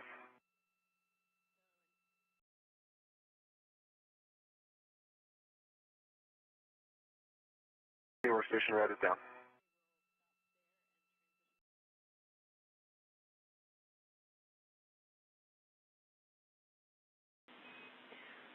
Woody, once you have that RET down, you'll be readying your PGT.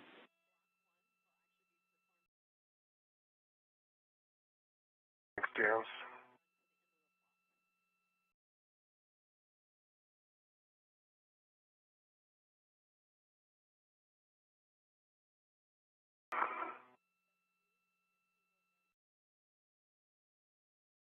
All right, Woody.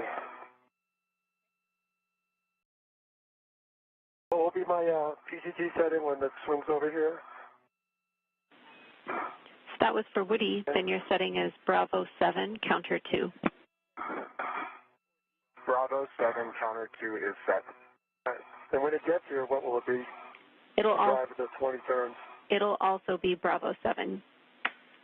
You'll just be clockwise 2 Bravo 7 clockwise? for Steve. Okay, understand. All right, I'm ready to drive C9. Copy. You're releasing C9. Expect 8 to 11 turns. Copy and work.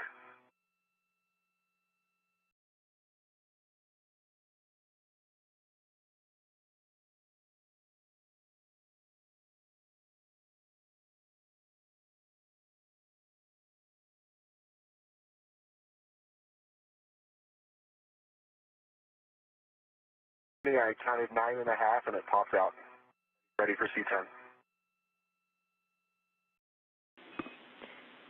Copy. C9 released. Your go for C10. About a minute until a short handover. Copy, starting turn C10.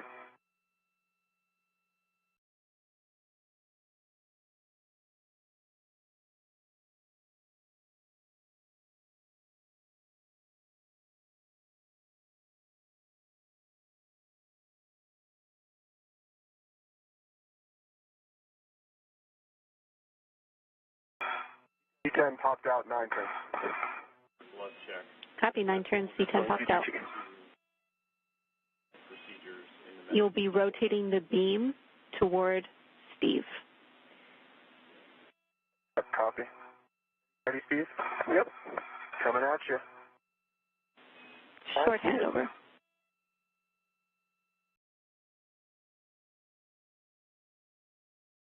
I got it. Copy, you got it? I'm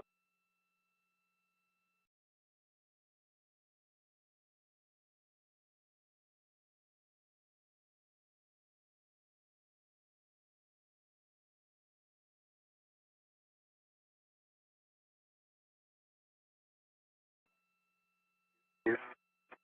32. About 1 turn. Delta 2. Half copy. Yes, I'm good. Total 20, right? Yeah, I recall Bravo 7, clockwise 2 for no more than 20. No more than 20. Houston's back with you. Stop on turns. Houston's back with you. I copy your hand start. I concur, Bravo 7, clockwise 2, and this will be approximately 20 turns. Copy, James, but we are going to stop on turns. A-firm, let's do, that's 20 turns only. Okay, copy. Starting C9.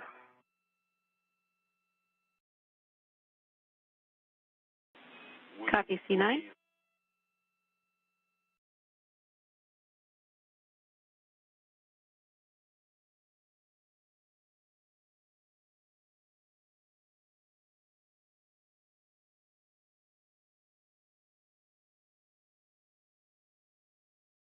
And I'm stopping there. It's getting kind of close to the bottom. I got 17 turns plus the 2 that puts me at 19 turns. Is that okay? Or C7? Checking. C9, I put in 18 turns plus 2 hand starts. Copy, 18 turns on C9 plus 2 hand turns. We're checking.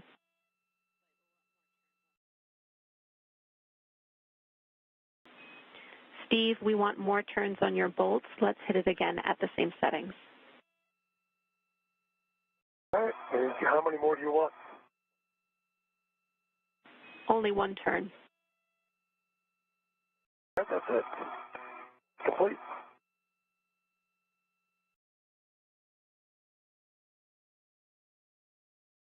I have 20 turns. 21. Yeah, 20 turns. Copy, Steve. Stand by. We're still discussing that config on the ground. We might have more action here. Woody, your bolt is good. Yeah, I copy. Thanks, James.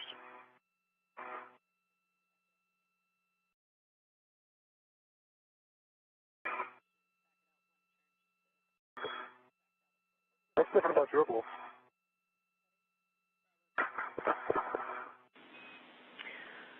All right, Steve, because we torqued out on this bolt, we need to back it out 1 turn. Your settings are Bravo 7. You didn't torque out on this bolt.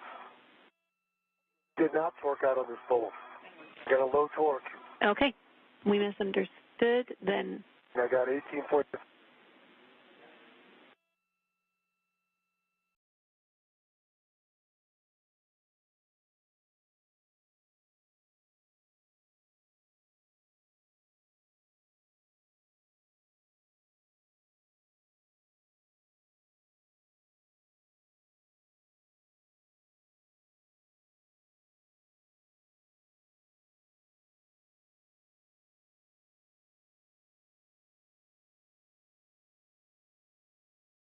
You can see I have a red light for not reaching torque.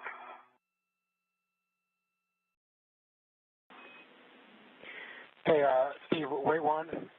I'm trying to get word from Houston here. I think we came up on a handover quicker than they expected. hey, Okay. this is Houston. We hit a patch of Radicom. We are good on that bolt, Steve.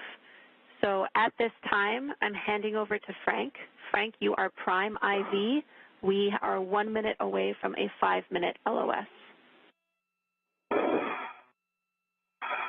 Hey, I copy. I am prime IV. And can you just verify what step you're on in block 12? Block 12, pick up in step 32 for Woody and 37 for Steve, and Nick passed you the additional instructions.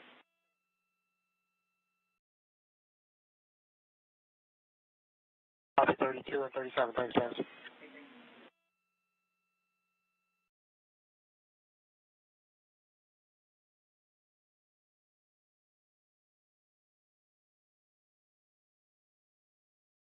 Hey, Steve, I've retrieved my ret because that beam is installed. That's good. It's installed. All right, guys, and I am with you on 1. So it looks like you guys... NASA astronauts Steve Bowen and Woody Hoberg have successfully finished rotating the carrier beams out of the way and secured them back down.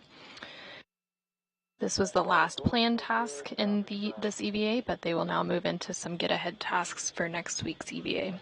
Frank, I've got a few few incidental black smudges on my glove fingertips. Otherwise, no change, and dry hot.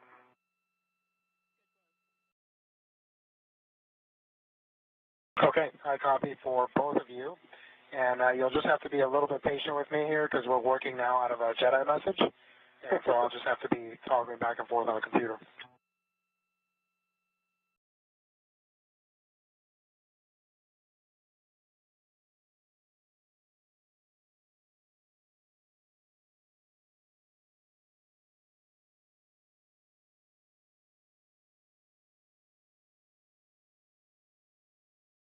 We are now in an approximately 5-minute loss of signal. We will regain signal shortly after that. During this period, NASA astronaut Frank Rubio aboard the International Space Station is the prime IV for the spacewalking crew.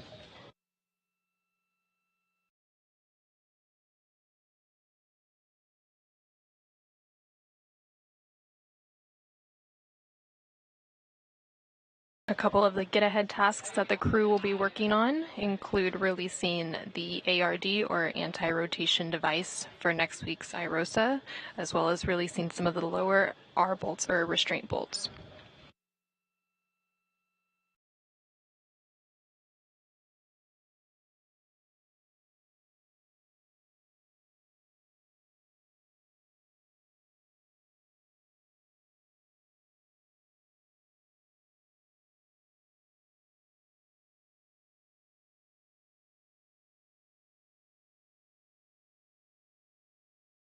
While today's spacewalk has focused on installing the IROSA, or International Space Station Rollout Solar Array, on the starboard 4 truss connected to the 1A power channel on the space station, next week's spacewalk will focus on installing the IROSA to the starboard 6 truss connected to the 1B power channel.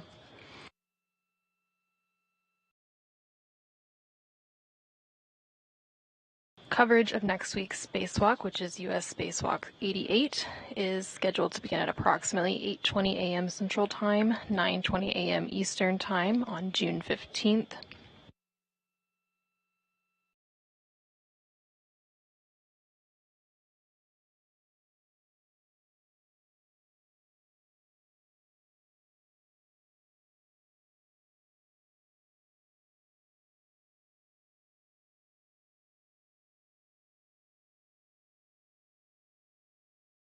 The spacewalk next week is scheduled to begin at approximately 8:20 a.m. Central Time, 9:20 a.m. Eastern Time, with NASA TV coverage beginning at 6:45 a.m. Central Time, 7:45 a.m. Eastern Time.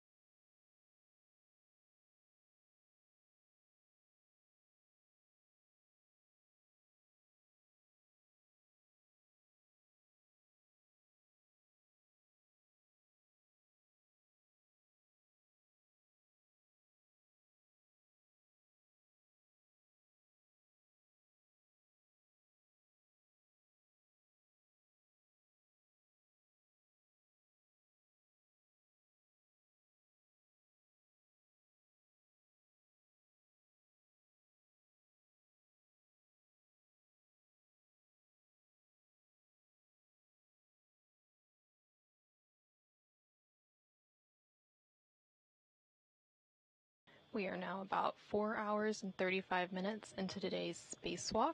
The spacewalk officially began at 8:25 a.m. Central Time, 9:25 a.m. Eastern Time, when the spacesuits were switched to battery power.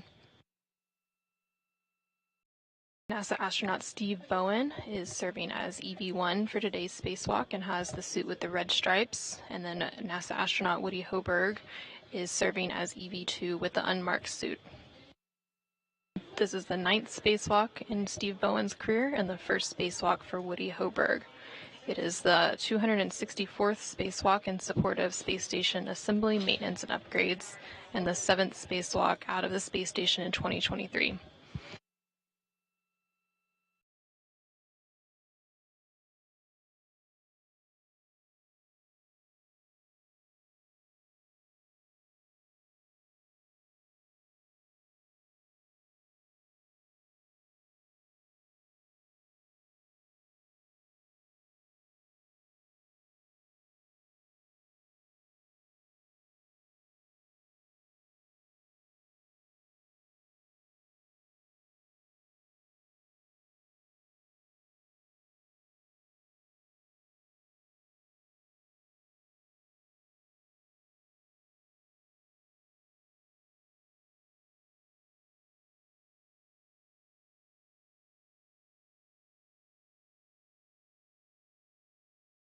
In this view, you can see today's ground IV, who is Jenny Gibbons, in the center of your screen.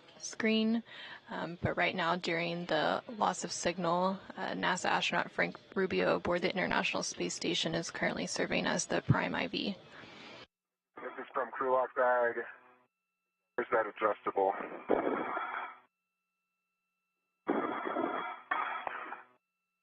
His arm's fresh out. Okay, checking. Yep. All right, so we want one end effector on 1 and one effector on 2, correct? Correct. Steve, you're going to install those end effectors on handrail 1 and 2, and you want to leave the adjustable equipment feathers connected to both MUT end effectors, and then make sure that the MUT end effectors are locked. All right. Steve, do you have extra adjustables over there? I have one. There should be one. Oh, no, we used it. I've got one in a Fairlead that I could go get, but... Yeah, Woody, so this is supposed to have come from your T-bar. Obviously, we must have used it somewhere else. Is there one in the bag that you can use? I used one on the root beam. All right, I'll bring you one. Give me a second. Should you go locked? Oh, we're going to need... let's see. You just need one adjustable to do both. Yeah, copy. Correct. Yeah, Woody, you'll just end up putting that adjustable to a RET, then you'll use the either end of the adjustable to hold both ARDs. All right. I have the front end effectors locked in place on handrails 1 and 2. Copy, Steve. Houston's back with you. Thanks, Jenny. We're trying to figure out where to get an adjustable for these ARDs. I'll bring it to you. Okay. All right, Jams. So we are currently, for Steve in Block 1, he just completed Step 5. So he would be going to Step 6 next. And then for Woody, we're in Block 2, and he's completed Step 2. And we were going to the ARDs. However, since he was near Charlie 11, he was going to do that one first.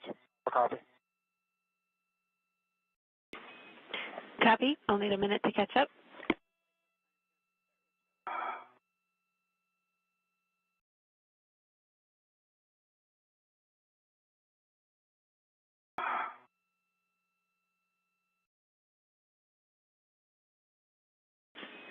All right, and we copied that Woody needs an additional adjustable, and Steve is bringing it to him. Is that correct?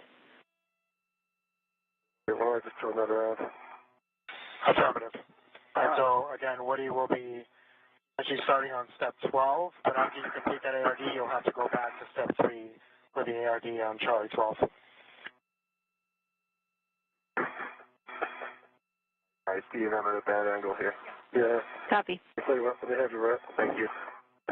I could watch you do that all day, I guess. All right, there you go. Thank you. Release mine. And so, Jenny, if you're ready, then you can have prime. All right, you have adjustable. Got it. And I will just confirm with you, Frank, that I have the next step for Steve being releasing R3 and R4. Correct? That is correct. Okay, in that case, I have all the information I need. Great job. I am Prime IV. Okay, copy. Thanks so much, James.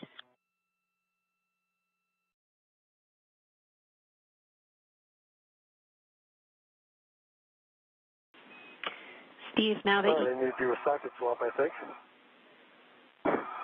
was that Steve or Woody? Steve, I think I need to do a socket swap because for these 5/8? Hey, firm, you need the, actually you need the 7/16 6-inch wobble on your PGT. Yeah. Let me go back and get those. Hey, firm, you'll be at crew lock bag T.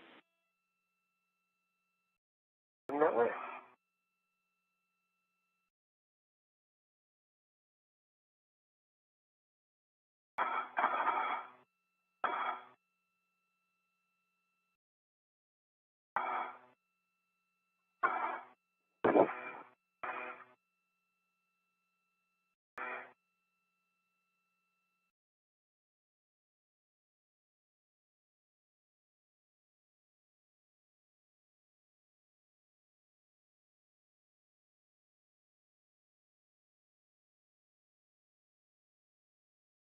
Did you put the socket caddy on the outside here, Woody, someplace?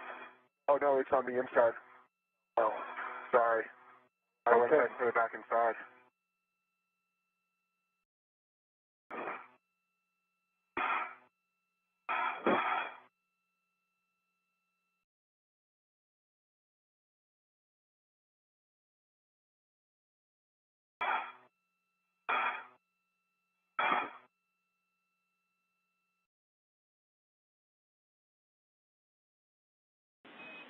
Woody, was that a question for, or excuse me, Steve, was that a question for Houston?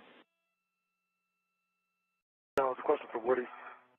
Put the socket caddy back inside. That's all. Copy.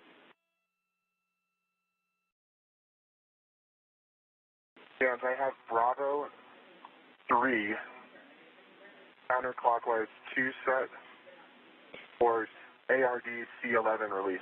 Can you confirm that you've attached the free end of the adjustable to the ARD tether point? I have an adjustable on the ARD tether point. Copy, and that is connected to your mini workstation via a RET on the D, on the adjustable, correct? That is correct, and we had to scavenge that adjustable from Steve. I used my two, one for a fair lead and one for the boom tie down. Yep, Houston follows that. I just want to make sure that we're redded, but we understand that the adjustable config. In that case, we are go to continue. You have good settings, Bravo 3, counter 2, and you're releasing the stop block bolt 10 turns only. 10 turns only, copy. All right, and Jenny, am I going to be swapping sockets again after this at any point? But the question is if I want to just put this socket in my bag, my trash bag, or if I want to transfer it to the socket caddy. Checking.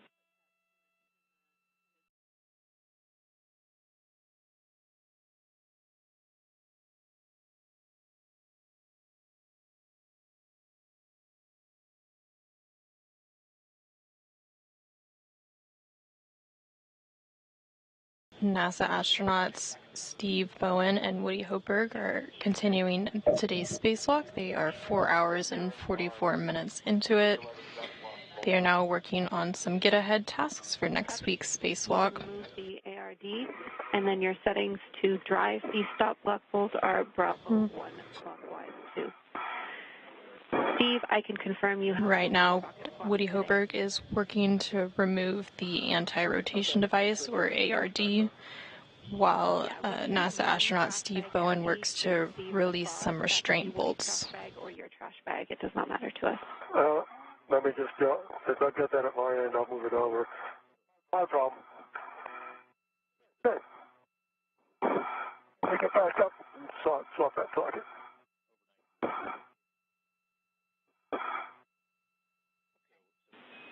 Copy, we got lots of time here.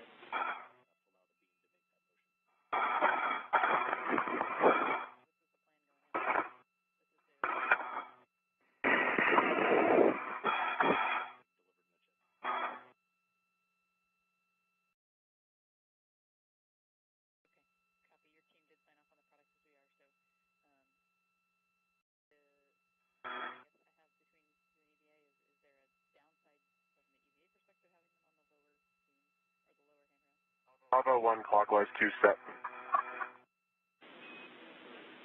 Good words, and confirm you've removed the ARD. Oh, yeah.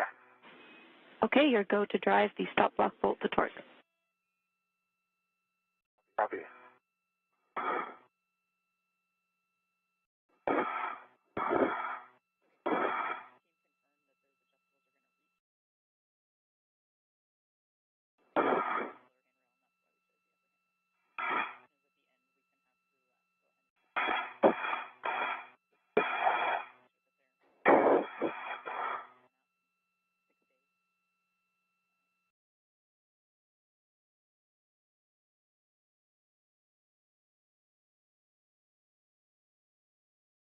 All right, I'm on a 6-inch, 1/16 wobble.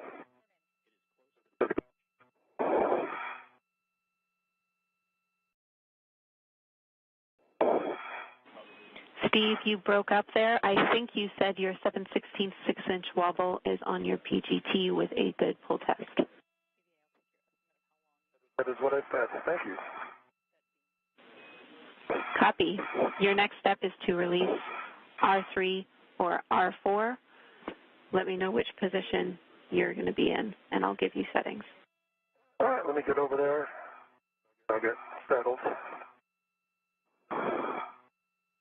And for the stop block bolt, torque out at 4.5 turns, good green light, 12.1 foot-pounds, and I can see that the block is resting on the bolt can, not in the further recessed position.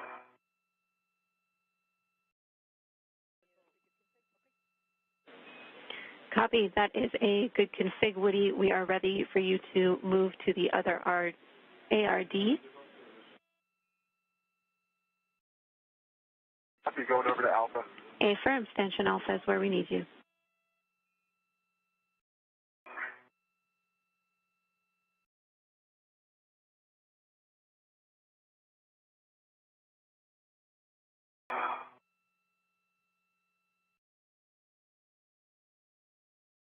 You are now seeing live views outside the space station from NASA astronaut Steve Bowen's helmet camera as he works to release some restraint bolts.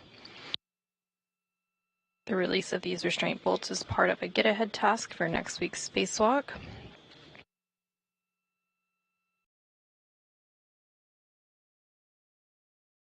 There are 2 sets of bolts on the boom end of the lower IROSA. The first 2 bolts will allow the boom deployment system rollers to be moved into place to help with the array deployment in next week's spacewalk. Alpha 3, clockwise 3. Good readback.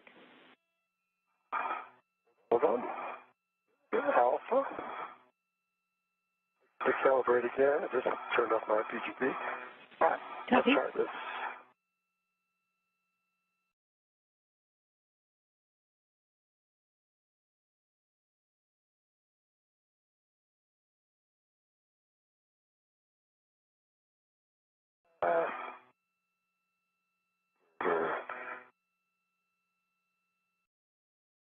Battery.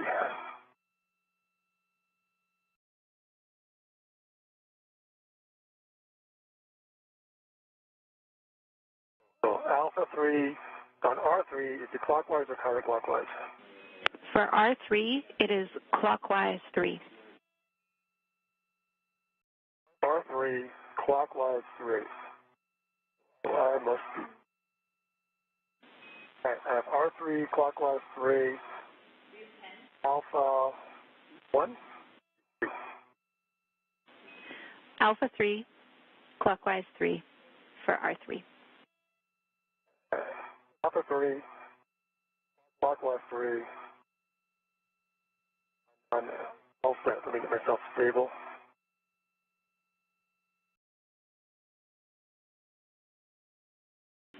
Copy. And I have Auto 3, counter 2 set for ARD 3. Release. And I've got my adjustable on it. Copy. We need Bravo 3, counter 2. Confirm. That's what. Thank you. Bravo 3, counter 2. I'm looking at it. It's set. Copy. Good settings. Confirm that you have tethered to the ARD, and then you can release that stop block bolt 10 turns. Copy. 10 turns and adjustable tether is installed. Hold on, Jenny. I got to get a more comfortable position. I keep swinging here. All right. Give me a moment. I'm going to get a little bit better position.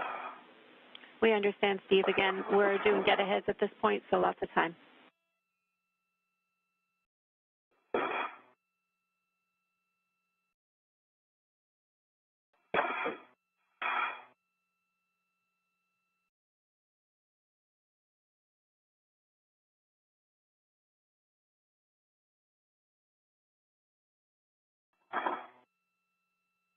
Turns on ARD 3. Copy. 10 turns on the stop block bolts. Here we go.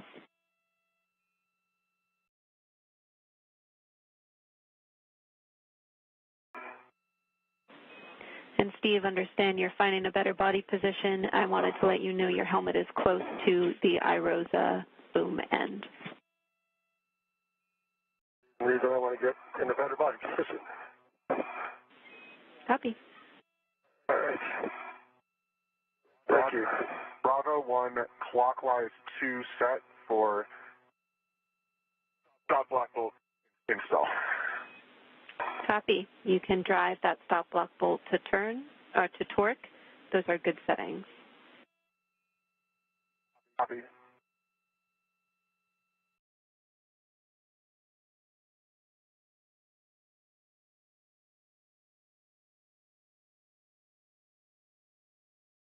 All right.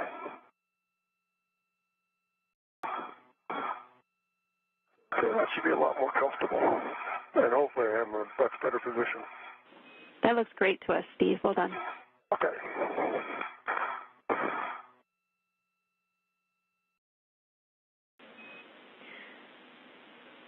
Steve, before you start this bolt, since it is 245 turns, I'll let you know we're about a minute and a half to sunrise, as you can see, and then I'll be ready for you to start. All right, Alpha 3, clockwise 3, 245 turns for R3, correct? Good words. And I am starting Alpha R3, clockwise 3, now. You are go. Jam, stop block bolt 10 turns, green light, 12.4 foot-pounds.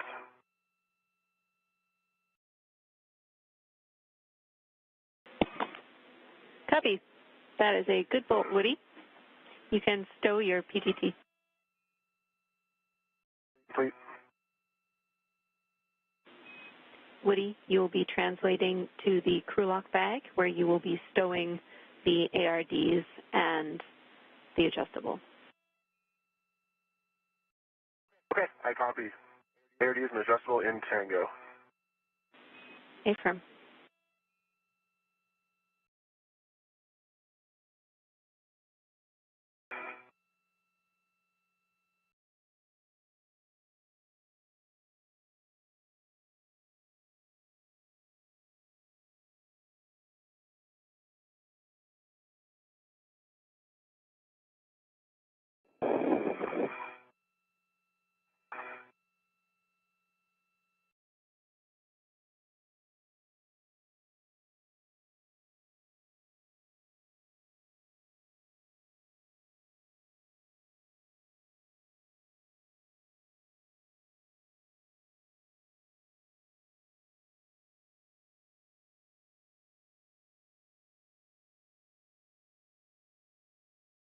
NASA astronaut Steve Bowen is currently working to release the first set of bolts on the boom end of the lower IROSA, or International Space Station Rollout Solar Array. These first two bolts will allow the boom deployment system rollers to be moved into place to help with the array deployment for next week's spacewalk.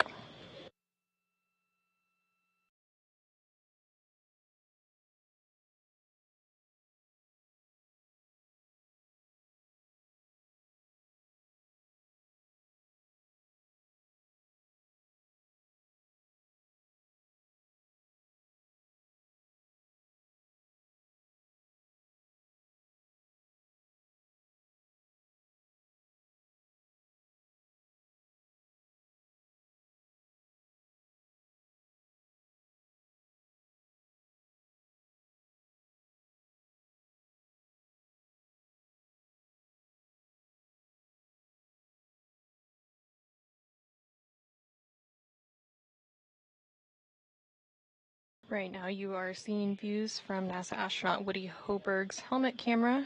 He recently completed a get-ahead task to release the anti-rotation device on next week's IROSA.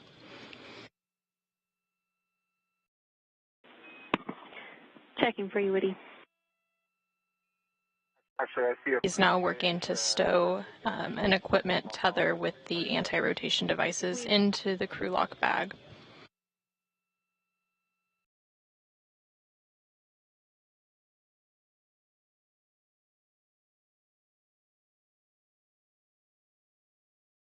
200.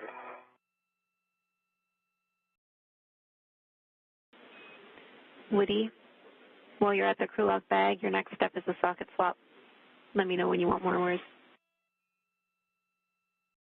Okay, I'll get the 12-inch off. What am I going to? 7/16 6-inch. Okay, 17th 6-inch. I'll get that out of my trash bag. I'll get the 12-inch on the socket caddy.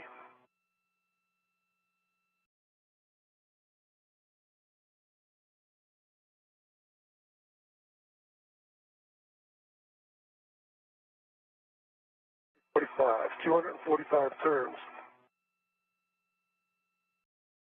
And let me see if I can see the turkey timer.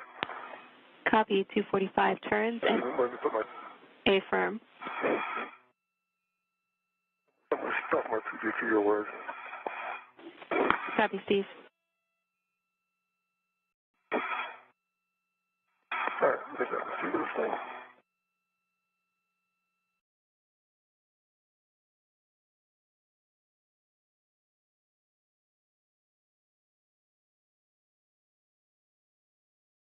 NASA astronaut Steve Bowen continues to work on releasing a set of R bolts for next week's spacewalk. You heard them reference a turkey timer, which is basically a status indicator to ensure bolts are fully released. That drops down in the middle of that circle.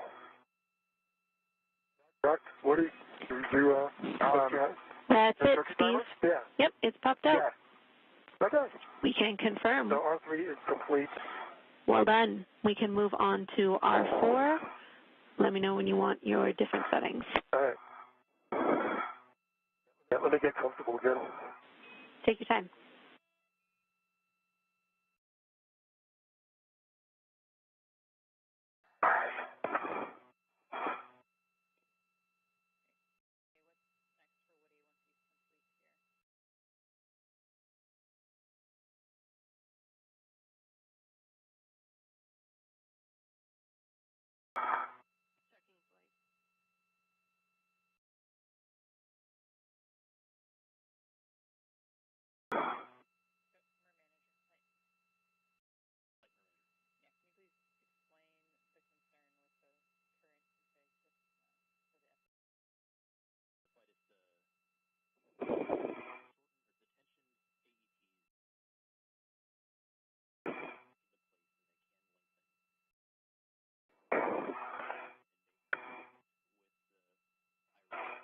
From this view, you can see both of today's spacewalkers.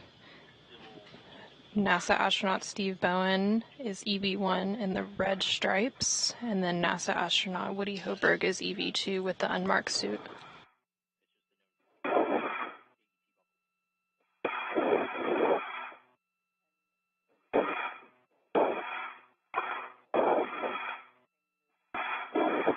Jam socket swap complete. Get full test empty trash bag. Copy, Woody. I will have more words for you shortly. Copy. All right. Ready for Alpha, Romeo 4. Copy, Steve. I have you ready for R4. Your settings are Alpha 3, Counter 3. Alpha 3, counterclockwise 3 for R4. 245 turns again. You got it. That's in work. I see good counterclockwise. Copy.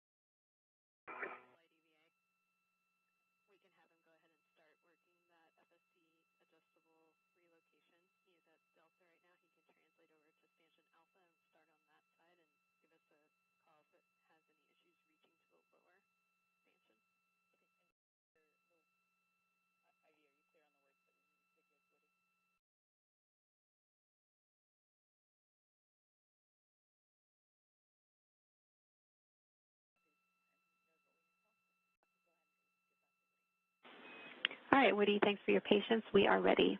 Translate to stanchion alpha. We are going to have you readjust the adjustable tether on the FSE beam that's temp stowed there. This is because there is a concern that that beam might move toward the top of the IROSA blanket over time with the adjustables in the current position. We want to stop that from happening. So we are going to have you move the adjustable from the stanchion handrail upper stanchion to the lower stanchion.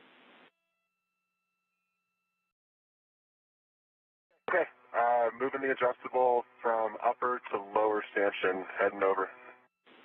That's right. Eventually we will also have to do this at stanchion Bravo, which is on the other side of the POA, but let's just do Alpha for now.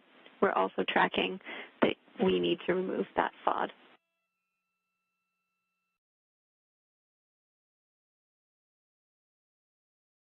Okay, yep, copy all.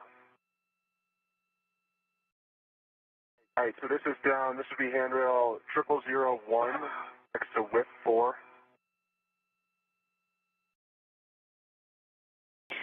Negative, Woody. It's staying on the same handrail on the stanchion, the one that your left hand is on. We just want to see if you can move the hook to the lower stanchion of that same handrail. Oh, I gotcha. Yeah, no problem. And just to be clear, we have not tightened these adjustables at all yet. Yep, we have not tightened those adjustables at all. We have that step for whoever leaves the FSE last. Normally that's Steve. Okay, gotcha.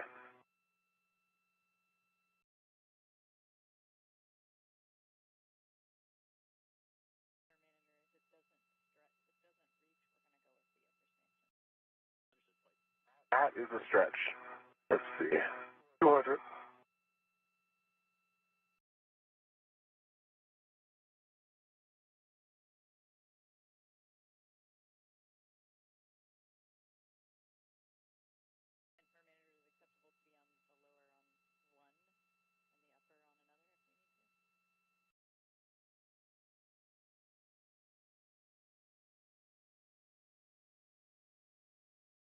Okay, James, got it on.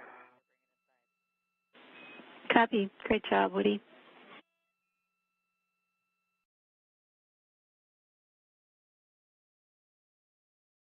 And I can probably get over to Bravo and do that as well. Let's do that, Woody. Be mindful that Steve is currently working the R4. All right, that should be 245. I see the turkey timer has dropped out. Copy. 245 turns on R4, and the turkey timer has popped out. Great job. You can stow your PGT.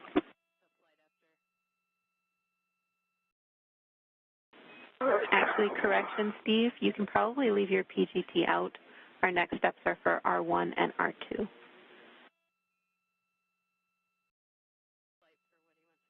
Okay, I gotta find a good position to get up there, so it's gonna take a bit. Copy. You take your time. NASA astronaut Steve Bowen just finished releasing the first set of bolts in his get-ahead task on the boom end of the lower IROSA. These bolts allow the boom deployment system rollers to be moved into place to help with array deployment for next week's spacewalk. Now he'll move on to a second set of bolts, which will release 2 of 4 mechanisms that hold the IROSA in its rolled-up configuration.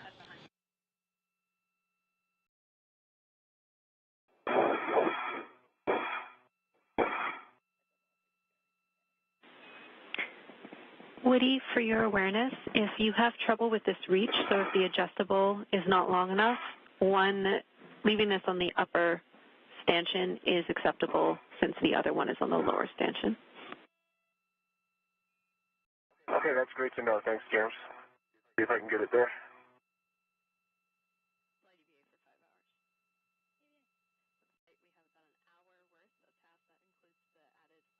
All right.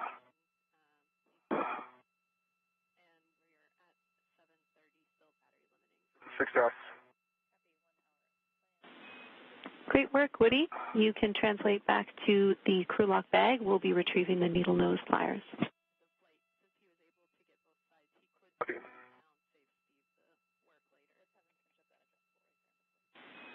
Actually, Woody, prior to your translation, we are going to have you cinch down the adjustable that's in front of you. Okay.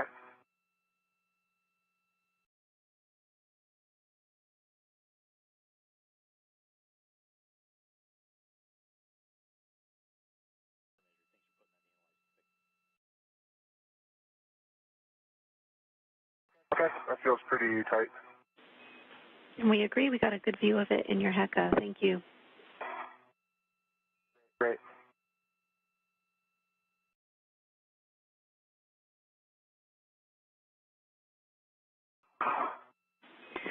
Woody, again, you can translate back in the direction of the crew lock bag. On your way, we will have you cinch the other adjustable tether that's temp stowing the beam. Okay, so I copy that. And I'm not sure there's a good way to get to R1 or R2 from here. Might be pipe calling on the end of the arrays here. There's no good place to hold on to, right?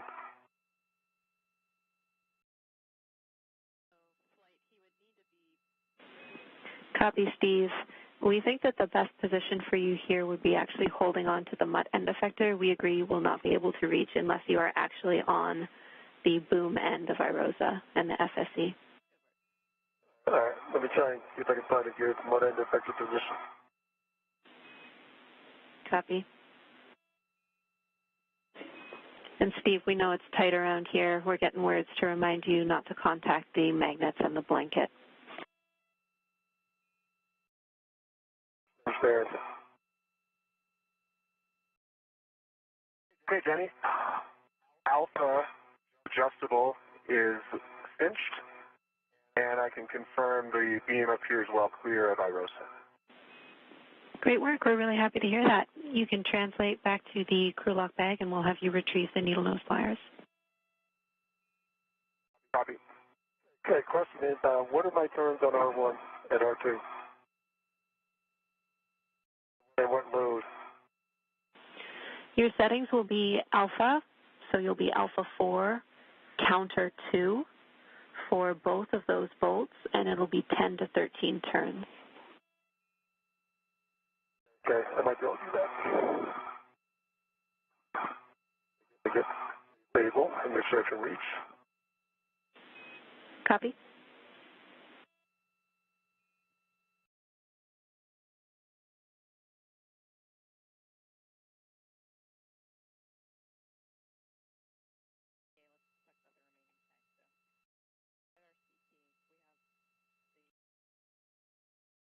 Okay, Jenny, you got the needle noses. Copy, Woody. Stand by 1. Yeah, take your time.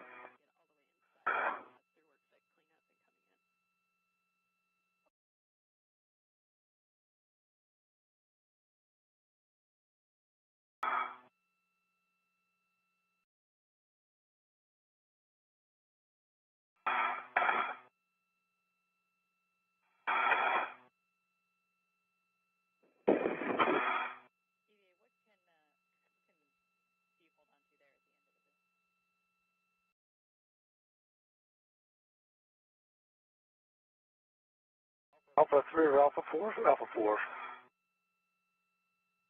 And counterclockwise? It's alpha 4, counter 2.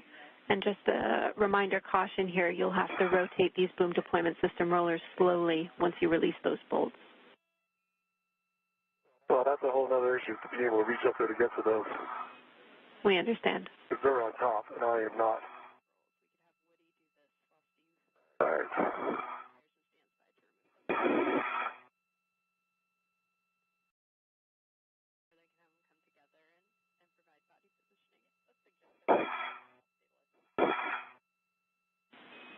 If it's helpful at this time, Woody, we could have you translate to Steve to try and provide some extra stability for this work site. Yep, heading there. That would be helpful.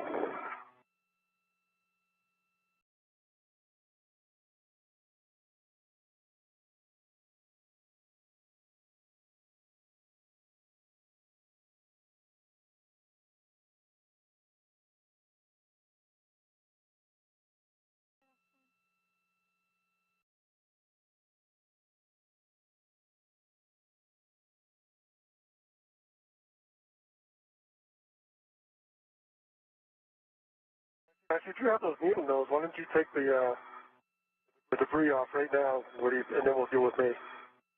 Okay, gotcha. Can you see it? It's right there. Let me get out of your way a little bit. And ground's fine with that option. Drop the BRT just for a little.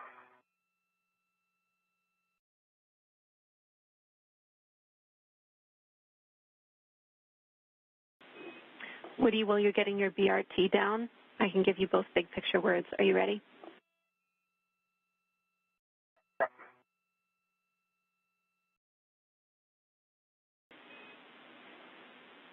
All right, we are around 5 hours and 15 minutes into this EVA, tracking a time of 7 hours and 30 minutes, with the limiting consumables still being Woody's battery. We have no more than 1 hour of content left. And that includes our worksite cleanup and translating back. So that means we're going to try and get R1 and R2 complete. And also, like you guys are tracking, we will retrieve that FOD.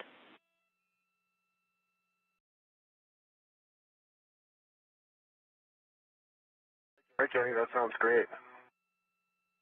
For speeds awareness, I think I should be able to hit the BDS on this side. That's helpful. Okay, I'll work. I'm ready for it. Do you have the needle nose? I'm just getting in a good spot here to get the FOD. I think I can get R2, but I can't deploy it from here. If we're ready, Jenny, I'll do R2. Hey, Firm, you can start with R2. Okay, wait, I'm swinging. Never mind. I'll wait. You want to do? I'm in a good spot for the FOD. Should we do that? Yeah, just do the FOD to start. Okay. Ground's ready.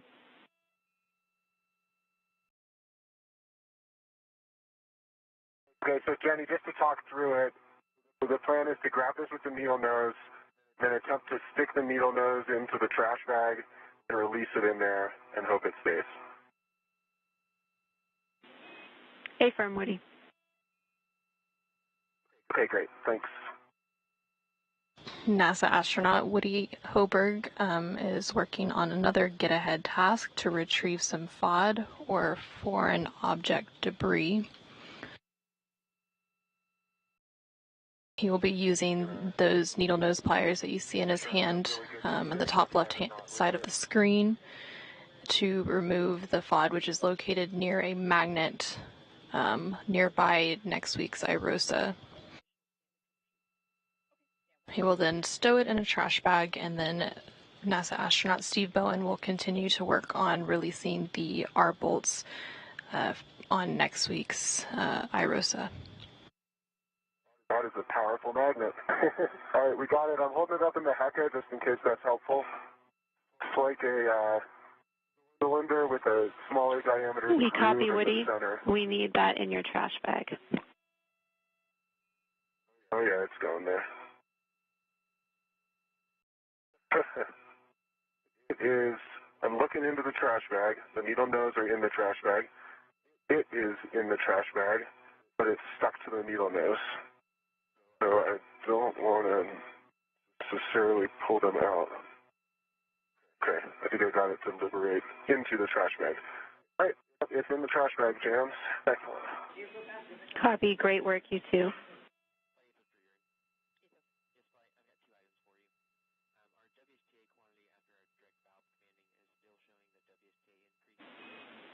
Steve, let me just get kind of configured here, and then I can help.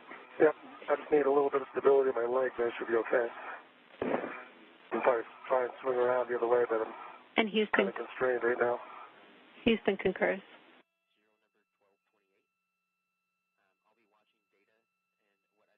Okay, so you need to stop. So let me get up here real quick. Oh, I see. Yeah. Yes, I need to get a little higher. How do you feel about me taking your PGT and seeing if I can hit R1? There. Yeah, I got it. I'll give you a chance to maneuver back to where I started.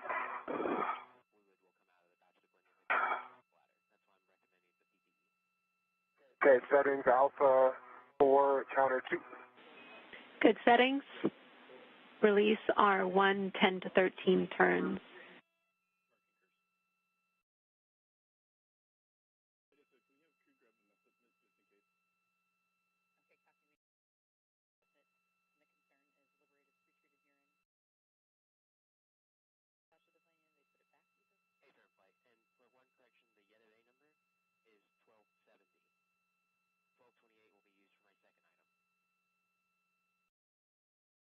All right, looks like it popped out at 11, James. Copy, R1 PG coming back. popped out at 11 turns. I mean, I have the PGT. You've got the PGT. I can probably, I don't know if it helps for me to come around to that side and try to do the same thing. If you want me to try to just give you stability? Just give me some stability, that might be helpful. Let me see what I can do here. Oh, they keep swinging under. Okay, let me grab your, okay, I've got your BRT. Perfect. Gotcha. All right, can I go a little bit higher? Wait, try. Touch the blanket on the right side. Yeah. All right, so.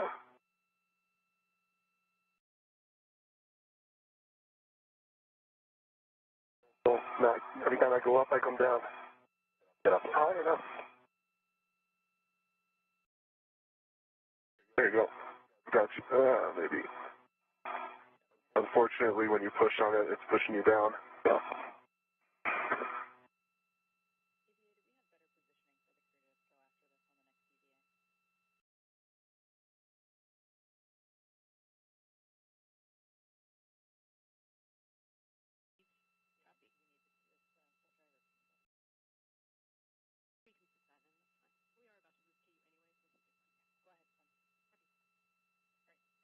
NASA astronaut Steve Bowen is working to release the second of 2 bolts. This will release 2 of 4 mechanisms that hold the IROSA, or International Space Station roll-out solar array, in its rolled-up configuration. Just checking. Let me swing myself around here so I can restore my PGT without hitting the blanket boxes. Okay. Houston, copies R2 is released, and we appreciate you being wary of those blankets. All right, that's 11 turns.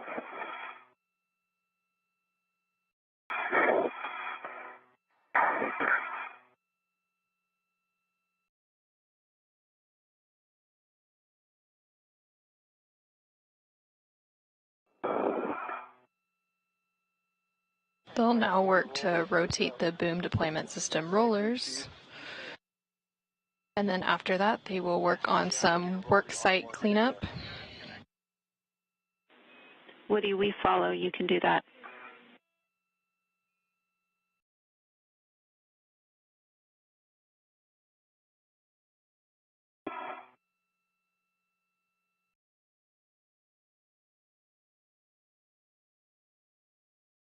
From this view, you can see both of today's spacewalkers.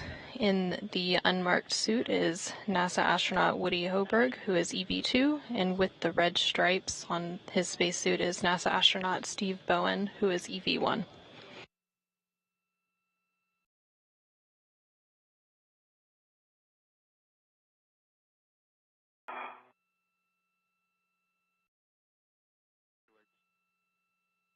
Okay. Outside BDS is rolled 90 degrees. Okay. Copy, Woody. I just pull it out slowly, right? I just slowly roll. Great. To get to like 15 seconds for the full motion.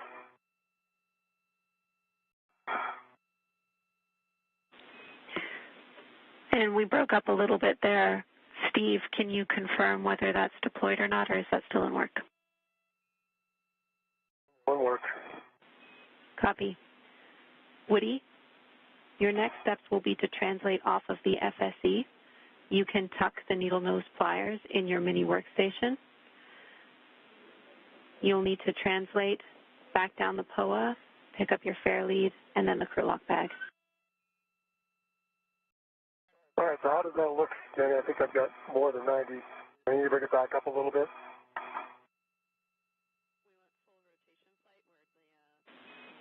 And Steve, we need full rotation. We don't have video at this time.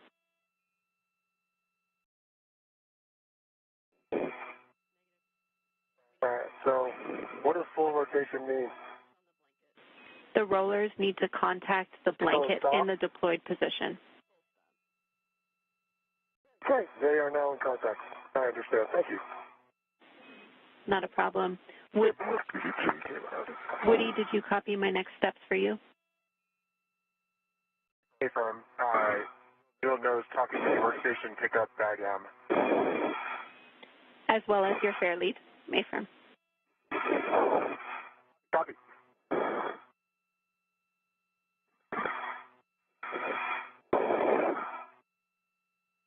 And Jenny, what is on tap for me next? Steve, you are going to translate to crew lock bag T, where you're going to clean up that crew lock bag. We are still tracking that the socket caddy is outside, so we need that tucked back in and then cleaned up such that the doors are facing the tower. All right, is there any reason to leave that bag out here? A-firm, you are leaving crew lock bag out there. And for the next EVA, why are we leaving it out here? Is my question. We've stowed, I think, everything we're going to stow in T, isn't it? Steve, give us a second to check on that. We're about 30 seconds for a handover. I understand. I'll get it configured, and then we can see if we want to leave it out or bring it in. That sounds good. I'll be back with you in 20 seconds or so.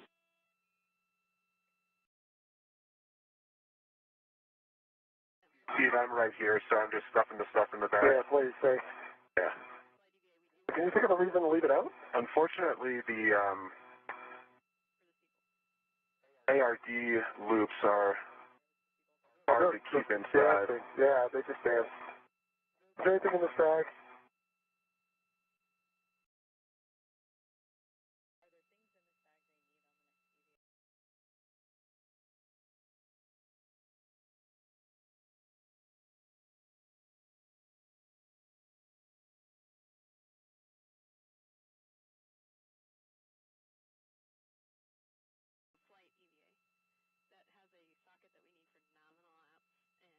It's pretty close. Yeah. See what they say. Houston's back with you. I'm actually having a hard time getting it to stay. All right, Jenny, what do you think? Have to hold it in space. That's totally fine. Okay.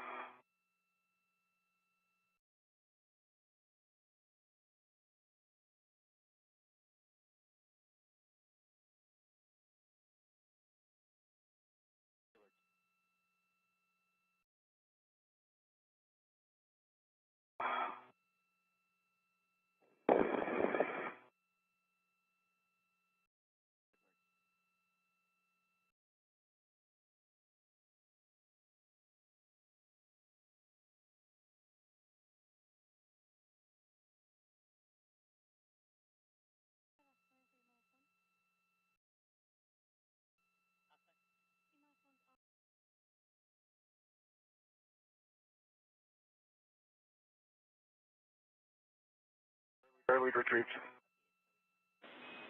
Copy, Woody.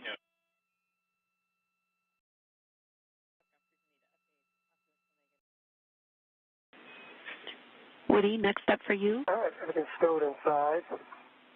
Copy, Steve.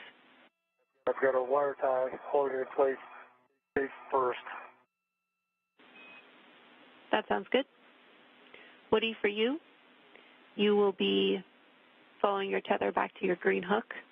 You'll be retrieving that as well as crew lock bag M. Stow that on your VRT. Copy all.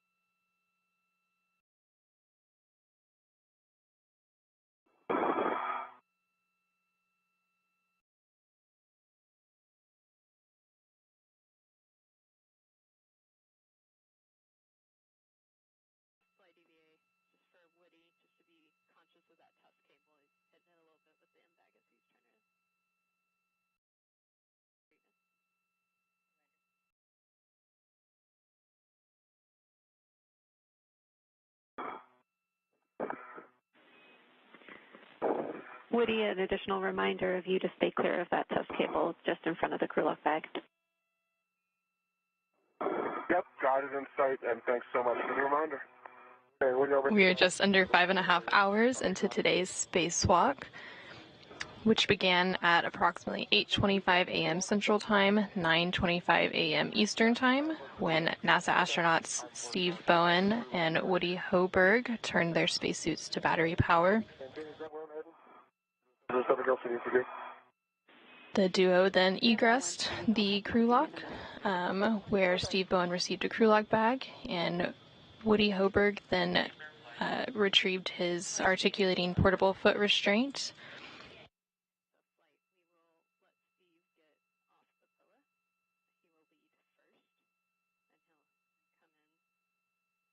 From there, they worked to release some anti-rotation devices on the upper IROSA, or International Rollout Solar Array, as well as a couple of sets of bolts on the boom end of the upper IROSA. You are going to get off of the FSE via the POA, and we will have you translate back to the airlock leading. They then worked to remove the IROSA from its carrier and installed a scoop so that NASA astronaut Woody Hoberg could lift the IROSA from the carrier. And then after several maneuvers on the robotic arm, Woody Hoberg arrived at the 1A mod kit worksite where NASA astronaut Steve Bowen met him. They then worked to install the IROSA onto the 1A mounting bracket.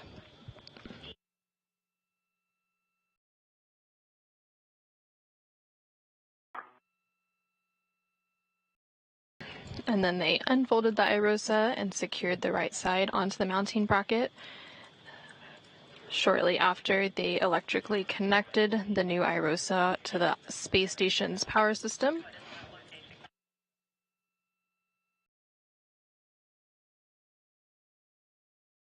After releasing the final two bolts holding the IROSA in an undeployed position, the International Space Station Rollout Solar Array deployed over the next approximately 10 minutes.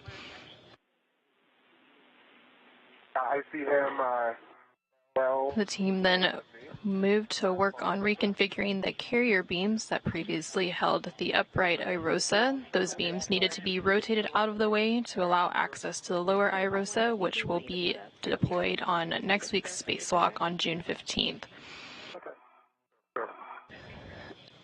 Hoberg and Bowen remained about an hour ahead on their tasks today, so they were able to complete several get-ahead tasks. Okay. I'm currently at my anchor. The first of those tasks was to release the anti-rotation device for next week's IROSA install, along with some R bolts on the boom end of the IROSA for next week, and they also retrieved some FOD, or foreign object debris. They're now working to clean up their work site, and then soon we will see them ingress the space station to complete this week's spacewalk. Confirm. This is just a poor man's fair lead. I'll let you know if it's a rich man's. Okay. Do you want it at the very top, or do you want it like halfway down?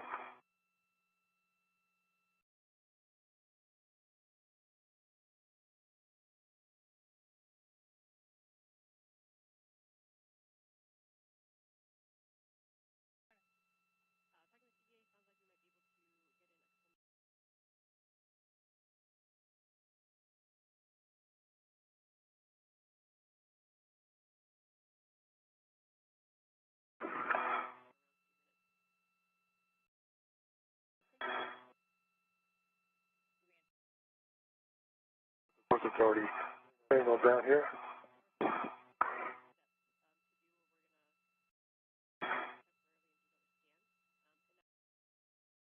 What's up, Woody? Goes back tether. Looking.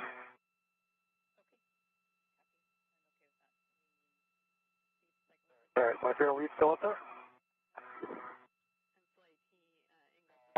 Yeah. Okay. I might move it. I think I see a better spot for it if you don't mind. Oh, please. Thank you. Yep.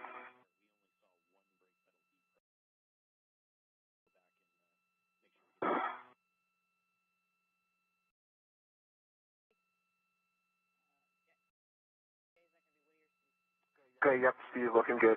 Thank you.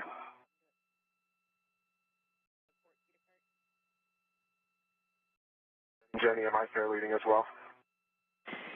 Yes, Woody, but stand by. We are getting word that we might have to go back to get a double tap on the inboardmost port CETA cart brake release.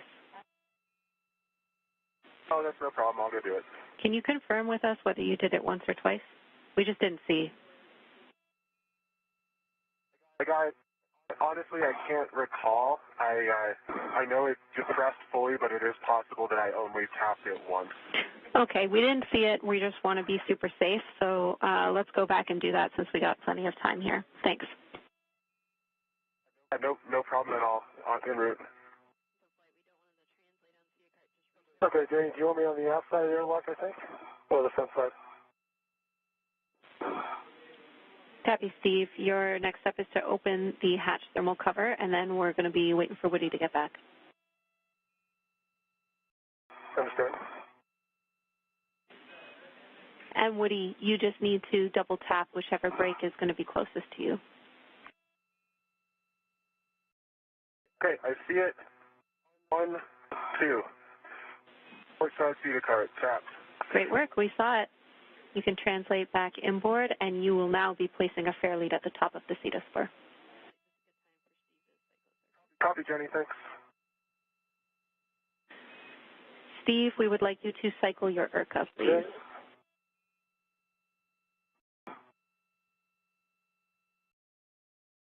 Okay, I got a quick question first. Go. Get my. Do you want me on the front side or the back side of the? That's of the airlock. I think I need to be on the front side looking where my tether's bending, so Woody can get by. Does that make sense? Steve, we'll have you on the aft side. That's what we have as a good position. What did you say you needed to deconflict yourself with, Woody? I'm just looking at the way my tether is. I go to the aft side, it crosses in front of the airlock. If I'm here, you can pass between me and go to the aft side. It's just harder. I can go there if you want me to go to the aft side.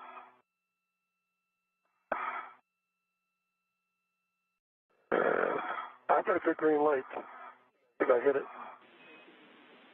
Copy about the IRCA, and we're still talking the tethers. Thanks for letting us know. Okay.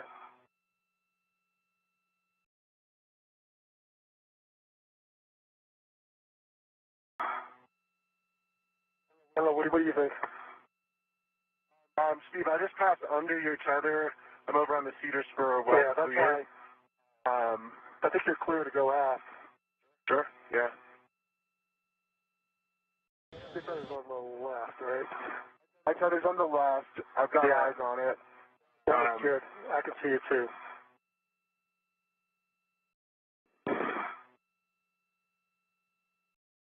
Deciding where I want to do my spin move.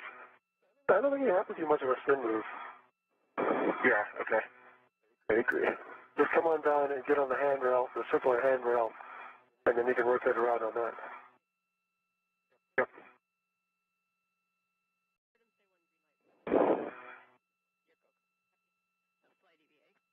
There you go.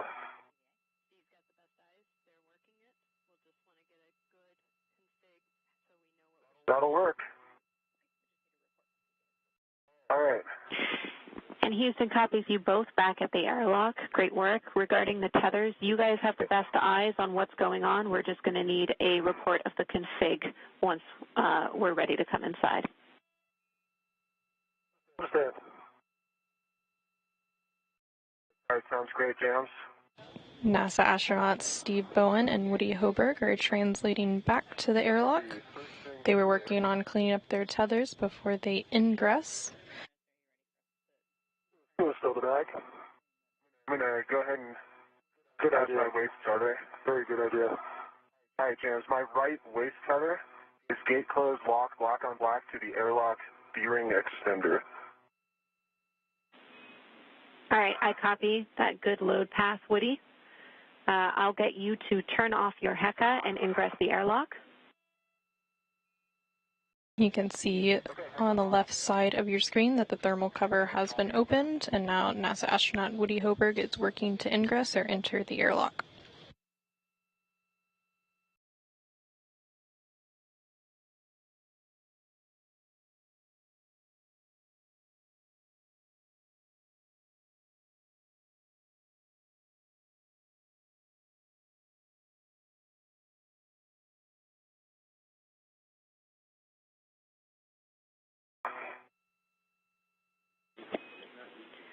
Woody, give Steve a go when he's ready for your tether actions. Steve, I have steps for you if you want me to talk you through it. Yeah, I will need you to talk me through it. Let me make sure Woody's safe inside. And yeah, Steve, I'm safe. The only connection I have is other than my current safety tether, is my waist tether to the dealer ring extender. Understand, that sounds good. Here we go. There we go. Okay. Benny, I'm ready to copy. Steve, lock Woody's green reel.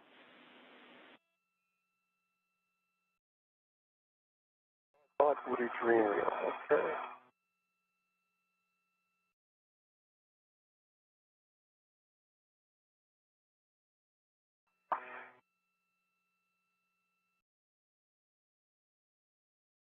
It's locked. Stow his green hook on the aft airlock external D-ring. Green hook going to aft. Good words.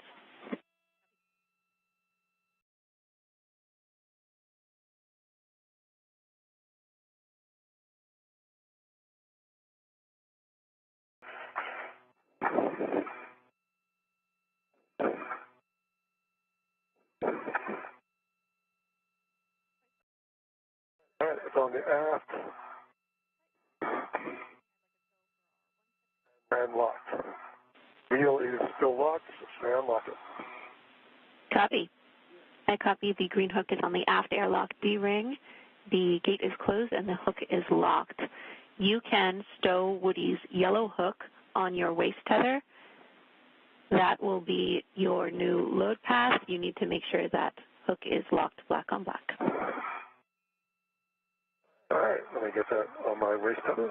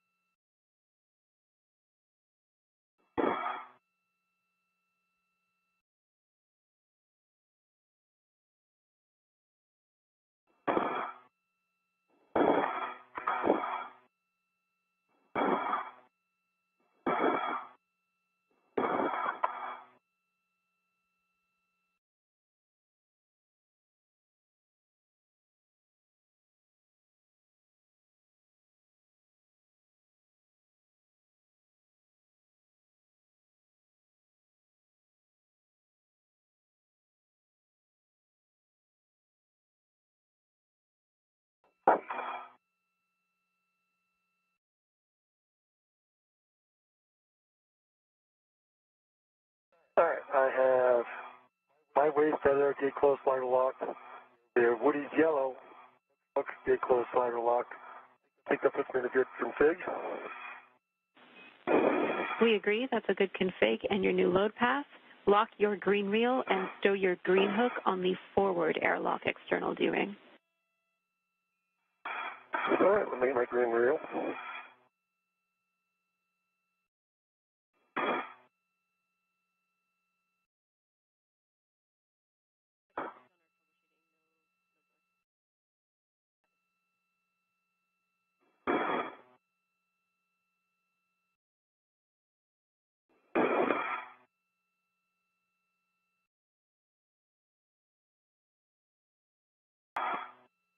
That's locked.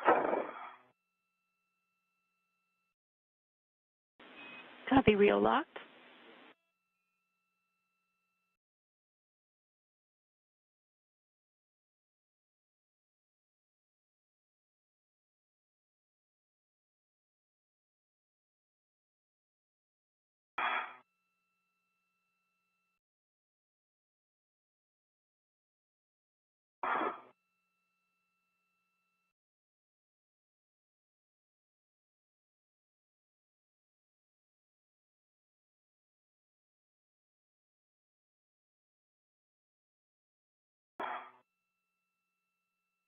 All right, green hook, big close, slide locked. I'll now unlock that reel. Copy. That's a good config for your hook. NASA astronaut Woody Hoberg has fully ingressed the crew lock, and now we see Steve Bowen finishing up some last steps as he works to make his way inside. Both of those green reels unlocked. You are now go to stow your yellow hook on your mini workstation. Yellow hook going to my mini workstation is complete. All right. That is a good config. Steve, you can ingress the airlock. All right, I will ingress the airlock.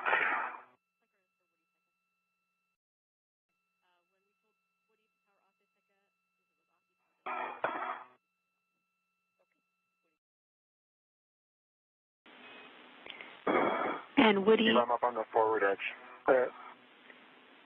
Woody, we need you to power off your HECA. When you powered it off, you powered it on. Ah, that's fun. I believe it is off now. I pressed the button once. All right, let me get my hookup. Copy. Wait till I get my legs inside.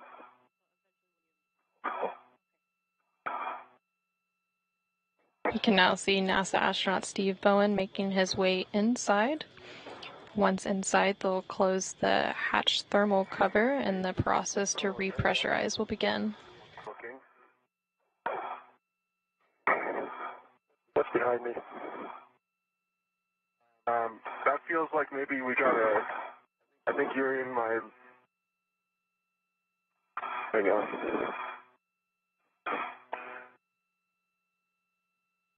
Protection's off now. I'm looking for... I think there's something around maybe the back of my legs. Steve, is that possible? It is possible. No, actually disregard. That is not the problem. Let's see.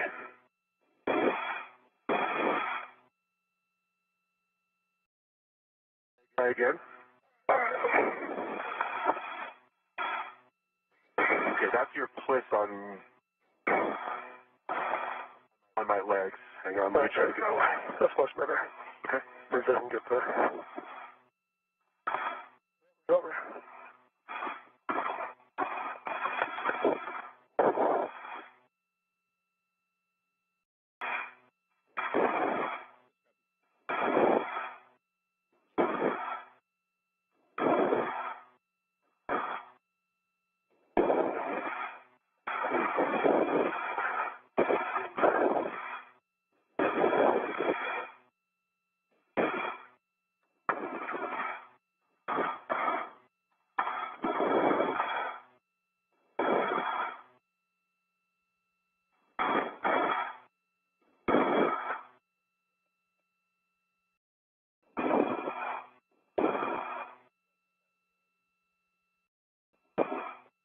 Okay.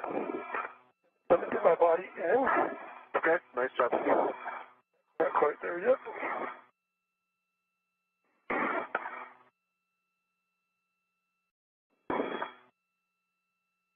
Come in this way.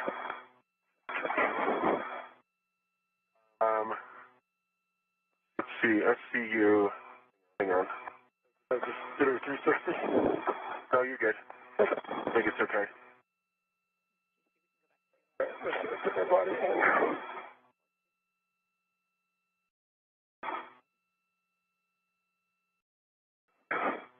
You need a 180 from that. A 180. Oh, I'm sorry. Disregard, Steve. I'm wrong. I'm wrong.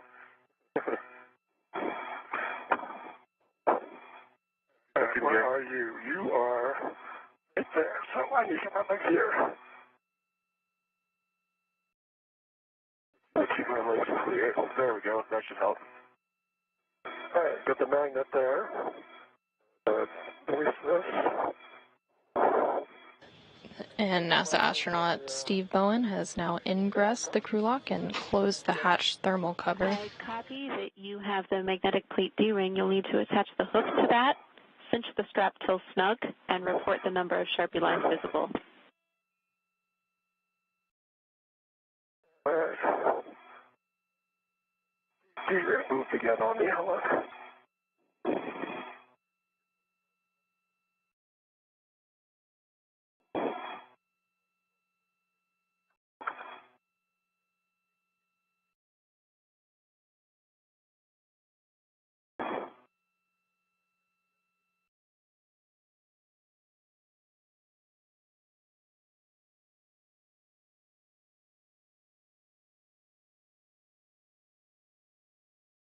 All right, so I've got that, and you want 6, I think.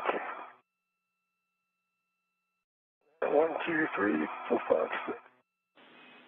And I got 6. I get a little bit more. Copy. That's what we were expecting. Verify the magnet is engaged. All right.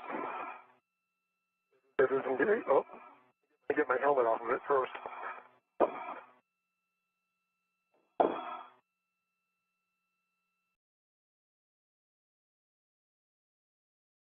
All right, magnet's engaged. Copy. Well done. Now for both of you, you can remove the SCUs from their stowage pouches, remove your DCM covers and Velcro them to your DCMs, and connect your SCU. All right, that didn't work.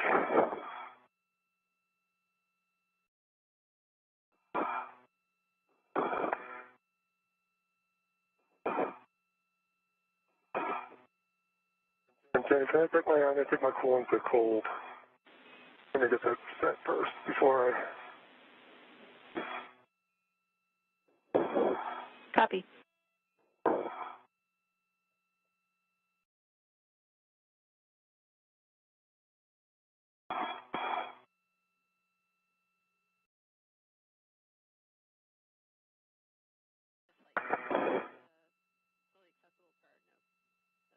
I'm cold.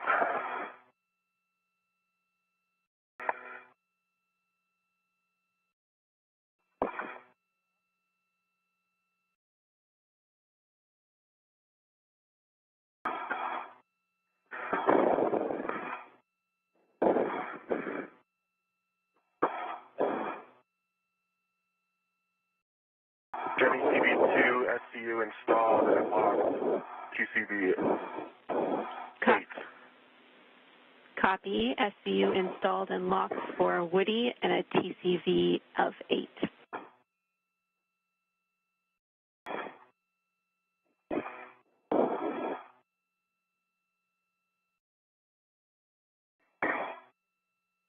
Right now you are seeing live views inside of the equipment lock where NASA astronaut Frank Rubio and UAE or United Arab Emirates astronaut Sultan Al Niyadi are awaiting the repressurization of the crew lock before they can open the hatch and greet their fellow astronauts after a successful spacewalk. EV1. Copy. EV1 SCU is attached and locked. Both EV crew members switch water off, OFF. Expect H2 is off message. EV1 water's off. TV2 water's off. Copy. Both waters off. Caution, do not close the hatch until EMU water is off for 2 minutes. We've started the timer.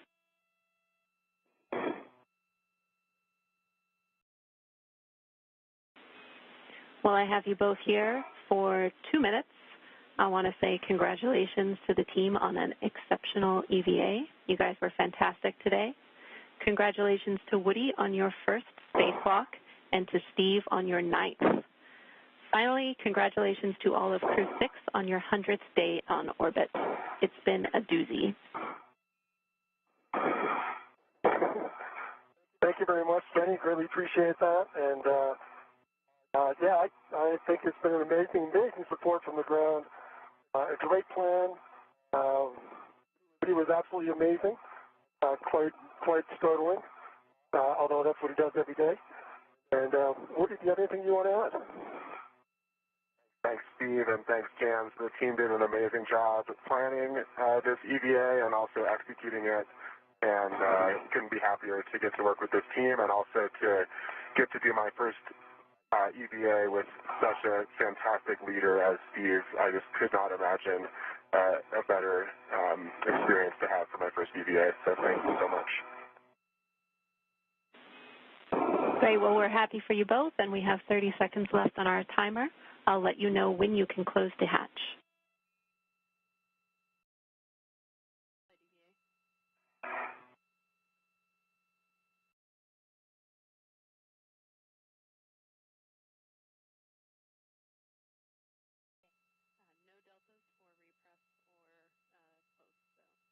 You just heard some kind words and congratulations from the ground IV here in the room, Jenny Gibbons, on a successful spacewalk for NASA astronauts Steve Bowen and Woody Hoburg. It was the first spacewalk for Woody Hoburg and the 9th spacewalk for Steve Bowen. We're now standing by for repressurization. So with that, you can verify the outer hatch is clear of hardware and the handle position is per the hatch decal, and close and lock the hatch. That's complete, and I'm going to try and close this the first time. Trying to stay out of your way, Steve. I need to come a little bit aft. Yeah, I agree. Any chance you could pull me a little bit? Oh, yeah. Yeah, there you go. What you just did was trying to pull you? Yeah. What I'm hitting. I think you're hitting me in part. There you go. Nice job. Watch your tether. Yeah, I see it. Clear. All right. Looks clear. Ready to latch. Okay. Stand by.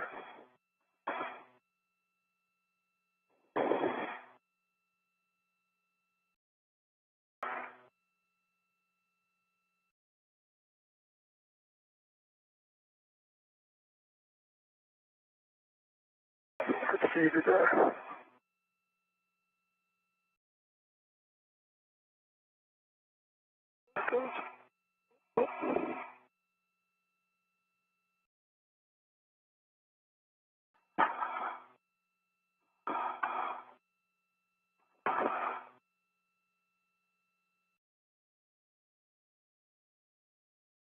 All right, it is latched.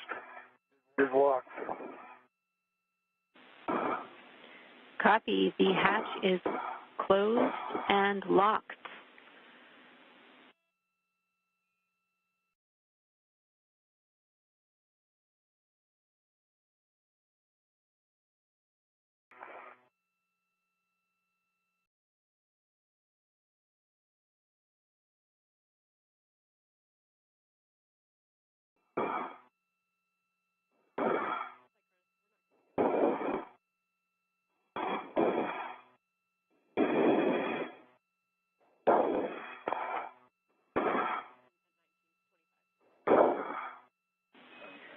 Woody and Steve, for your awareness, we are going to be headed into an LOS where we will have SHA SS.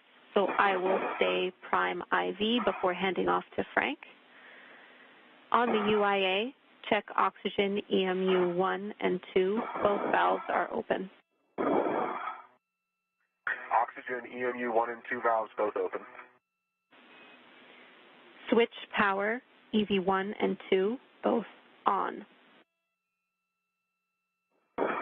Power EV1 and 2 both on. 2 LEDs. Volts are 18.6 times 2. Copy. LEDs are on and 18.6 for voltage EV1 and EV2. On your DCMs, switch power to SCU. Expect a warning tone.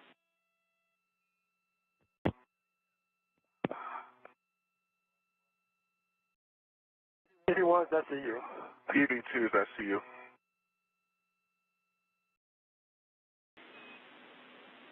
Copy. With that, I will hand you back to your very capable suit IVs. Frank, the comm is yours.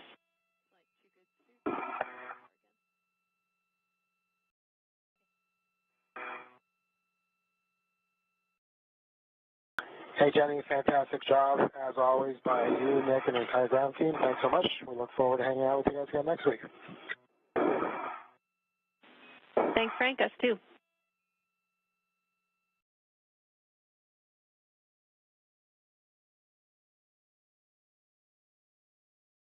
All right, Steve and Woody, next we'll be working through crew lock repress, which should be a 10-minute warning if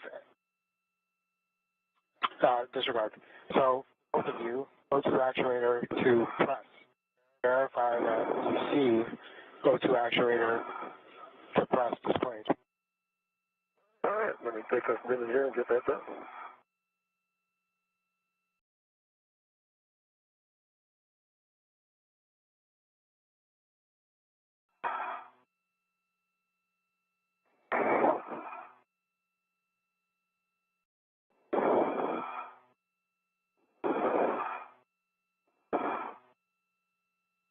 EV2 is in press.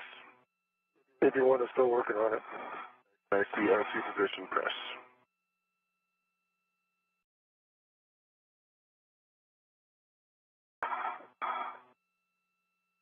I put my finger on there for some reason.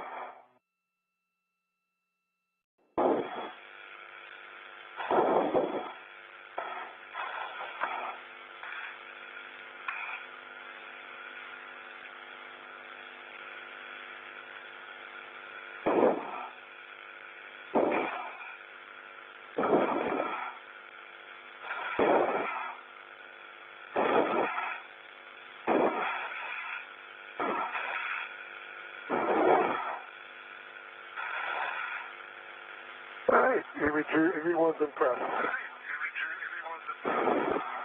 Copy, Steve. And also, could you verify that you see O2 actuator in press? Displayed?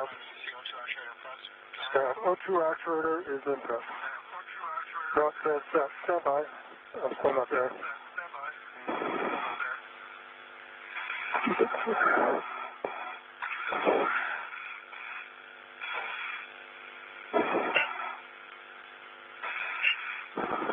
All right, I am now in.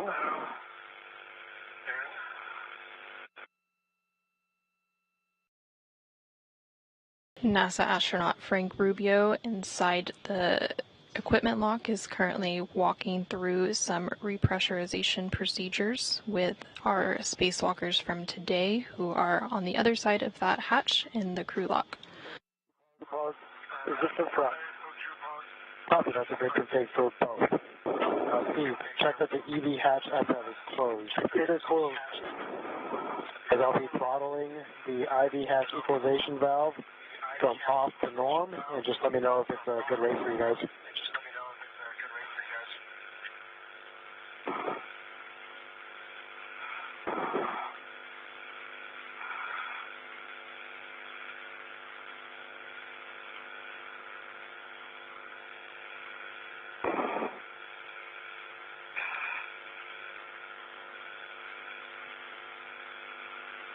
The repressurization of the crew lock has officially begun. We are currently at about 5.5 pounds per square inch and climbing. You should expect an alert tone, and then you can also expect an alert tone at 4.0. Copy.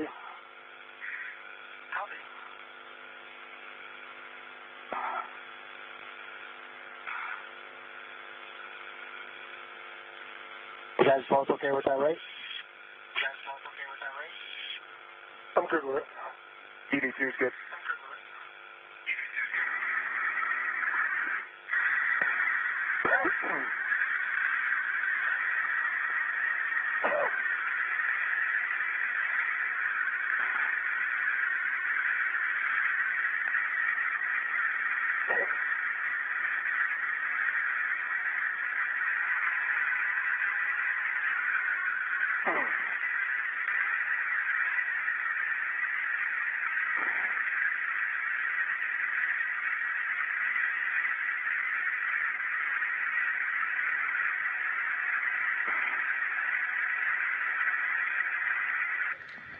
With the repressurization underway, it marks the official end of the spacewalk at 2:28 p.m. Central Time, 3:28 p.m. Eastern Time, for a total spacewalking time of 6 hours and 3 minutes.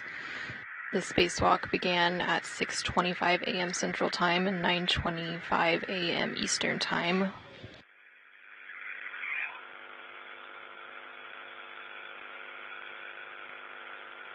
Okay, guys, we're at 5 psi. We're going to let the pressure stabilize for 2 minutes and then do a leak check. Sounds good. Sounds good. Sounds good. Sounds good.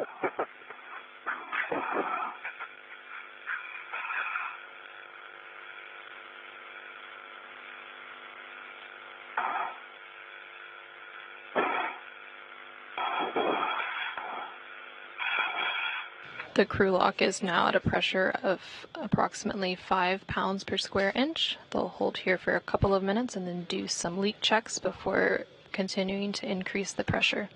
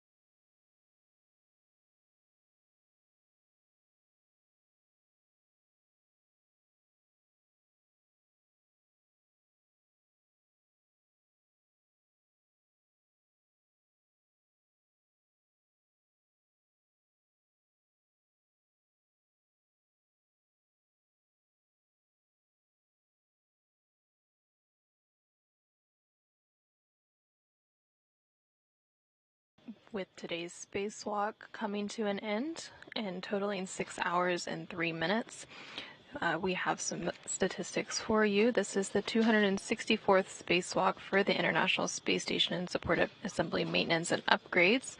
It's the 7th spacewalk out of the space station this year and the 5th spacewalk during Expedition 69. This was the 9th spacewalk of NASA astronaut Steve Bowen. He has now garnered 60 hours and 22 minutes of spacewalking time, which puts him 5th in the all-time list for the most spacewalking time. It was the first spacewalk for Woody Bowen, so he now has 6 hours and 3 minutes of spacewalking time. In today's spacewalk, which began at 8:25 a.m. Central Time, 9:25 a.m. Eastern Time, and ended at 2:28 p.m. Central Time, 3:28 p.m. Eastern Time. It lasted a total of 6 hours and 3 minutes as they installed a new International Space Station Rollout Solar Array, or IROSA, on the 1A power channel on the starboard truss of the space station. In total, the space station has seen over 69 days of spacewalking time, with 69 days, 21 hours, and 52 minutes of spacewalking time across those 264 spacewalks that have been conducted.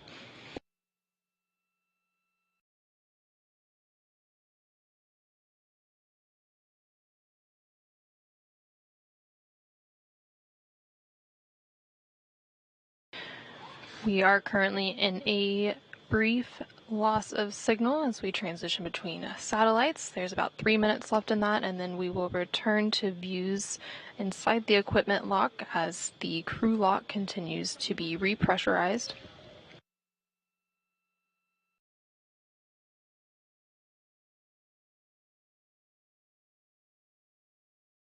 Once the repress process is complete, we will see NASA astronauts Steve Bowen and Woody Hoberg make their way into the equipment lock. From there, we will continue coverage until we see their helmets come off, and then we will wrap our coverage until next week when we have another IROSA installation spacewalk on June 15th.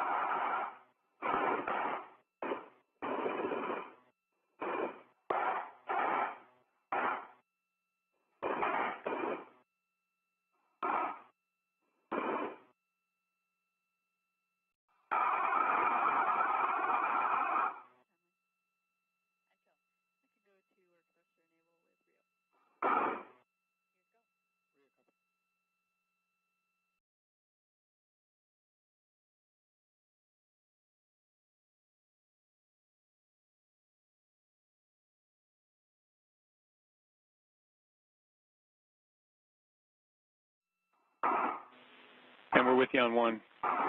Working step 4.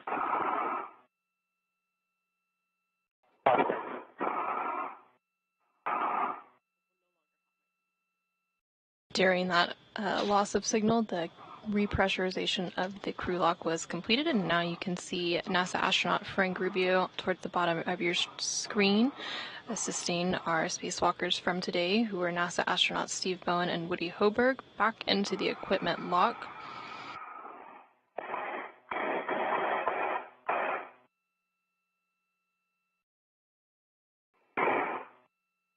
You looking out the window?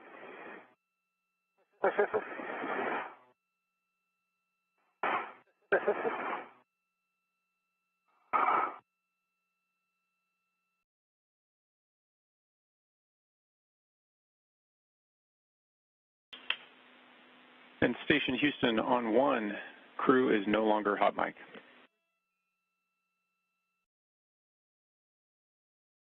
Obvious.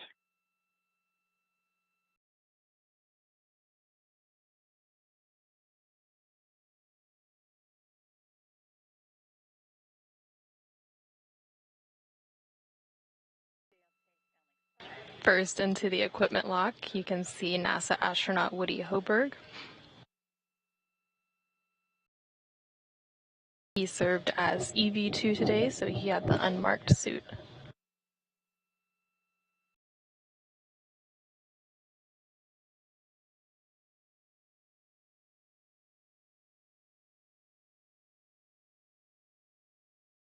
Right now you can see UAE astronaut in the bottom right-hand corner of your screen, removing the safer or simplified aid for EVA rescue from Hoberg's suit.